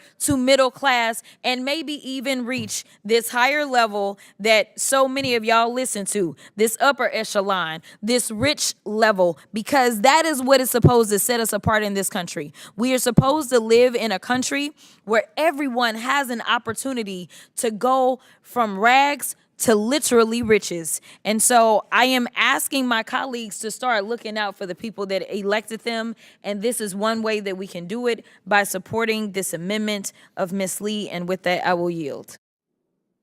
The gentlelady yields. Do any other members wish to speak on this amendment?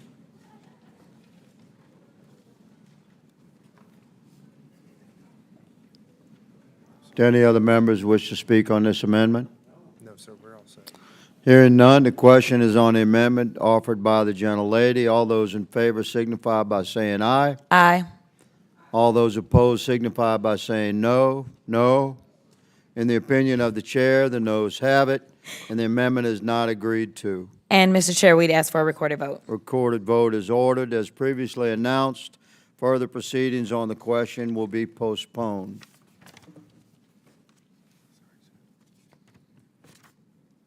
Are there further amendments on this bill? Yes, I have an amendment at the desk. My amendment, Lee, Amendment 2. The clerk will distribute the amendment.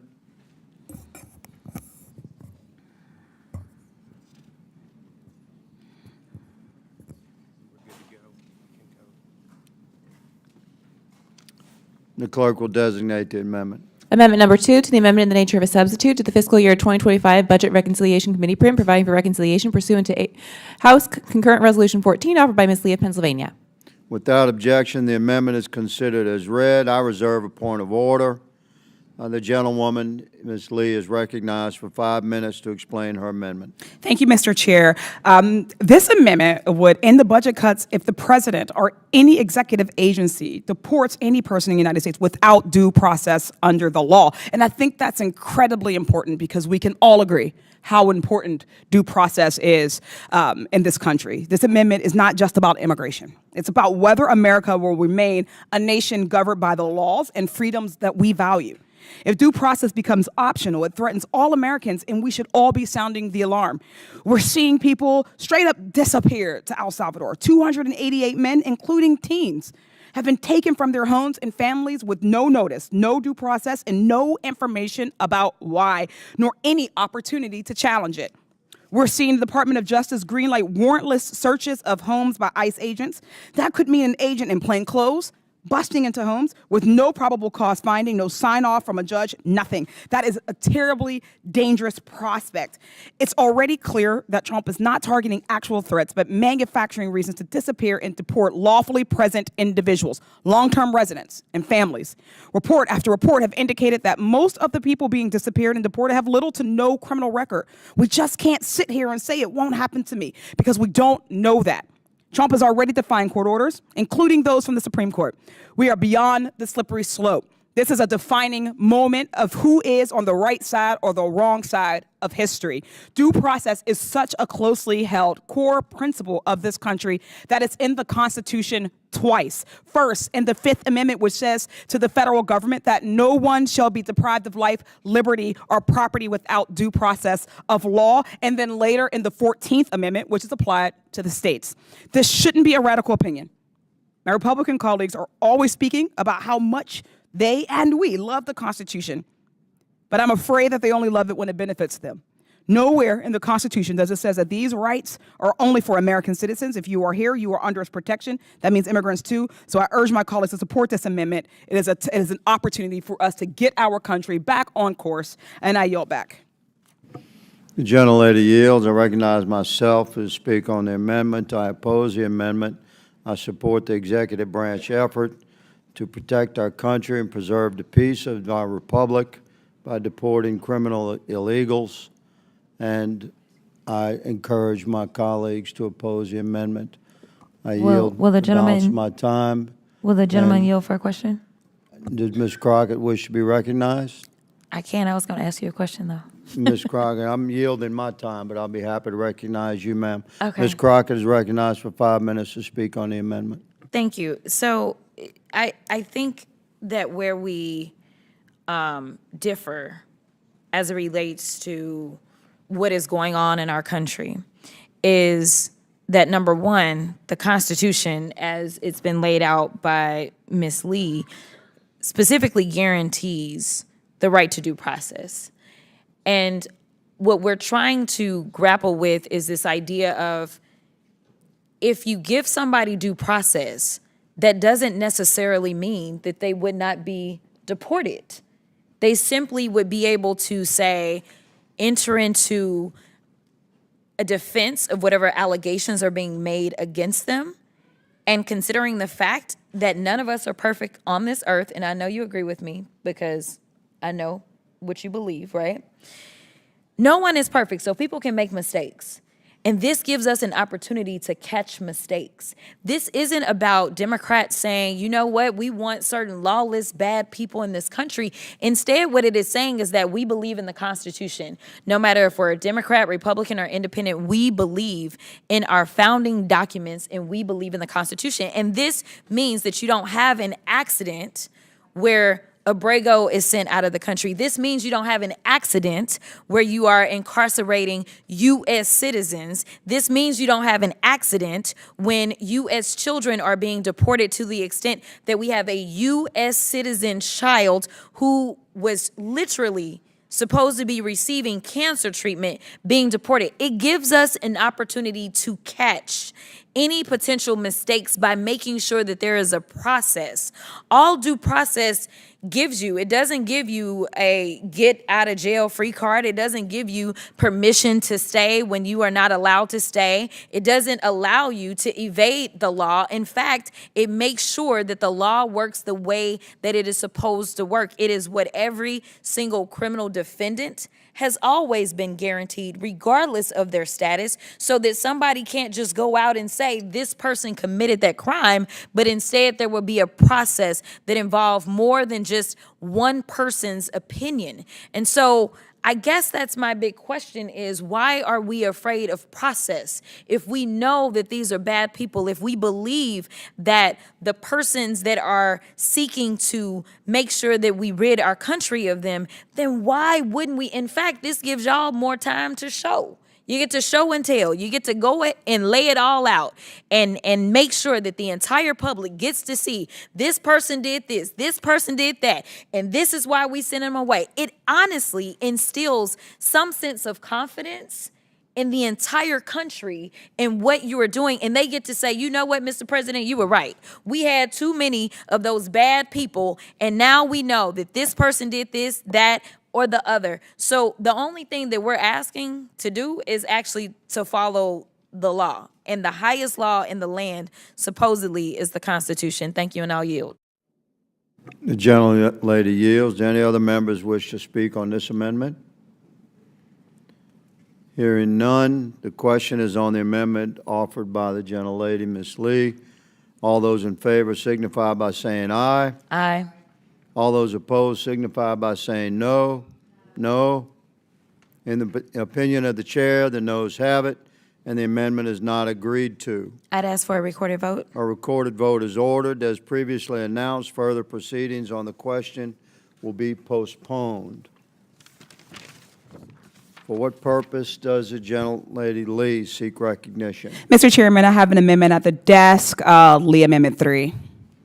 The clerk will distribute the amendment. and the clerk will designate the amendment.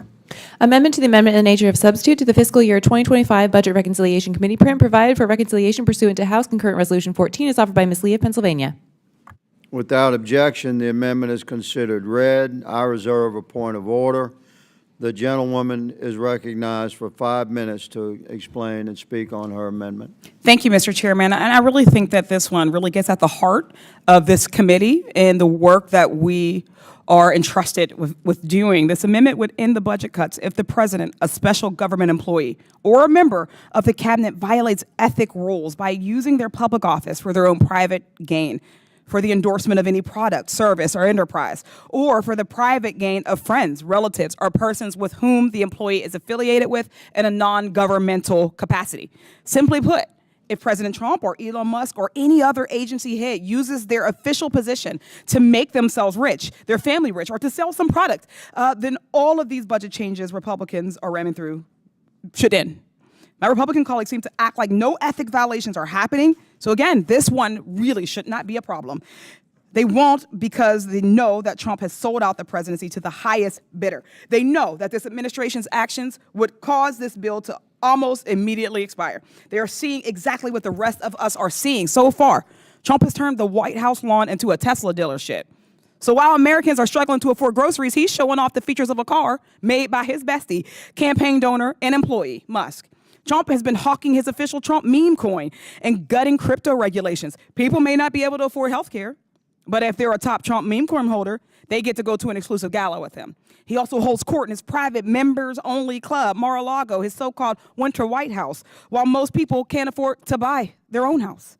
Americans are struggling to get by while watching this administration get richer and richer. And it's not just Trump. A Senate Permanent Subcommittee on Investigations memo out this week estimates that Elon Musk and his company stand to avoid at least $2.37 billion in legal liability through his efforts to gut the federal workforce and exert influence over federal agencies. And that is a quote.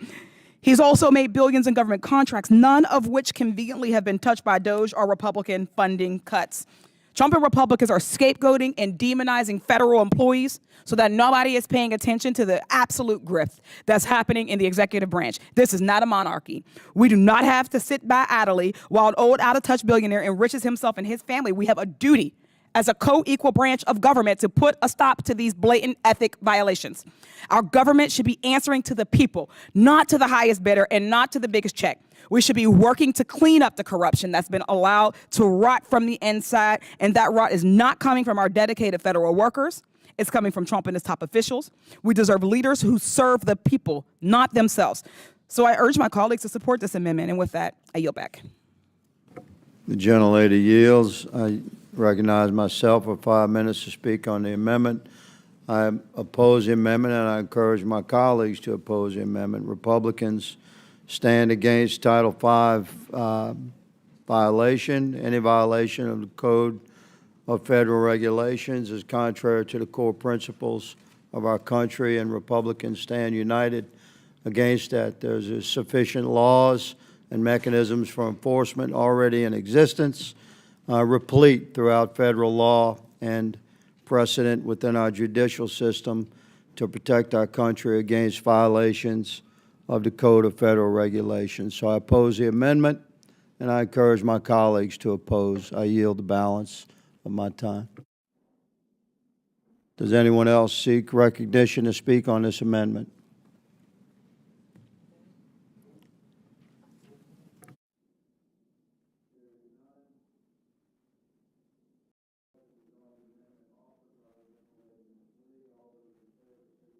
By saying aye. Aye. All those opposed signify by saying no. No. In the opinion of the chair, the noes have it, and the amendment is not agreed to. Mr. Chair, we'd ask for a recorded vote. A recorded vote is ordered.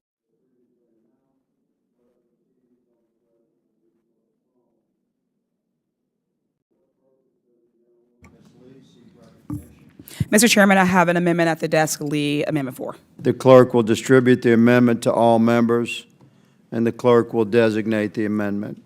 Amendment number 4 to the amendment in the nature of a substitute to the fiscal year 2025 Budget Reconciliation Committee print providing for reconciliation pursuant to House Concurrent Resolution 14 offered by Ms. Lee of Pennsylvania. Without objection, the amendment is considered as read. I reserve a point of order. The gentlewoman, Ms. Lee, is recognized for 5 minutes to speak on her amendment. Thank you, Mr. Chair. I appeal, oh, excuse me. Jumping ahead, we didn't have to do that. The amendment would add additional exemptions to avoid these egregious new filing fees for Merit System Protection Board appeals. Those exemptions would include suitability determinations of federal employment practices, reduction in forced actions, performance-based removals or terminations of probationary employees, and actions related to an employer's denial of reinstatement. The Merit System Protection Board was created to protect federal workers against partisan attacks and other prohibited practices. So the very things you're seeing in the news, like all of these purges of federal employees. When we talk about a system of checks and balances, this is one of those checks on executive branch power. When an employee is fired for, say, a Doge teenage minion randomly adding their name to a list, they can submit an appeal to the Merit System Protection Board. In that hearing, the agency will then have to prove that that action was warranted. But Republicans don't want those checks and balances. They seemingly want to revert back to a pre-Revolutionary War days when we were governed by an unfettered king. They're definitely not taking up their role as a co-equal branch of government and putting a stop to the illegal firings and funding cuts. And we can see from this bill that they're trying to make it easier for Trump and Musk to do what they want. Just look at the bill we're marking up today. In one section, they're trying to force new government employees to choose between having workplace protections, like being able to appeal their firing in the Merit System Protection Board, or having more money in their monthly paycheck by not having to pay an additional 5% into their retirement accounts. Then, in this section, they want to force a filing fee on those that still have those protections and want to appeal their dismissal. Republicans are telling a person who feels they were unlawfully fired that while they understand they may be stressed about no longer getting a paycheck and having to pay for an attorney to appeal the decision, but now they also have to pay about $350 in a filing fee. The entire point is to discourage appealing at all. $350 may not seem like a lot when we are talking about folks who have billions of dollars at their disposal, but to the average person, that might be a utility bill or their monthly grocery budget or their children's prescription drug costs.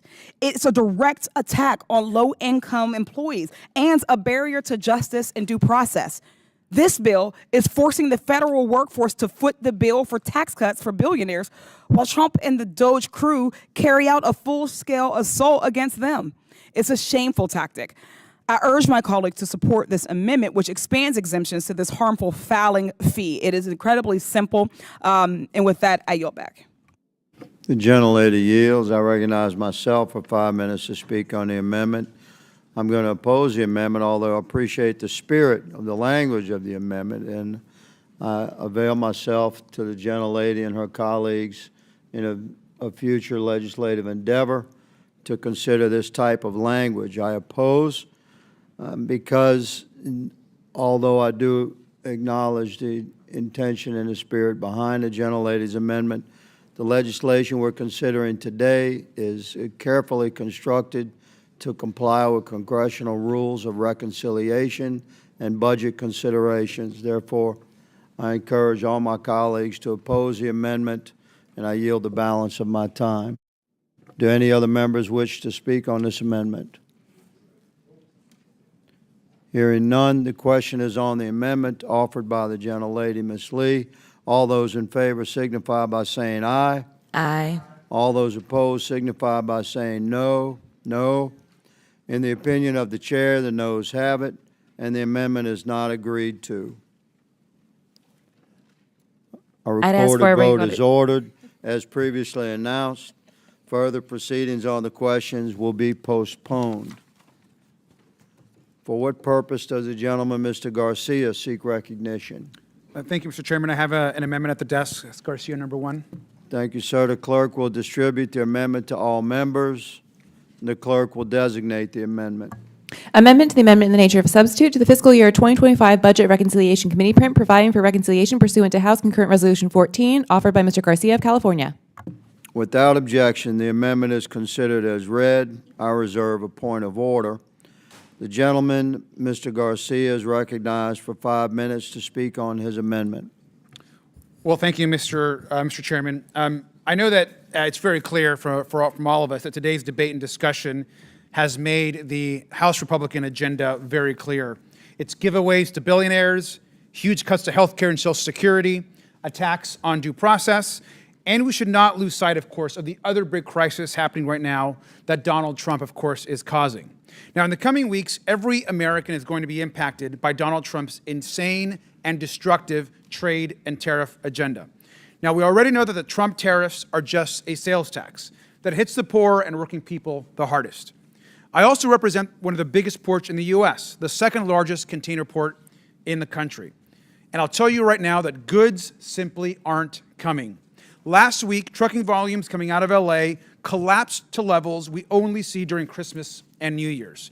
Trucking, which is the #1 job for non-college educated men, are seeing huge rollbacks. We could also see huge numbers of bankruptcies and layoffs in the coming months as the supply chain freezes up. Now, small businesses, we know, won't be able to buy the goods they sell. Prices will skyrocket for products, and others may simply vanish from the shelves. The uncertainty is just as dangerous, whether you're in shipping, in trucking, a small business, in the import or export business. All of these businesses are being impacted by the Trump tariffs that are nothing but pure chaos. Businesses and small businesses are going to be hit first, but our consumers will be next. These tariffs won't bring back jobs because no firm can invest in new factories. There is too much uncertainty, and businesses cannot plan long-term tariff rates, and they can't just import machines or construction materials. The job market is just too uncertain. These Trump tariffs won't bring us a better deal because China won't even pick up Donald Trump's calls. And he's beginning to look more desperate every single day. No one benefits from this insane and dangerous trade agenda. But there is maybe one group that appears to be benefiting, and that is connected insiders. We know that prior to these Trump tariff announcements and in between, there have been people, including members of Congress, maybe some on this committee, that have purchased between tens and hundreds of thousands of dollars worth of stock.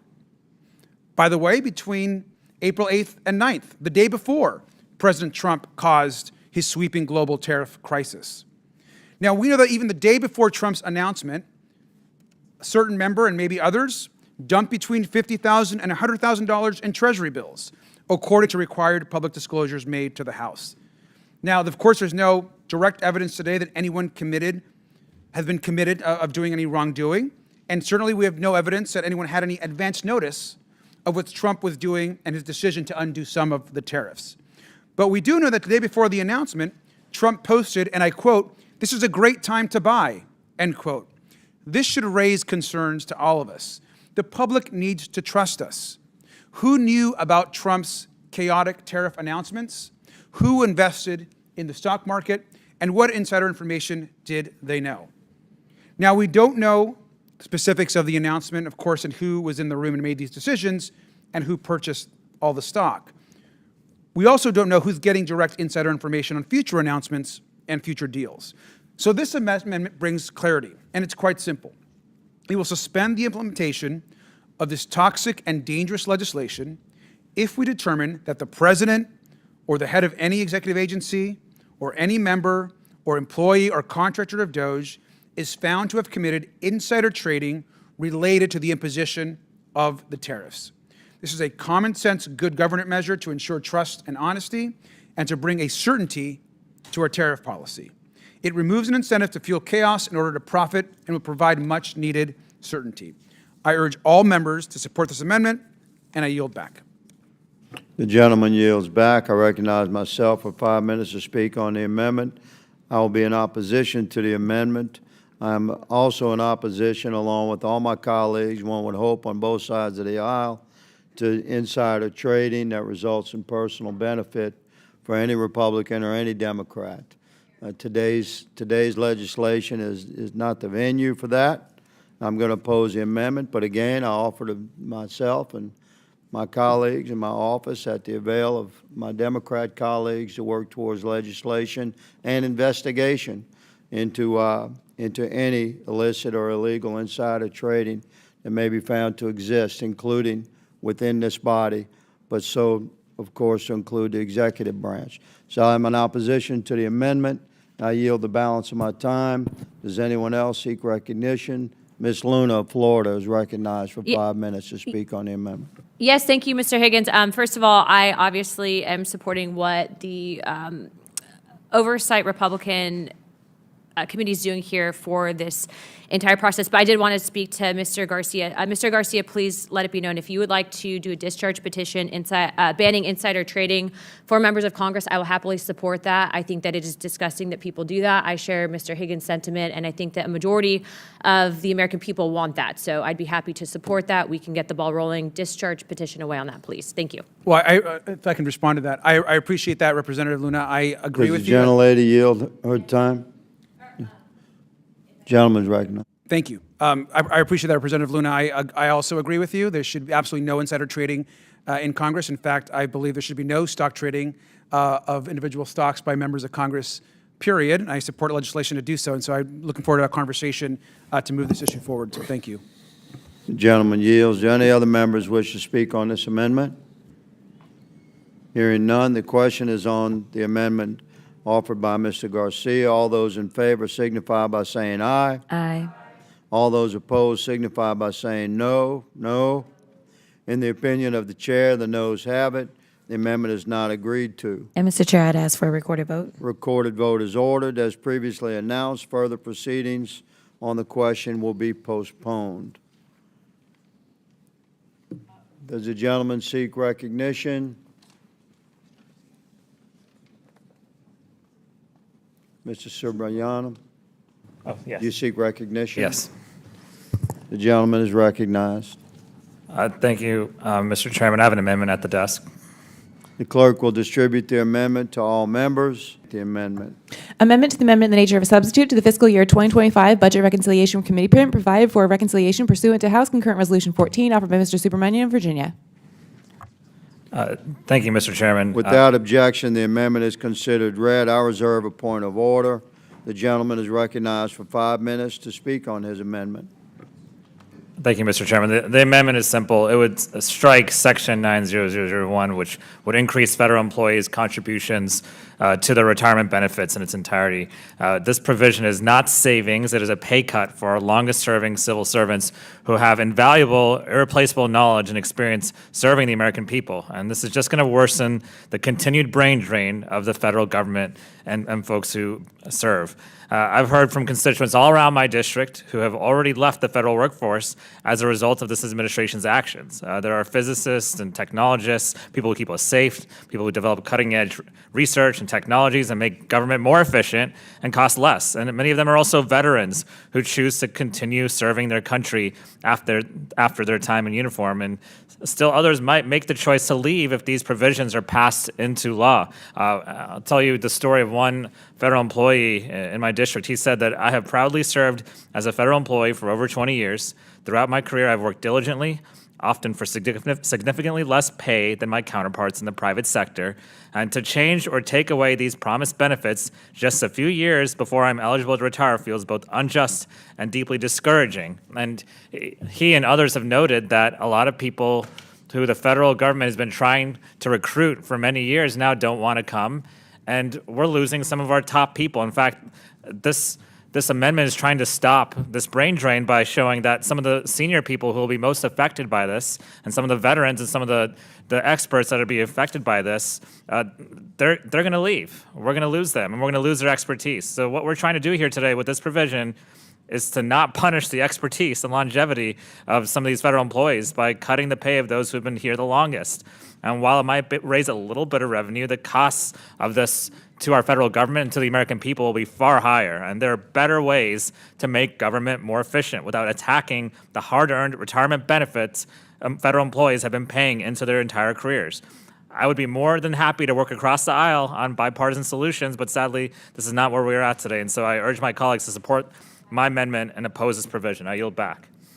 The gentleman yields. I recognize myself to speak on the amendment. I'll oppose the amendment, which completely repeals Section 90001 of our committee print. This amendment would significantly reduce deficit reduction in the committee print by over $30 billion in revenue over the course of 10 years. This amendment further would result in the underlying committee print conflicting with our clear reconciliation instructions of $50 billion in net budget savings, a component of the larger reconciliation instructions that we are compelled to abide by. We have a nation that suffers from almost $37 trillion in debt. Making a minor adjustment in federal spending is not only an obligation of our Congress, but reflective of the oath that we've sworn to protect and preserve our republic. So I'm in opposition to the amendment, and I yield the balance of my time. Does any other member wish to be recognized? Ms. Crockett is recognized for 5 minutes to speak on the amendment. Thank you so much, Chair. Mr. Chair, and I do support this amendment. You know, there's a theme that we keep hearing on this side of the aisle where it seems like we are constantly talking about real people, working people, the people that continue to make this country go. And the idea that we continue to violate people's trust, people that have dedicated years and years of service to us, whether it was in the form of being veterans or whether it was literally just in the form of being a dedicated government worker like my mom.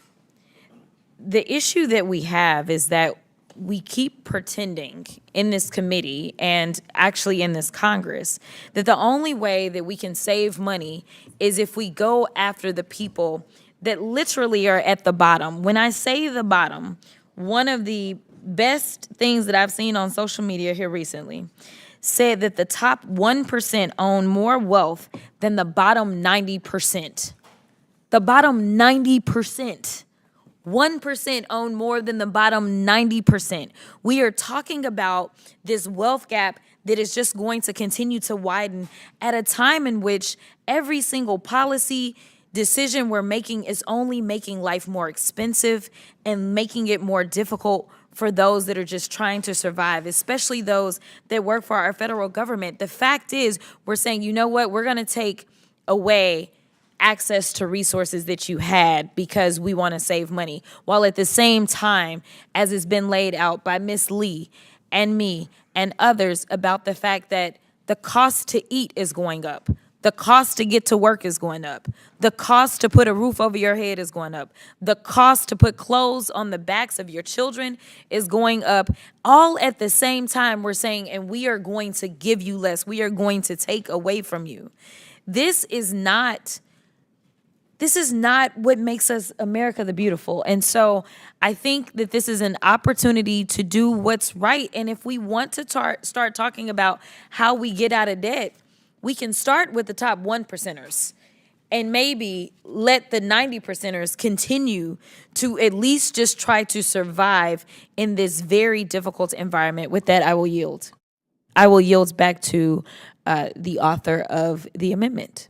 Thank you. I want to add as well, again, if the goal here is to save money, the goal here is to pay down the debt. Why are you firing the very people who actually save us a lot of money when it comes to some of these programs? Why are you firing the people who will actually do cutting-edge research that will save us money on things like healthcare, on defense later on? I mean, you know, look at what's happening. We're having a brain drain in technologists at the Department of Defense now. We're having a brain drain in healthcare experts as well at HHS. And some of them have been fired, others have just left. And I've talked to many people who are managers, who are leaders in the agencies, who are being told to cut people, the very people that they're begging to try to keep. And so when you're trying to now look at cutting retirement benefits for federal workers, you're not going to be able to attract and retain the best talent. A lot of these federal workers actually could make a lot more money in the private sector, like the story that I told. But instead, they're being told that we don't care about them, that we don't want to protect their retirement, that now it depends on who's president, whether or not they're valued, right? And so what we're doing here could end up being irreversible damage and could put us in a position where we can no longer attract good people who actually save the government money. I mean, I heard someone say that this is going to save us $30 billion, but think of all the money some of these folks that we're losing save us. long-term, probably a lot more than $30 billion, right? If you're in a department in charge of making a $1 trillion program or a multi-billion-dollar program efficient, and you're fired, who's going to make that program efficient, right? So again, we're doing things that we think are saving money, but they're actually costing us a lot more money long term. So this is bad not just for the federal workers, this is bad for every American taxpayer. I yield back.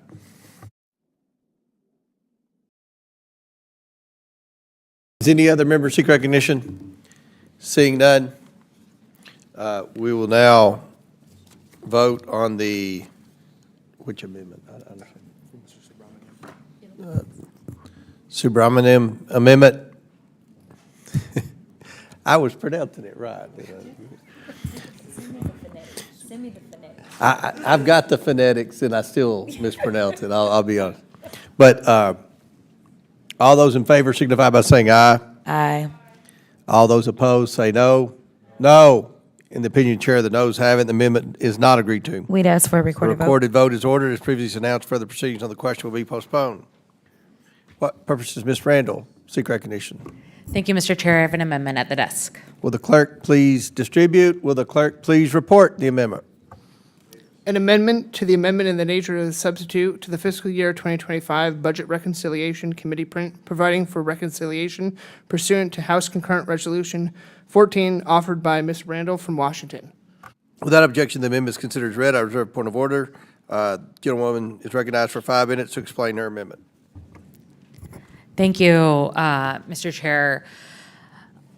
You know, in my district, nearly a quarter of my constituents are enrolled in Medicaid. That's around 188,000 people. And I have 3 community health centers, 7 rural hospitals, and 90 rural health clinics. It takes, I don't know, about 5 hours to drive from one corner of my district to the other. And sometimes one of the roads is washed out because of storms. And having an option to choose another healthcare facility is not always available to people.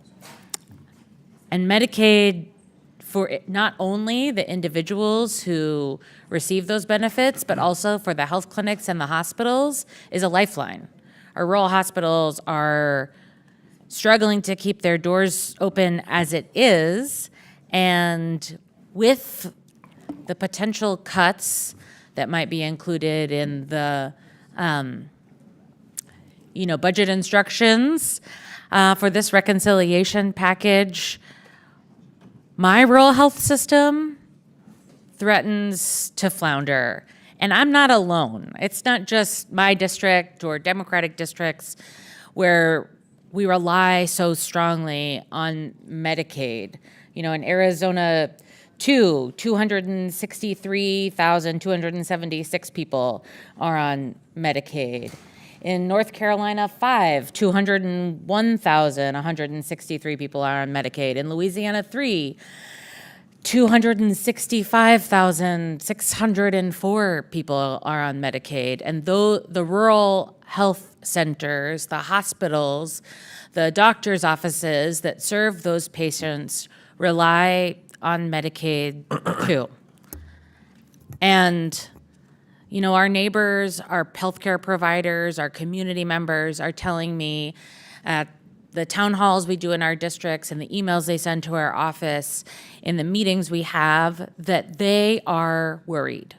They are worried that cutting $880 billion from the Energy and Commerce Subcommittee will mean cuts to Medicaid. In fact, the Congressional Budget Office has said that those level of cuts are not possible without significant programmatic changes and benefit cuts to Medicaid.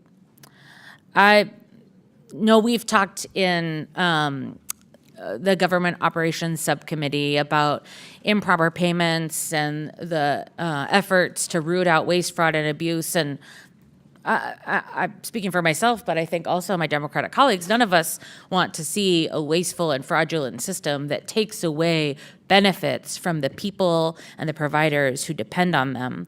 But in Washington state, we talked to our healthcare authority, and of the 2 million Medicaid payments, only 30 to 40% of the fraudulent or improper allegations were proven credible, which is a 0.0002% fraud rate. That's a pretty satisfying rate. And I've heard colleagues on the other side say that they're not actually trying to cut Medicaid, which I hope is the truth. And this simple amendment says that if the administration makes any cuts to Medicaid or Medicare, it requires the immediate expiration of the Republican budget cuts.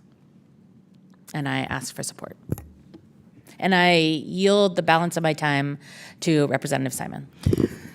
Ms. Randall, thank you so much. You know, at UCSF, Benioff Children's Hospital in my district, that I just toured, 70% of the children who are being served by that hospital are reliant on these services. Heart transplants, stem cell transplants, cancer patients, all under the age of 18. You know, without us literally saying, yes, we will make sure that these families have medical support for their children in their worst, their most harshest times, really, who are we? So I want to thank you for the amendment. Families deserve our support, particularly families with sick children. Thank you, Ms. Randall. I'll yield my time. Does any other member seek recognition? You seek recognition? I do. Ms. Crockett. Thank you so much, Mr. Chair.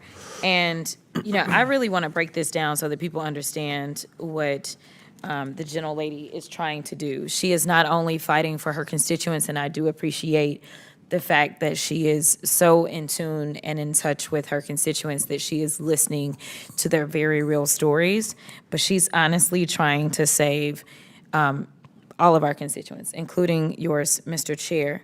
When we look at your district, which is Kentucky 1, it says that in your district, approximately 235,000 people are on Medicaid, and they are at risk of losing their health care under this budget plan. And here's the deal. For those of you sitting at home and watching and wondering, what exactly is 253,000, I think is what I said. Yes, 253,000. That is approximately 1/3 the size of our districts. So just imagine, Mr. Chair, what you could do by supporting this amendment is make sure that you are protecting 1/3 of your own constituents, even if we're not looking at anyone else's district. This is a lifeline for so many people. And I just don't know why the theme has consistently been beat up on those that need it the most instead of going and finding the cuts where we know we can do it, which is basically by making sure that we increase the tax rate on certain people. Then we'll have all the money we need. We'll be just fine. But the idea that we are really solving anything, we're not, because we know that right now we are going to take resources away from people that literally may be the difference between life and death, while at the same time, we know that we still have to raise the debt ceiling because there's still so much debt. We know that the last time Mr. Trump was in office, that by the time he left, there was an additional $8 trillion that was added to the budget. And just after this one first budget situation that we're about to go through, we're talking about adding another $5 trillion. And so I think that we need to really get to the heart of the problem. We are a country that is continually growing, and that's what makes us fantastic. In fact, you know, recently they are offering $5,000. I don't know where they're going to get this $5,000 from to give everybody to have a baby, but that's the new thing that's being offered because they want more people. What we can't do is keep saying things like, oh, we're pro-life, we're pro-life, we're pro-life, but then once the life is here, when it comes to making sure that we can literally just be good Christians if we want to go there with it, we are not. It's more than just saying that we believe in God. It's more than saying that we study the word of God. It's actually about what are we doing when it comes down to the policies. And let me tell you, there is nothing godly about taking vulnerable people and taking away their health care, all in the name of billionaires having more money in their pockets. I will yield. Does any other member seek recognition? Seeing none, the question is now on the Randall Amendment. All those in favor signify by saying aye. Aye. All those opposed signify by saying no. No. In the opinion of the chair, the noes have it, and the amendment is not agreed to. Mr. Chair, we'd ask for a recorded vote. Recorded vote is ordered. As previously announced, further proceedings on the question will be postponed. For what purpose, Ms. Randall, seek recognition? I have a second amendment at the desk, Mr. Chair. Will the clerk please distribute? Will the clerk please report? A second amendment to the amendment in the nature of a substitute to the fiscal year 2025 Budget Reconciliation Committee print providing for reconciliation pursuant to House Concurrent Resolution 14 offered by Ms. Randall of Washington. Without objection, the amendment is considered as read. I reserve a point of order. The gentlewoman is recognized for 5 minutes to explain her amendment. Thank you, Mr. Chair. You know, we have already talked a little bit about retirement fairness in this committee, and I think there is some bipartisan support to retirement fairness, to supporting the agreement that we have made with federal workers who have served our country. And the amendment before us that would attach the text of H.R. 1522, the Federal Retirement Fairness Act, previously introduced by Ranking Member Connolly. You know, this is a bipartisan bill with 80 co-sponsors, and I am proud to be one of them. And this legislation would restore the option for federal employees to buy back their time spent as temporary or seasonal employees, to count it towards their retirement eligibility. And in a lot of work sites around the country, a lot of federal jobs, we have folks who begin their work in the Postal Service, in the Forest Service as temporary or seasonal, and then get hired on as permanent. But those months or years as temporary or seasonal employees don't count towards their retirement eligibility. This is a cost-neutral solution since employees fund their contributions. And, you know, we just deserve to make this promise to a federal workforce who is just getting attacked on a daily basis, and who in the underlying amendment in the nature of a substitute are getting many of their retirement benefits decreased or eliminated, getting their worker protections weakened. But this is a way that we could ensure that rural post offices in particular, who are struggling to hire workers, can continue recruiting temporary or seasonal employees and then allow them to stay by giving this retention, sort of a retention promise that they are able to catch up those payments to their retirement service. And I encourage our colleagues to vote yes, and I yield the balance of my time, Mr. Chair. Does any other member seek recognition? Seeing none, the question is now on the Randall Amendment number 2. All those in favor signify by saying aye. Aye. All those opposed signify by saying no. No. In the opinion of the chair, the noes have it, and the amendment is not agreed to. A recorded vote is ordered. A recorded vote will be dispensed with. For what purpose does Ms. Randall seek recognition? Thank you. I have Randall Amendment number 3 at the Will the desk. clerk please report the Randall Amendment number 3? Amendment number 3 to the amendment in the nature of a substitute to fiscal year 2025 Budget Reconciliation Committee print providing for reconciliation pursuant to House Concurrent Resolution 14 offered by Ms. Randall of Washington. Without objection, the amendment is considered as read. I reserve a point of order. The gentlewoman is recognized for 5 minutes to explain her amendment. Thank you, Mr. Chair. You know, on behalf of the 27,000 federal employees I represent, I'm working to ensure that we are not increasing their costs of employment and instituting new cost barriers for them to challenge agency misconduct or wrongdoing. You know, I'm incredibly concerned that this bill, the underlying bill, would chill the reporting and appeal process with the Merit System Protection Board by requiring them to pay for the complaints that they may seek to make. The Merit System Protection Board filings already come with costs, such as attorney fees, but imposing, as the underlying bill does, additional costs on employees who simply want to see justice creates barriers to justice and due process. This would disproportionately target lower income employees, making them more vulnerable to being mistreated at work. And that's why I'm filing this amendment to prevent any language that would deter current or former employees from filing an appeal with the Merit System Protection Board. And, you know, our countries and our communities can't thrive without safe workplaces and the ability for folks to seek relief from being mistreated in the workforce. And, you know, our strong federal workforce is what ensures that, you know, our democracy is protected and our future is bright, and we owe it to them to have their backs. And I would encourage my colleagues on this committee to also vote in support of this amendment, and I yield the remaining balance of my time to the ranking member. I thank the gentlelady.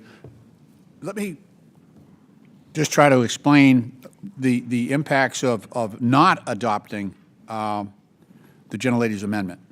So right now, if an adverse decision is made initially by an agency or an employer, normally the person would be able to appeal that directly to the Merit System Protection Board. And it's not an expensive process, but absent this, absent that access, you drive people to court. So, you know, that, which is also expensive both for the government and the agency, but also for the employee. So by adopting this amendment, we avoid that eventuality. We actually can handle it. That's why the Merit System Protection Board works, because it's much, much cheaper than any alternative. It is already the more cost-effective way of doing this. It's also one step removed from the workplace. In other words, you might have a decision being made as a result of a reduction in force or a decision made by one individual manager that may be totally uncalled for and unjustified and perhaps illegal or a violation of a statutory protection. So that next step is the cheapest, most efficient, and most immediate way of resolving that dispute.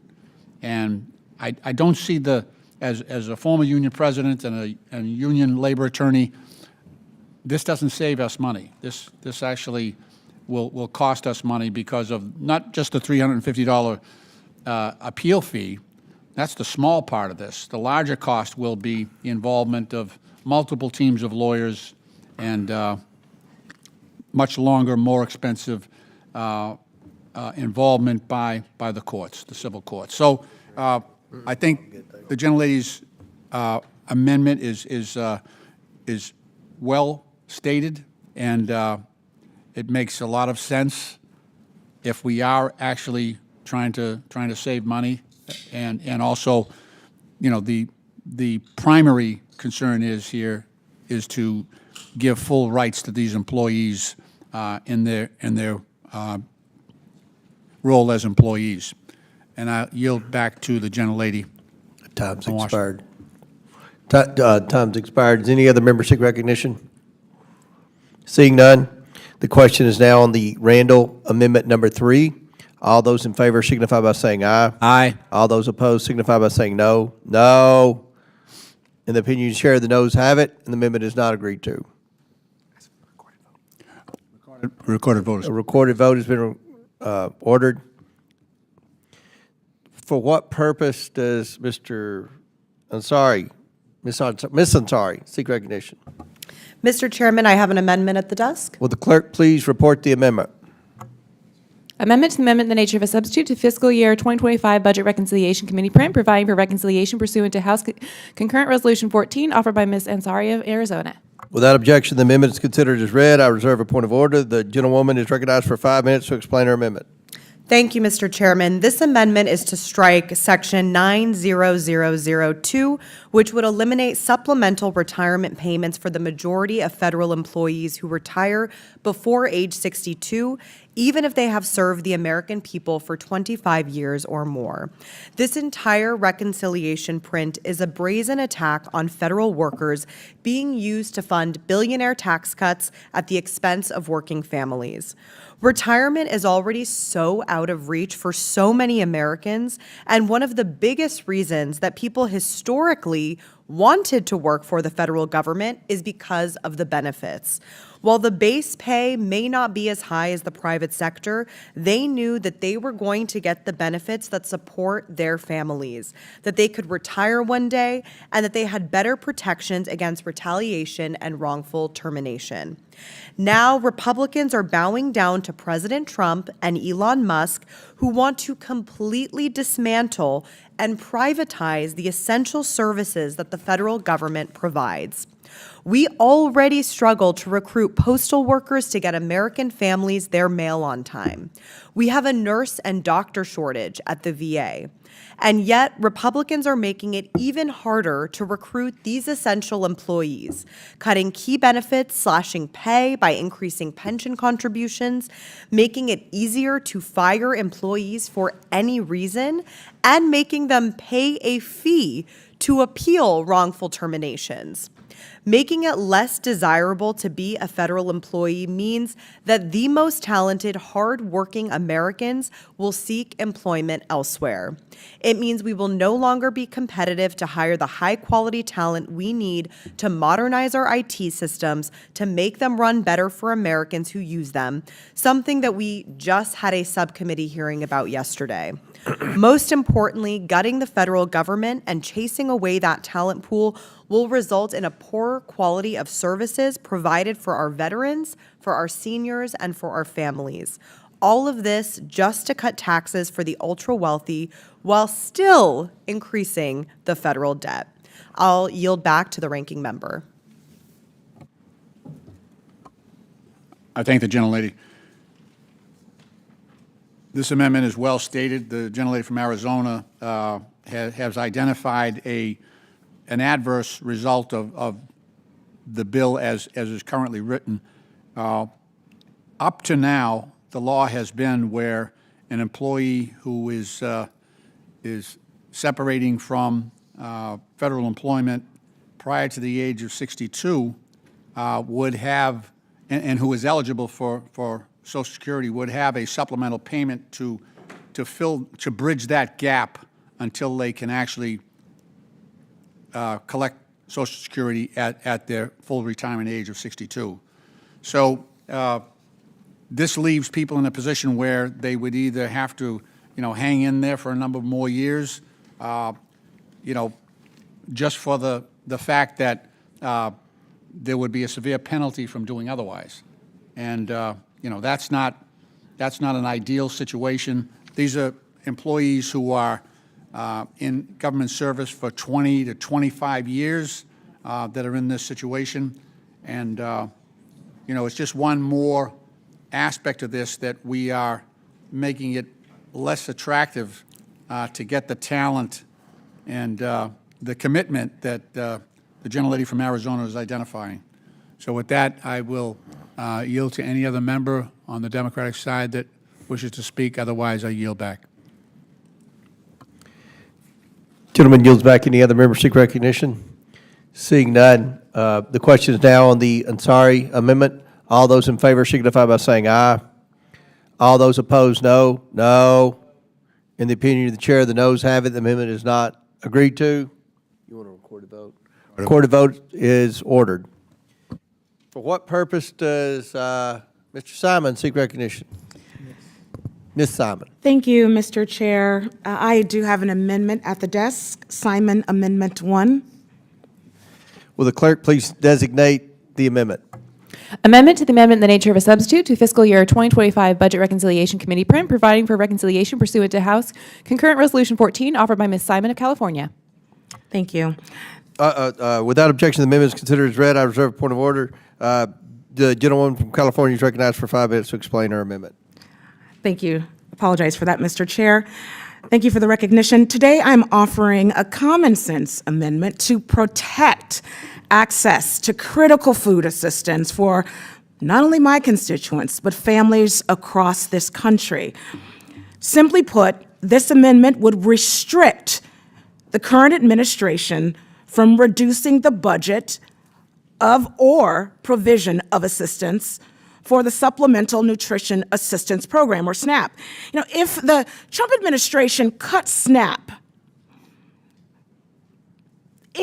by any means, even at $1, this provision being considered by this committee to cut federal employee salaries, pensions, and labor protections would immediately expire.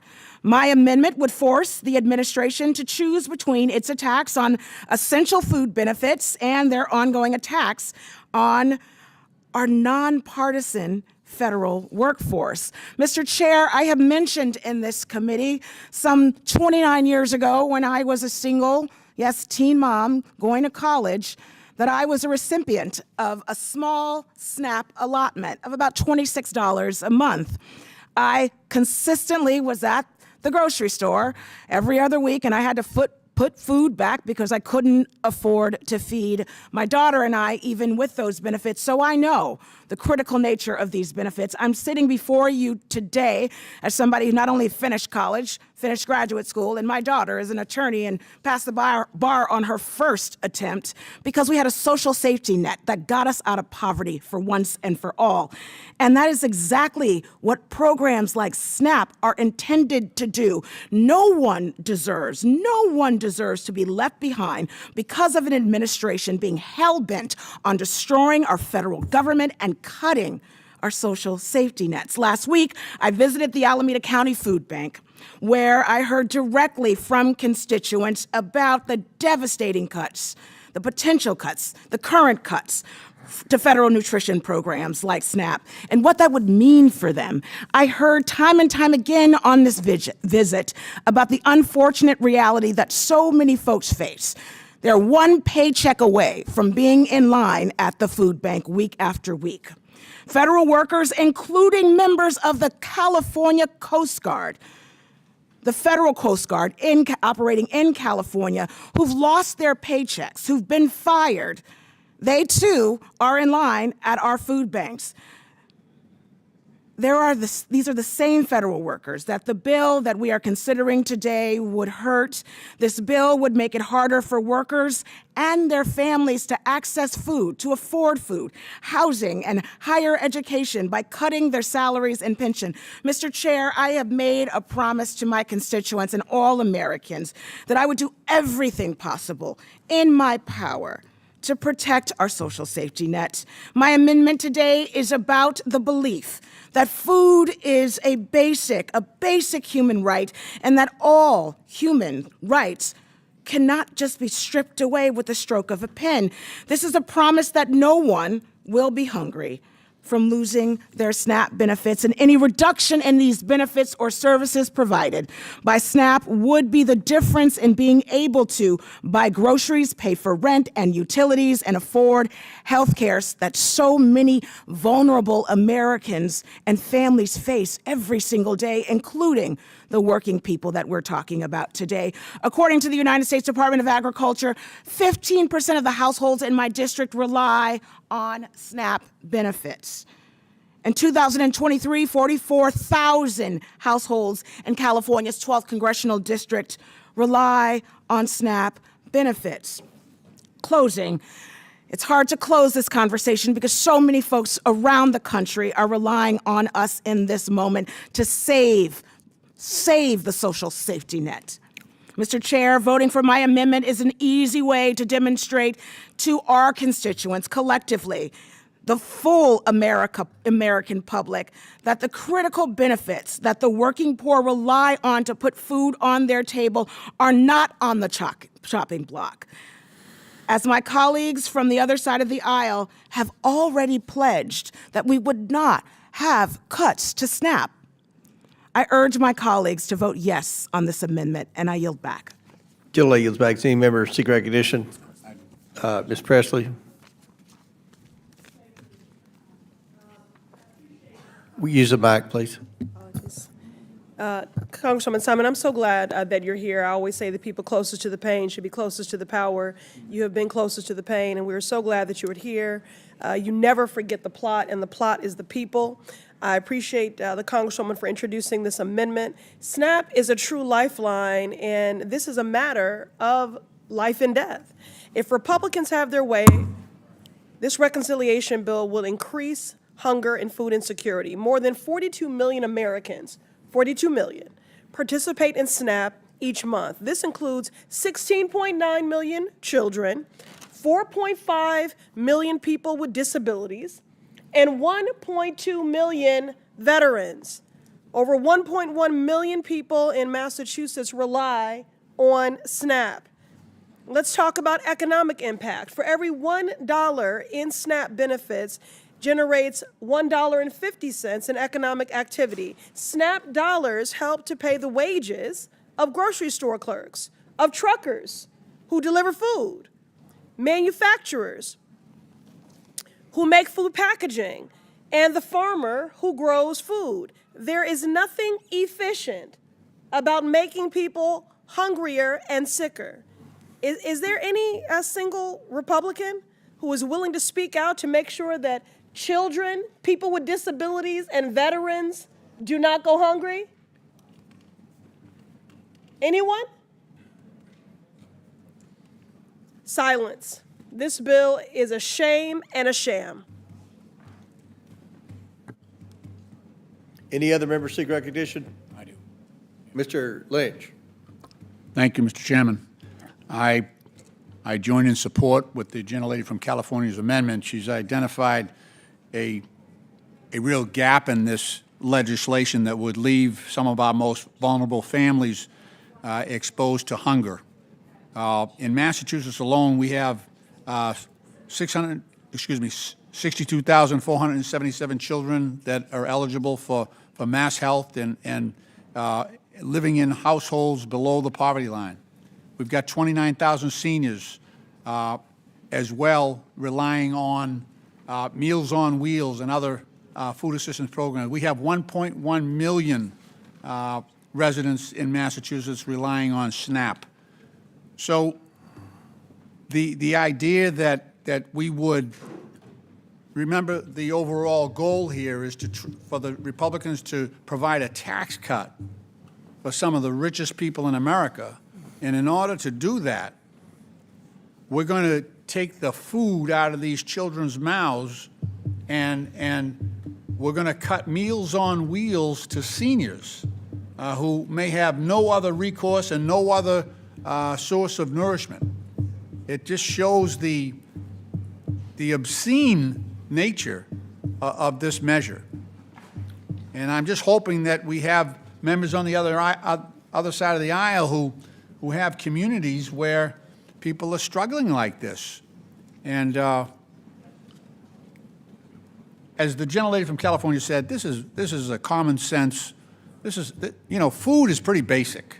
And to think about the greatest country in the world and our priorities being skewed now to the point where, we're cutting aid to veterans, we're cutting Meals on Wheels, we're cutting the Head Start program too. A lot of these kids, their one meal of the day is when they go to school in the morning at Head Start. But we're cutting Head Start in this bill.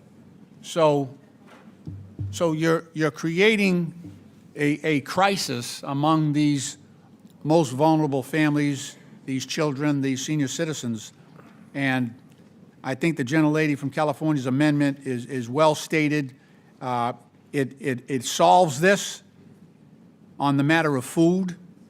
It carves this out so that we don't cause the greatest level of harm among the most vulnerable in our society.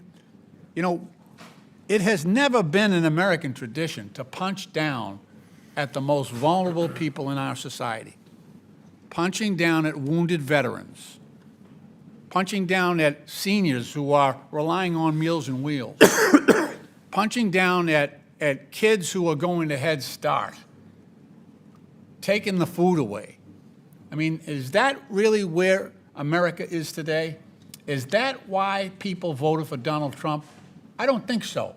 I don't think so. And I'm hoping that in addition to the gentleman from Ohio, Mr. Turner, there will be other colleagues on the Republican side here who recognize the wrongfulness and the obscene nature of what this bill proposes. Ranking Member, will you yield? I will yield to the gentlelady from California. Thank you, Ranking Member, and thank you, Mr. Chair. I mean, for all of us, again, to summarize what this amendment is saying, do what you will. Don't cut SNAP.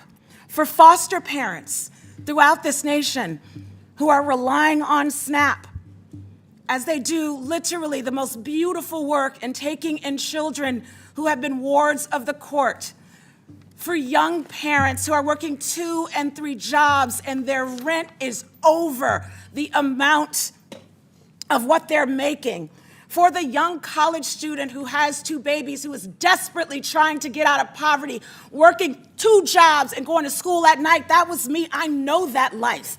All we are saying as a collective, if we vote yes on this amendment, do what you will. We don't want to have a hungrier America. It's plain and simple. For the poorest among us, the ones who work with their bodies and their children are suffering because we're saying food banks go to hell. Working people who have hungry children, we're not going to worry about you. All I'm saying in this amendment is please, with all that we have, don't touch the stomachs of poor children. And I yield back. Any other members seek recognition? Ms. Stansberry? Thank you, Mr. Chairman, and I want to say thank you to the gentlelady from California for bringing this amendment forward and for highlighting the cruelty of what the GOP is trying to do right now with this entire reconciliation package. And I want to just point out once again that in the name of balancing the budget, but in the reality of actually blowing a hole through the budget and the deficit, these guys are proposing to give $7 trillion in tax breaks to billionaires, millionaires, and their corporate donors by taking away food from children. It is that simple. And it's not even that much money that's going to save them on the tax breaks for the rich. But it is literally going to take away food from children. Literally. Now, I've been back in my district meeting with our food banks and people who are advocates for our families who are struggling. And I think like others on this committee, I grew up in a household that struggled. I grew up in a household that when the worst did occur, when my mother did lose her job, we were on assistance. And I would not be sitting here as a congresswoman today if it was not for the grace of God and for those programs that are designed to catch people when they need it, to help people when they are their most vulnerable, to help moms who have kids, to help the elderly who are barely scratching by right now, to help people when they have disabilities, to help people when they end up with a medical emergency and there's nothing else to help them. That is what these programs exist for. That is why they are there. Now, I know that my friends across the aisle like to allege that there's some sort of widespread waste, fraud, and abuse happening. But let me just tell you this. If you've ever been on SNAP, you get an EBT card. This is like a credit card to go grocery shopping. You know how much money you get? $6. You can't even buy a single carton of eggs for $6 right now. Donald Trump's on television literally saying right now that the price of eggs is down. That dude has probably never been grocery shopping in his life, more or less in the last week. And these guys want to steal food from children. And that is what this amendment would prevent. Now, my food banks in New Mexico, the food banks that serve my population in New Mexico, are telling me that if these SNAP cuts go through this reconciliation package, there will not be enough funding or food in the supply chain to meet the need. It will be not only worse than it was at the height of the pandemic, it will be many times worse than it was during the pandemic. So I want all of you guys to remember what it was like at the height of 2020, when literally our shelves were empty because there was a supply chain crisis, and the cost of food went through the roof, and people couldn't leave their homes, and there was this huge financial crisis. Literally, that's what we're hurtling towards right now, between the tariffs, the cost of living, between what's happening to the cost of food, and now they want to cut the most basic program that helps to stretch the gap for our most vulnerable people in our community.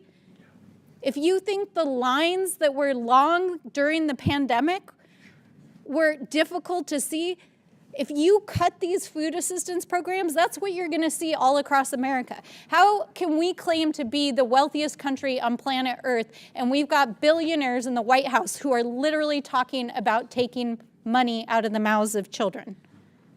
It is not only unconscionable, it's disgusting. It's disgusting. How do we live in a society where we're even debating this? We are a country of plenty, and yet these guys want to give tax breaks to billionaires by starving children. It's ridiculous. In New Mexico, 1 in 5 children are on food assistance. That's who your bill's going to hurt. And we will vote no. I yield back. Does any other member seek recognition on the Simon Amendment? Seeing none, the question is now on the Simon Amendment. All those in favor signify by saying aye. Aye. All those opposed signify by saying no. No. In the opinion of the chair, the noes have it. The amendment is not agreed to. Recorded vote has been ordered. The vote will be postponed. For what purpose does Mr. Bell seek recognition? Mr. Chairman, I have an amendment at the desk. Will the clerk please report the amendment? Amendment to the amendment in the nature of a substitute to the fiscal year 2025 Budget Reconciliation Committee print, providing for reconciliation pursuant to House Concurrent Resolution 14, offered by Mr. Bell of Missouri. Without objection, the amendment is considered as read. I reserve a point of order. The gentleman from Missouri is recognized for 5 minutes to explain the amendment. Thank you, Mr. Chair, Mr. Ranking Member. As a former public defender and elected prosecutor, I recognize when systems are being manipulated to suppress rights, and this provision sets a dangerous precedent. And so I rise to strike this section because it represents not only an unjust financial burden on our federal workforce, but also a direct attack on their access to due process. And when we talk about households that are struggling, as my colleague so articulately pointed out, well, we were a level under that when I was growing up. We were just broke. Syrup sandwiches and fried bologna were like fine dining for us. And so I think there's a disconnect when people think that things such as a $350 filing fee is inconsequential. When the average household income in my district is about $50,000 to $55,000, well, there's a lot of people that are making 40 and 30 and even less than that.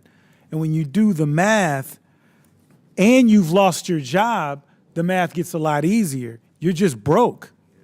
So imposing a $350 filing fee and adding new restrictions for appeals sends the wrong message to working class federal employees and folks, and it tells them that their rights are negotiable. The text makes clear that this fee would apply to meals not involving prohibited personnel practices including matters such as OPM, suitability determinations, performance-based removals, terminations of probationary employees, and denial of reinstatement. So to be clear, we are already witnessing the consequences of this administration's workforce reduction agenda. An estimated 200,000 probationary employees have been terminated, and over 75,000 have been pressured into resigning. This isn't cost-cutting, it's an attack on the civil service. Federal employees deserve the right to challenge unjust actions without facing financial obstacles. By forcing workers to pay hundreds of dollars to defend their employment, we are telling them to choose between fighting a wrongful termination and paying for groceries or paying for the rent. These cuts should not come at the expense of our public servants, the very people who keep our government running. Now more than ever, we must uphold and strengthen the protections available to our federal workforce, which is why I've introduced this amendment to protect workers' rights, defend access to due process, and stand up for the values of fairness and justice. And I urge my colleagues to join me in supporting this amendment and standing with federal workers and with working-class families. I yield back. Gentleman yields back. Did any member seek recognition? Seeing none. Mr. Chairman. Mr. Lynch. Yeah. Mr. Chairman, in support of Mr. Bell's amendment, I would like to use my time on this amendment as a point of personal privilege. Today, Oversight Democrats are issuing more than 100 letters to the Trump administration demanding documents and information related to the chaos, the corruption, and the cruelty that has defined its first 100 days. In that short period of time, the American people have already endured unprecedented threats to democracy and repeated actions undertaken by Donald Trump and Elon Musk to commercialize government and public service into a for-profit venture. The Trump administration and DOJ have unlawfully slashed funding of public programs, as we have discussed here today. They have illegally fired hardworking federal workers, exposed Americans' private data to foreign actors, and have deliberately defied congressional oversight. This administration has been unresponsive to Congress.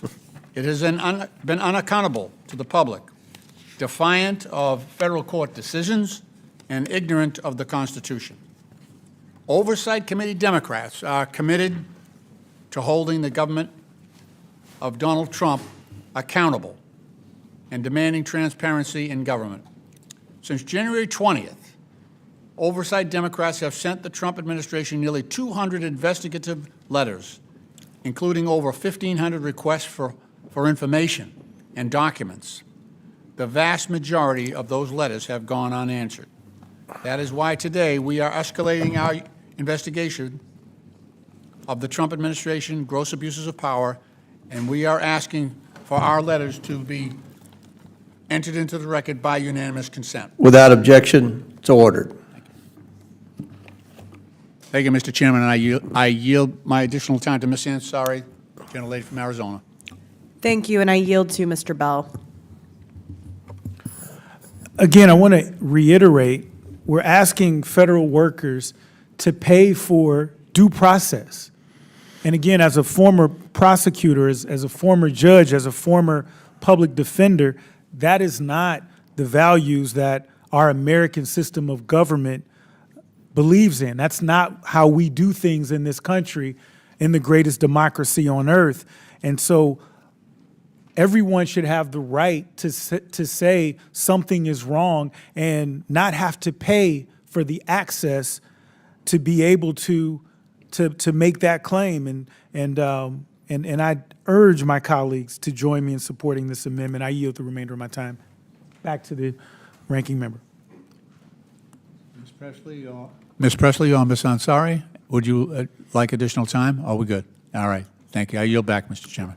Any other members seek recognition? Seeing none, the question is now on the Bell amendment. All those in favor signify by saying aye. Aye.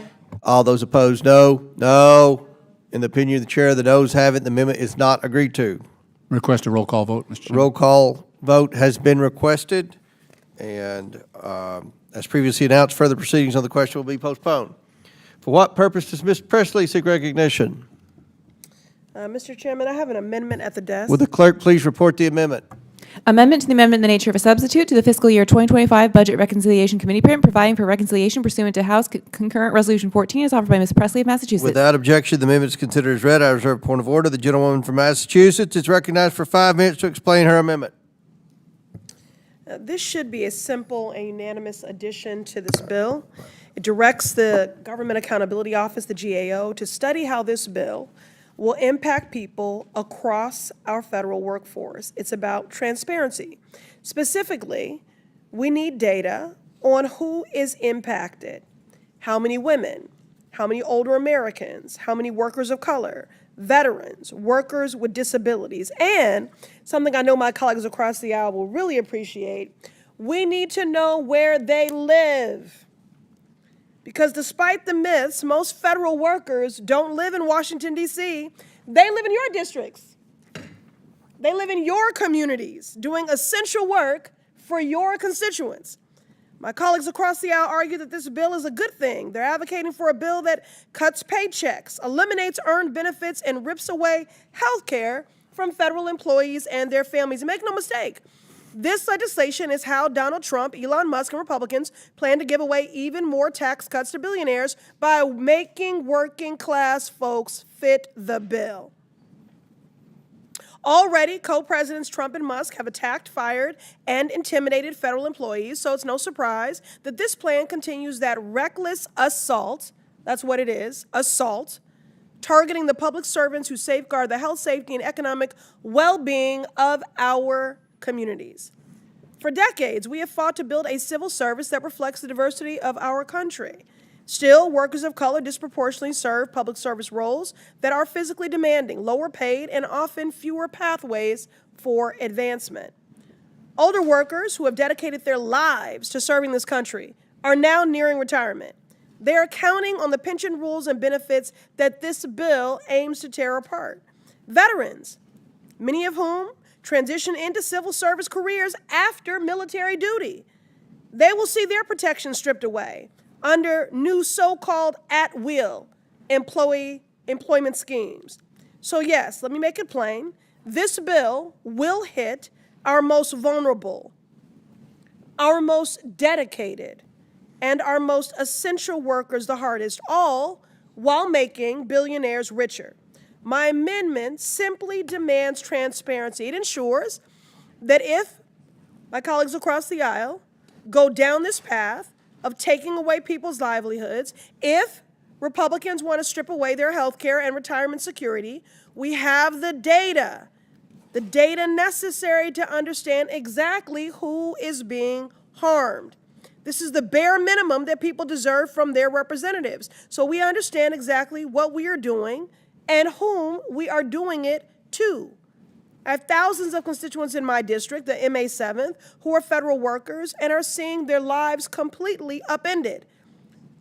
To my Republican colleagues, think about the mail carriers in your hometown.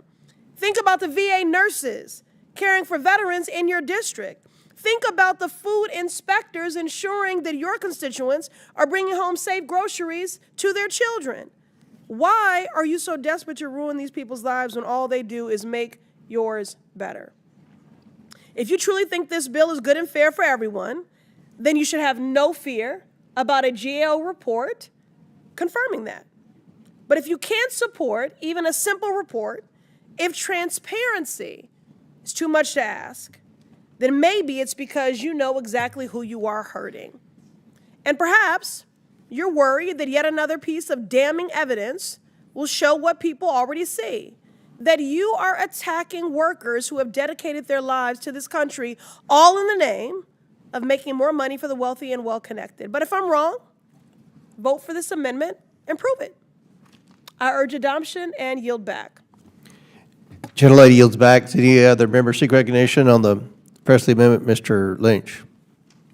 I do. Mr. Chairman, I just want to support the gentlelady from Massachusetts amendment. We're always striving to make fact-based decisions here in government. And this amendment provides data that will guide us, hopefully. And also, since there is a disagreement about the measure of pain that this is going to visit upon the American people, this is one way that we can have usable data, as the gentlelady has suggested. It will identify location. It'll identify veterans, disabled, other classifications that will be. It'll be actionable intelligence that we will be able to measure the negative impact on the families that we all represent. So I want to thank her for her wise amendment, and I ask members to support it as well. And I yield back. Gentleman yields back. Any other members seek recognition? Seeing none, the question is now on the Presley Amendment number 1. All those in favor signify by saying aye. Aye. All those opposed, no. No. In the opinion of the chair, the noes have it. Request And the amendment is not agreed to. A recorded vote has been requested. Please go on the That record. vote will be postponed. Thank you. For what purpose does Ms. Presley seek recognition? Thank you, Mr. Chairman. Yes, I have another amendment at the Will the desk. clerk please report the Presley Amendment number 2? Amendment number 2 to the amendment in the nature of a substitute to the fiscal year 2025 Budget Reconciliation Committee print, providing for reconciliation pursuant to House Concurrent Resolution 14, offered by Ms. Presley of Massachusetts. Without objection, the amendment is considered as read. I recognize myself for a point of order. The gentlewoman from Massachusetts is recognized. Thank you. My amendment adds a basic measure of decency to a bill that has none. Under current law, when a federal employee retires before they are eligible for Social Security, usually around age 60, after 20 or more years of service, they receive a monthly benefit to help bridge the gap until Social Security kicks in. It's called the FERS, Annuity Supplement. It is not a bonus. It is not a handout. It's a bridge, something that workers earned, that helps career public servants, especially those in physically demanding or early retirement roles, make ends meet after dedicating their lives to this country. In my district, the Massachusetts 7th, it quite literally keeps them out of poverty. Shamefully, on page 4 of this bill, they eliminate this benefit entirely for every federal worker. My amendment simply says it's a carve-out, that veterans and employees with disabilities can keep this earned benefit. Every year, thousands of veterans transition into federal jobs after completing their military service. They become postal workers. They become TSA agents, maintenance crews at national parks, clerks at VA hospitals. You're nodding your head, so you know that. Inspectors at our ports. For many, this is a second career taken on later in life, again after military service, and they don't have 40 years to work in it before hitting retirement age. Without this benefit, they'll face a cruel gap, retired, unable to work, but still too young to receive Social Security. We owe our veterans better than that after a lifetime of military and civil service. I'm sure you agree. In the same vein, federal employees with disabilities often retire early under the same system their colleagues use, and for them, this benefit helps them to make ends meet. It pays the rent. It fills a prescription. It keeps the lights on. Ripping this lifeline away from workers with disabilities is not only cruel, it is unnecessary. These aren't the people driving up the deficit. They're doing what Republicans often accuse them of not doing, working when they are able to. And instead, they're getting punished for it. With this administration, the cruelty is the point. This is just void of common sense and compassion, attacking, intimidating, and purging federal workers. So it's no surprise that co-presidents Trump and Musk are turning to them to pay for more tax cuts to billionaires. We should be striking this section, altogether. Instead, we should be putting forth a bill that affirms federal workers as the essential workers they are. Instead, here we are. Republicans are gutting their benefits. All my amendment does is protect our veterans. Good patriots across the aisle, I'm sure you want to join me in protecting our veterans and those with disabilities, our most vulnerable, from these reckless cuts. Now, if we can't agree on that, then we are truly lost. We ask our veterans to serve, and they do. We ask our community members with disabilities to work if they can, and they do. When their service ends, the least we can do is honor it with dignity. And that's what my amendment ensures, and I urge passage of it. I yield back. Do any other members seek recognition? Mr. Lynch. Thank you, Mr. Chairman. I rise in support of the gentlelady's amendment. She's correctly pointed out that the way the bill is currently drafted, it penalizes military service. So we have many veterans, many sons and daughters who serve in the military, and that length of service can be 10 or 15 years in some cases, 20, even longer. But as the gentlelady has correctly pointed out, many of them end up in service to the federal government, either the post office or Defense Department. Just the entire spectrum of our federal government is full of those who have served the country in uniform. What this would do, what this amendment would do, would be to provide that bridge. So when someone completes their military service and goes on to serve the federal government, even though they may choose to retire at an earlier date where they are not eligible for the full benefits that they might receive, this supplemental payment closes that gap that they would have otherwise received. It's a temporary bridge as well until they reach age 62, when they would receive their full Social Security benefits. So it's a good amendment. It provides fairness, and it removes the penalty that would otherwise be visited upon those who engage in military service on behalf of this country. And I yield back.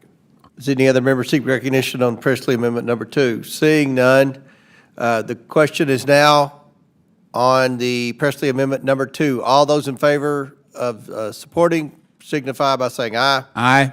All those opposed signify by saying no. No. In the opinion of the chair, the noes have it. The amendment is not agreed to. Request a roll call. A recorded vote has been requested. For what purpose does Mr. Lynch seek recognition? I believe I have an amendment at the desk, number 3. Will the clerk please designate the Lynch Amendment number 3? Amendment number 3 to the amendment in the nature of a substitute to the fiscal year 2025 Budget Reconciliation Committee print, providing for reconciliation pursuant to House Concurrent Resolution 14, is offered by Mr. Lynch of Massachusetts. Without objection, the amendment is considered as read. I reserve a point of order. The gentleman is recognized for 5 minutes to explain his amendment. Thank you, Mr. Chairman. This amendment would serve to protect the retirement benefits of federal workers who entered federal service prior to the enactment of this bill and its implementation of a revised retirement formula. Currently, the Office of Personnel Management calculates the retirement benefits of a federal worker based on their average highest 3 consecutive years of base pay during their federal service. In an attempt to unload the cost of proposed Trump tax plan on the backs of federal employees, the underlying bill would unfairly revise the formula to base retirement benefits on the average highest 5 years of federal workers' earnings. As reported by the American Federation of Government Employees and other federal employee unions, this new formula will reduce the annual retirement received by virtually all federal employees by at least thousands of dollars per year over the next decade. It will also severely impact federal workers whose retirement benefits have already vested. I offer this amendment with the expectation that if my Republican colleagues cannot agree to strike this unfair formula from the bill in its entirety, we can at least hold harmless our current employees and find common ground in a commitment to preserve the retirement benefits that federal employees have already earned. According to the National Active and Retired Federal Employees Association, the high 5 calculation would particularly reduce the value of earned retirement benefits for individuals on the brink of retirement. Such individuals have fulfilled their service to this country with the expectations that their retirement would be based on the high 3.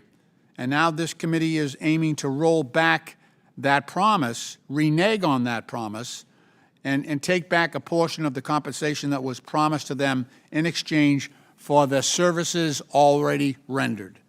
Moreover, these pending retirees have already relied on these benefits in planning for their retirement. In the 100 days since President Trump took office, this administration is engaged in an unprecedented attack on the federal civil service in the form of mass layoffs, forced resignations, hiring freezes, and replacement of nonpartisan federal workers with political appointee loyalists. We simply cannot continue to target dedicated federal employees who have already sacrificed earned pay and earned benefits in consideration of their commitment to public service. In fact, since 2011, federal workers have contributed almost $300 billion to deficit reduction in the form of mandatory frozen pay, increased pension contributions, and higher health care premiums. And still, they are on the job providing critical services to the American people. Members on both sides of the aisle also have long-serving staff who are affected by this legislation. Think about the best of your staff, especially those who have long service, staff who are approaching retirement and whose retirement benefits would be greatly reduced if this provision becomes law. Think about your own employees. And I urge my colleagues to support my amendment, and I yield back the balance of my time. Seek recognition. Seeing none. The question is now on the Lynch Amendment number 3. All those in favor signify by saying aye. Aye. All those opposed signify by saying no. No. In the opinion of the chair, the noes have it, the amendment is not agreed to. Request a recorded The vote. recorded vote is ordered. As previously announced, further proceedings on the question will be postponed. Before we recess, I asked unanimous consent to enter into the record the following statements of support from the following organizations. These are letters in support of our Oversight Committee Budget Reconciliation Bill we'll be voting on in a few hours. The Americans for Limited Government, the Taxpayers Protection Alliance, America First Policy Institute, Foundation for Government Accountability, and the National Taxpayers Union. Without objection, so ordered. Pursuant to the previous order, the chair declares the committee in recess, subject to the call of the chair. We will reconvene at 3:30 p.m. Then we should be able to get our votes in electronically before the House floor vote. So the committee stands in recess until 3:30 p.m.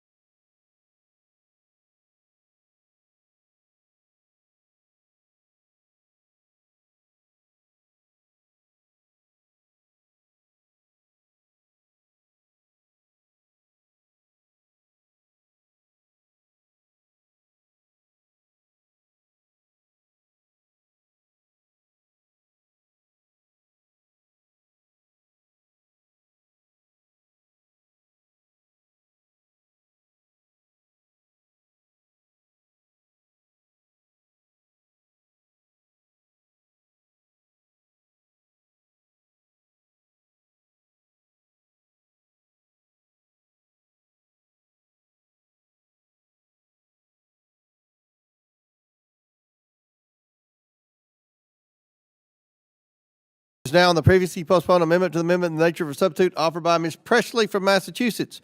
Members are required to vote using the electronic voting system. This is on the Presley Amendment number 2. Have all members voted who wish to be recorded?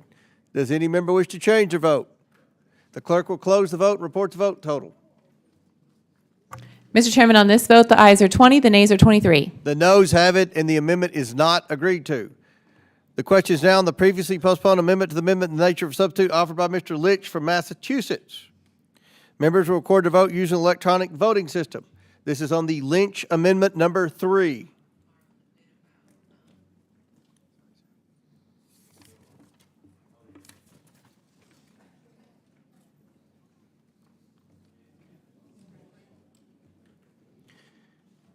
Have all members been recorded who wish to be recorded? The clerk will close the vote and report the tally. Mr. Chairman, on this vote, the ayes are 20, the nays are 23. The noes have it, and the amendment is not agreed to. The question is now on the amendment in the nature of a substitute to fiscal year 2025 Budget Reconciliation Committee print, providing for reconciliation pursuant to House Resolution 14, as amended. All those in favor signify by saying aye. Aye. All those opposed, no. In the opinion of the chair, the ayes have it. The amendment in the nature of substitute to fiscal year 2025 budget reconciliation print is agreed to. Mr. Chairman. But we got Dr. Fox, yes. Chair recognizes Dr. Fox. Thank you, Mr. Chairman. I move the committee do now transmit the recommendations of this committee and all appropriate accompanying material, including minority, additional, supplemental, or dissenting views to the House Committee on the Budget in order to comply with the reconciliation directive included in Section 2001 of the concurrent resolution on the budget for fiscal year 2025, H-Con Res 14, and consistent with Section 310 of the Congressional Budget and Impoundment Control Act of 1974. The motion has been made. The question is on transmitting the fiscal year 2025 Budget Reconciliation Committee print, providing for reconciliation pursuant to the House Budget Committee.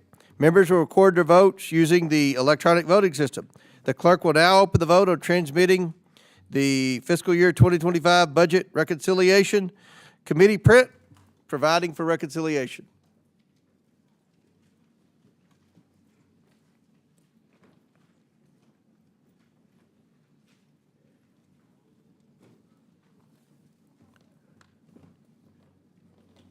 Have all members been recorded who wish to be recorded?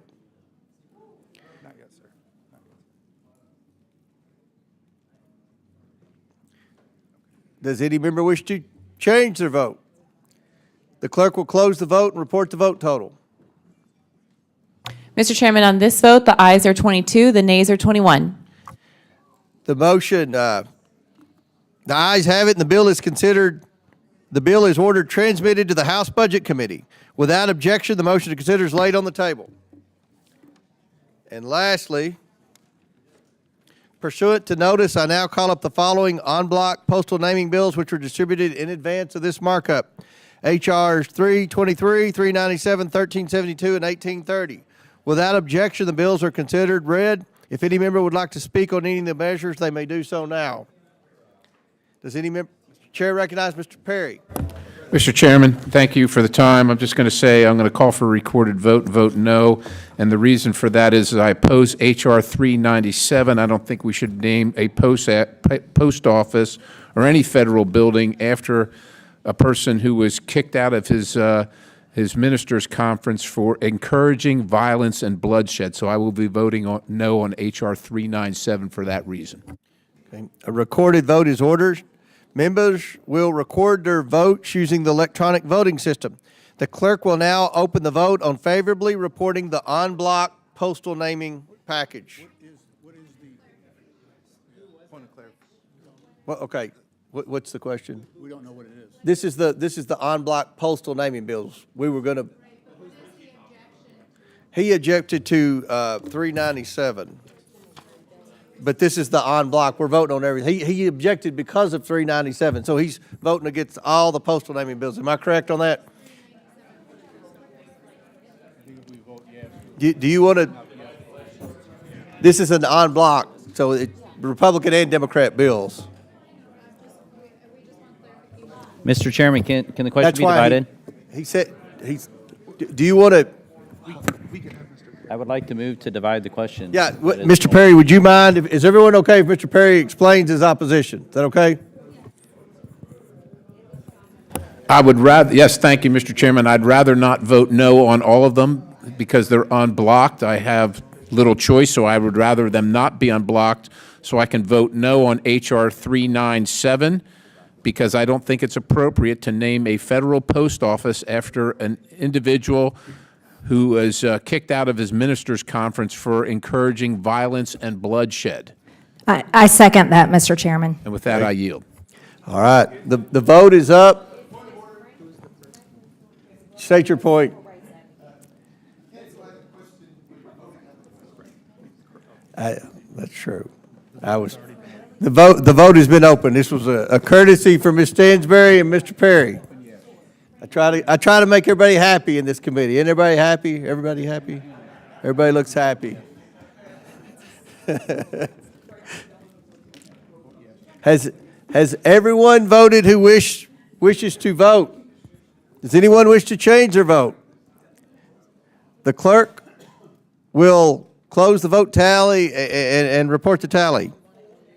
If it fails, it fails. I'm not going to care.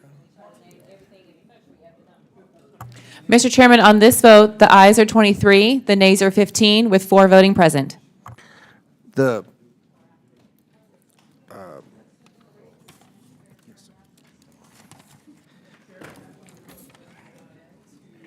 ayes have it. The package is ordered favorably reported. Without objection, the motion to reconsider is laid on the table. Pursuant to House Rule 11, Clause 2, I ask that committee members have the right to file with the clerk of the committee supplemental, additional, minority, and dissenting views without objection. Additionally, the staff is authorized to make necessary technical and conforming changes to the committee print, subject to the approval of the minority. Without objection, so ordered. If there's no further business before the committee, without objection, the committee stands adjourned.